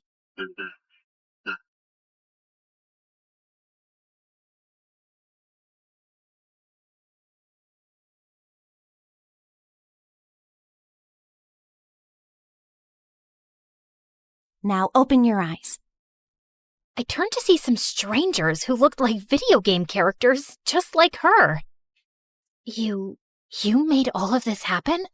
Everything just seemed possible with Mavwika. Soon enough, people from the city, curious about our impromptu festival, drifted in to join us. The next moment, the electrifying sound of rock music filled the air. Let your flame burn brighter. Can't you see it's now or never? This is our moment, now is our time. So follow me to the finish line. There was she extended her hand toward me, her fiery hair glowing like an invitation I couldn't resist. Before I knew it, I was on stage, shredding my electric guitar like a true rock star, completely swept up in the moment. And then, out of the corner of my eye, I spotted Grandma in the crowd. My heart stopped for a second. I was sure I was in trouble, but when she smiled with pride, my chest swelled with joy. This is our moment, now is our time, so follow me to the finish line. When the performance ended, Mavwika led me to the water, where countless floating lanterns shimmered like stars on the surface, and handed me one. Make a wish. Lantern Rite is about sending hope into the sky. Believe, and maybe it'll come true. I wish to finally see my parents. I let go of the lantern, watching it drift up with 100 others. Out of nowhere, I saw 2 silhouettes in the distance. My breath caught as they stepped closer, and my heart raced. Mom? Dad? I ran to them, tears streaming down my face, and they pulled me into their arms. For the first time in forever, I felt whole. I've missed you two so much. I love you.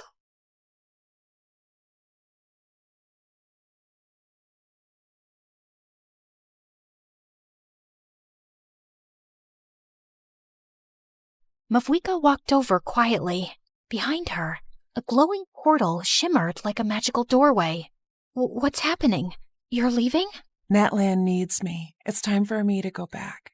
My people need me to light their way forward. I felt a lump in my throat. Thank you for everything.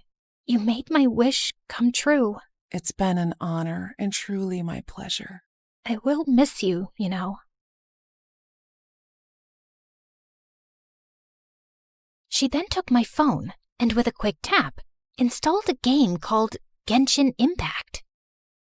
Rev the engines!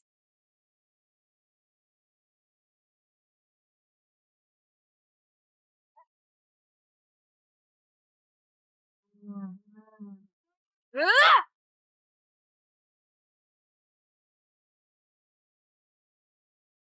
Ah!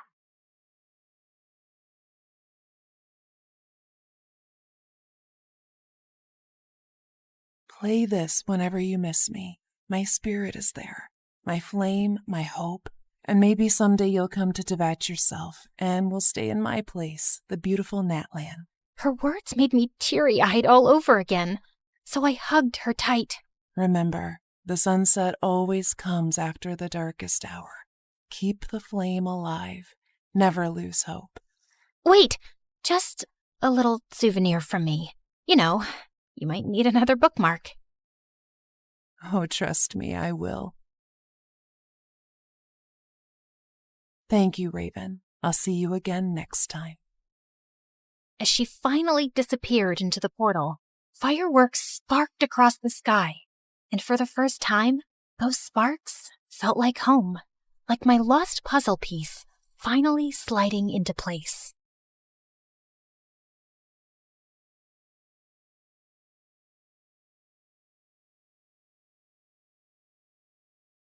Embark on an epic adventure in Genshin Impact with the latest update. Unlock new characters like the Pyro Archon, Mavuika, Mystical Sitlali, and the skilled Lan Yan. Plus, if you log in during the Lantern Rite Festival, you can get 20 free pulls, a free 4-star character, and essential upgrade materials. Download now using the code in the description to power up your adventures. You won't want to miss this epic update.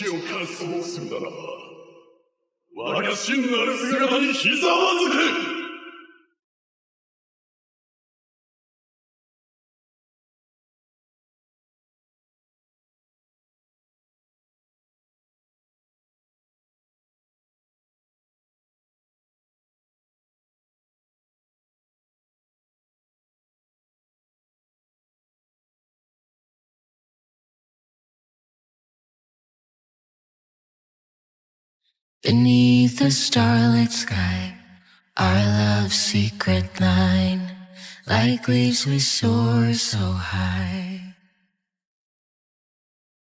Beneath the moonlight, the soft touch your hand in mine gets me every time.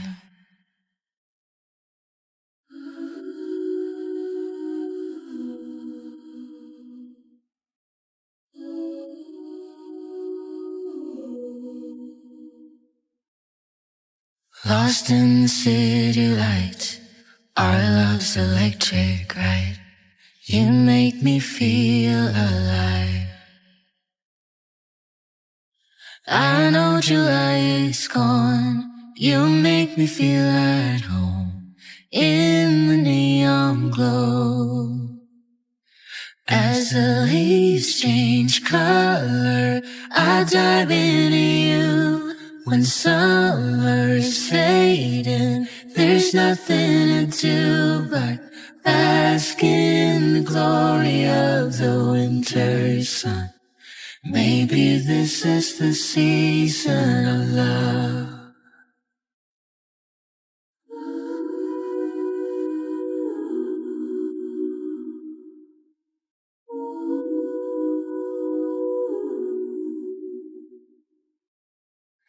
Beneath an endless night, the world spins around.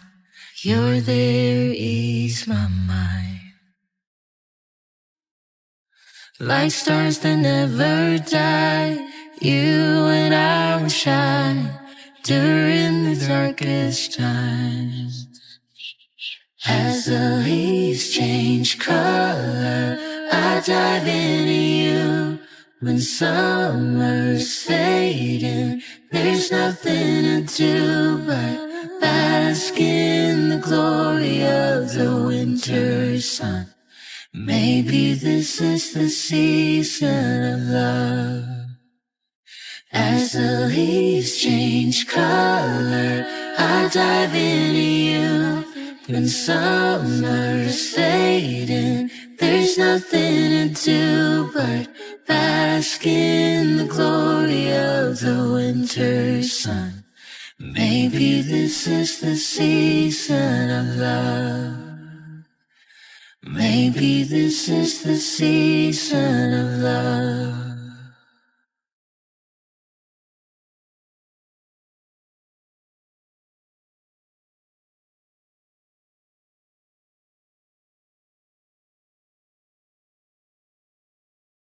Hi, my name is Erica, and I'm from the USA. Please like and subscribe. Some people might call me a nerd, but that's only because I actually enjoy school and love working hard. Maybe that's what happens when the single dad who raised you is a world-renowned neurosurgeon. But I never felt pressured by him to excel. Like him, I just like being the best. And while I don't have many close friends, I generally get along with everybody in my class. Well, everybody except one, Genevieve Leroy. That's only because she's the actual devil. Not really, but hear me out. Genevieve transferred to our school from France when we were in the 5th grade, and I immediately hated her snobby attitude. Are you seriously reading Matilda?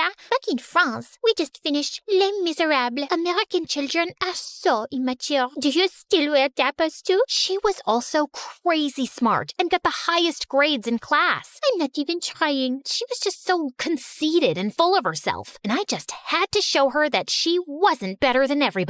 So I worked harder than I ever had, and soon our grades were equal. So, you think you're as good as me? No, Genevieve, I'm better. And from that day forward, everything was a competition between us, but there was never a clear winner. We always got the same grades. We both got first place at the 6th grade science fair. We always had the same number of followers on social media, and somehow our TikToks got the same amount of likes. Would you believe it? We even shared the same birthday. In the 7th grade, our families accidentally had our parties at the same pizza arcade. Instead of having fun, we spent the whole time fighting each other on the Dance Dance Revolution machine. Getting tired, Erica? You wish, Genevieve. I can do this forever. We kept dancing even after everyone left, and the pizza arcade security team had to literally throw us out. I was so sore for the next few days. I groaned every time I moved. Things only got worse once we were in high school. In our last year, we both ran for school president, but our smear campaigns and aggressive politics got so out of hand that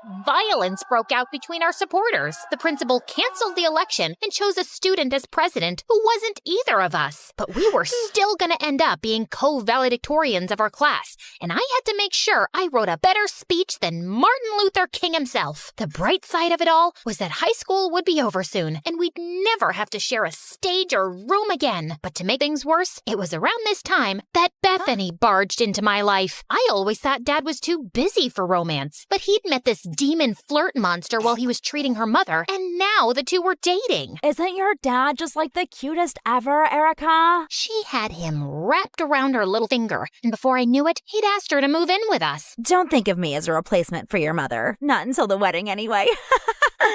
As if having a snooty French arch nemesis wasn't enough, I now had to live with Barbie's evil cousin. We couldn't stand each other. All she did all day was constantly try and fail to become a viral influencer through endless Instagram and TikTok posts for a non-existent audience. Don't forget to like and subscribe. I'll teach you how to trap the man of your dreams. And whenever Dad wasn't around, she would call me a loser and an annoying know-it-all and go on and on about how I would never get a boyfriend. No matter what some of those ugly girls say online, boys do not find intelligence attractive, Erica. But at that point, boys were the last thing on my mind. The same went for Genevieve. We were both so busy trying to be the best at everything that we didn't have time for boys. Hey, Erica, do you maybe want to go to the movies with me? How can I go to the movies when I still don't know absolutely everything about the War of 1812? Now shush! Genevieve, why don't we... Stop, you poor boy. Is your highest ambition to be nothing more more than a distraction to me. But that all changed the day Lee Taylor Reyes transferred to our school. Howdy, y'all. He walked into our lives with his rugged good looks and Texas cowboy charm. All the girls fell for him, but none fell harder than Genevieve and me. Oh my God, mon Dieu. We thought we were competitive before, but now it was war. Genevieve and I started doing things neither of us had ever done before. When Lee Taylor became quarterback, we went to every game. Go, Lee Taylor, go! Lee Taylor, you are the best at American foolishness. When Lee Taylor got the lead in the school play, we went to every show. Bravo! Bravo! You have resurrected the theater, Lee Taylor. Genevieve had always been the more fashionable of the two of us, and once Lee Taylor hit the scene, her clothes and makeup game reached a level unseen. That's a mighty fine dress you're wearing there, Genevieve. What? This exciting? I only wear it when I don't care what I look like. There was no way I could compete with her on that level. Not on my own. I needed help, and there was only one person I could turn to, Bethany. Erica, it's so wonderful. You're finally acting like a normal girl. I was so desperate that I let Bethany give me a complete makeover. She used Dad's credit cards to buy me all new clothes and makeup. She took me to the most expensive salon in town and started giving me flirting lessons. Dad was just happy that we seemed to be finally getting along. And the whole time, she was filming everything and posting videos on her stupid channel. Hey guys, join me on my brave and selfless journey as I turn Erica from a 0 to a shiro and help get her the man of her dreams. And the videos actually went viral. Bethany was officially an influencer now. And the weirdest part was that her lessons were working. Lee Taylor was now paying just as much attention to me as he was to Genevieve. There's something different about you, Erica, and I like it. Thanks for noticing, Lee Taylor.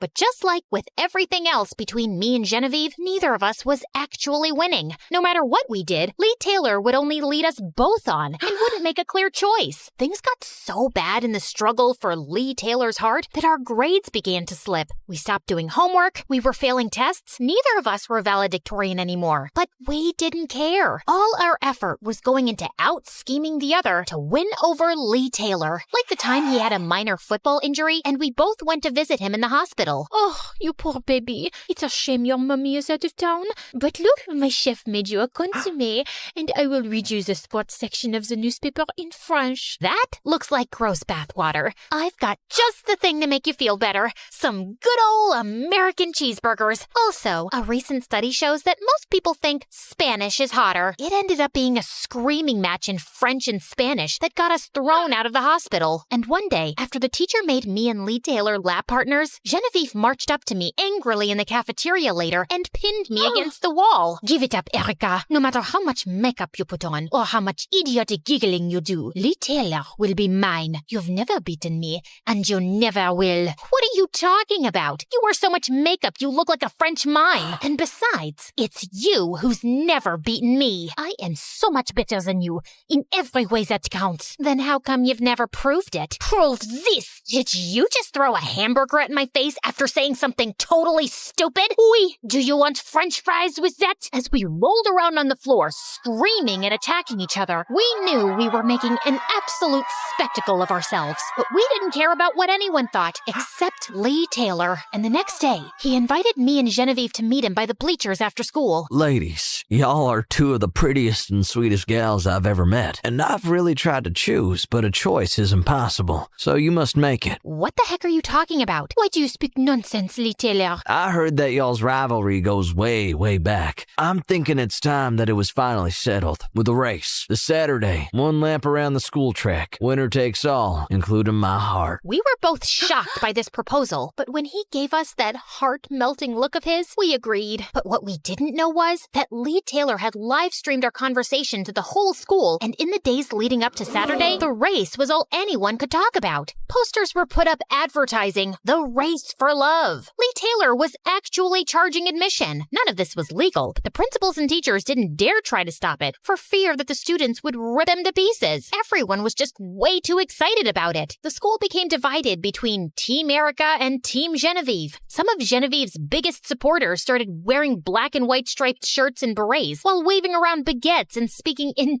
terrible French accents. Oui, oui, don't you see? Genevieve's the girl for Lee. Things were getting so nuts that people were approaching me in the halls, offering me money to lose the race so they could win big on bets. Even Bethany started showing up to school to interview students for her army of new followers. So tell me, are you Team Erica or Team Genevieve? Team Erica, all the way. USA! USA! Lee Taylor Reyes, be honest. Who do you really want to win the race? All I say is, may the best girl win. While all this was going on, I was just trying to ignore the insanity. I'd spend every night doing laps around my yard, trying to get faster and faster. My head was filled with images of my post-race life when I would walk around arm in arm with Lee Taylor. But in a weird way, the thing I was looking forward to the most was an end to this eternal feud with Genevieve. Saturday came, and the crowd was bigger than any homecoming game in our school's history. Go, Erica, go! Viva la Genevieve! This is it, my fabulous followers. The Race for Love Live. Now you'll see once and for all Erica's transformation from loser to, not loser. Yeah. Despite the bizarreness of the scene, Genevieve and I lined up for the race. Lee Taylor had even bought an actual starter pistol from home. On your marks. Get set, go! We were off in a flash. The crowd roared. Genevieve and I weren't exactly athletes, but we were giving it our all. We were feeding off the energy surrounding us. The only problem was that neither of us could break away. We were level, like always, literally shoulder to shoulder. As we approached the finish line, it seemed like this would end in yet another tie. My energy was flailing, and in desperation, my eyes searched for Lee Taylor, and they found him, kissing another girl right in front of everyone. I stopped short, fully expecting Genevieve to race ahead and win, but she had stopped too, and was also staring at Lee, sweaty and out of breath. We looked all around us at the ridiculous result of the war we've been waging for so long. What the heck are we doing? This is very foolish, no? All of this for a boy? A conceited and deceitful boy. He really just manipulated us to make this all happen. I don't think I've ever felt this dumb in my entire life. Look at what we are wearing. What happened to us? Our rivalry used to inspire us to become better and better at everything, but now it's only made us worse. Oui. I've always counted on you to motivate me to be the best I can be. That's what I've always counted on you for. But why did there have to be all this hate and jealousy? I have a very tough mother who says second best is a term some loser made up. That's why I'm so competitive. What's your excuse? I don't really have one. I was just born this way. But look where all this jealousy has gotten us. Silly girls playing stupid games. No more. I agree. No more. Genevieve and I walked through that finish line hand in hand and left the field without looking back. The crowd started booing and angrily demanding Lee Taylor refund them the money he had charged them. In case you're wondering what happened next, Dad finally walked in on Bethany screaming like a maniac at me, saw her true colors, and threw her out of the house. Lee Taylor kept playing with the hearts of other girls until the day he messed up with one girl too many. Help! She's trying to run me over with her car! Genevieve and I graduated top of our class. She went on to be a cosmetics entrepreneur, and I became a lawyer. Years later, we still keep in touch and cheer each other's successes.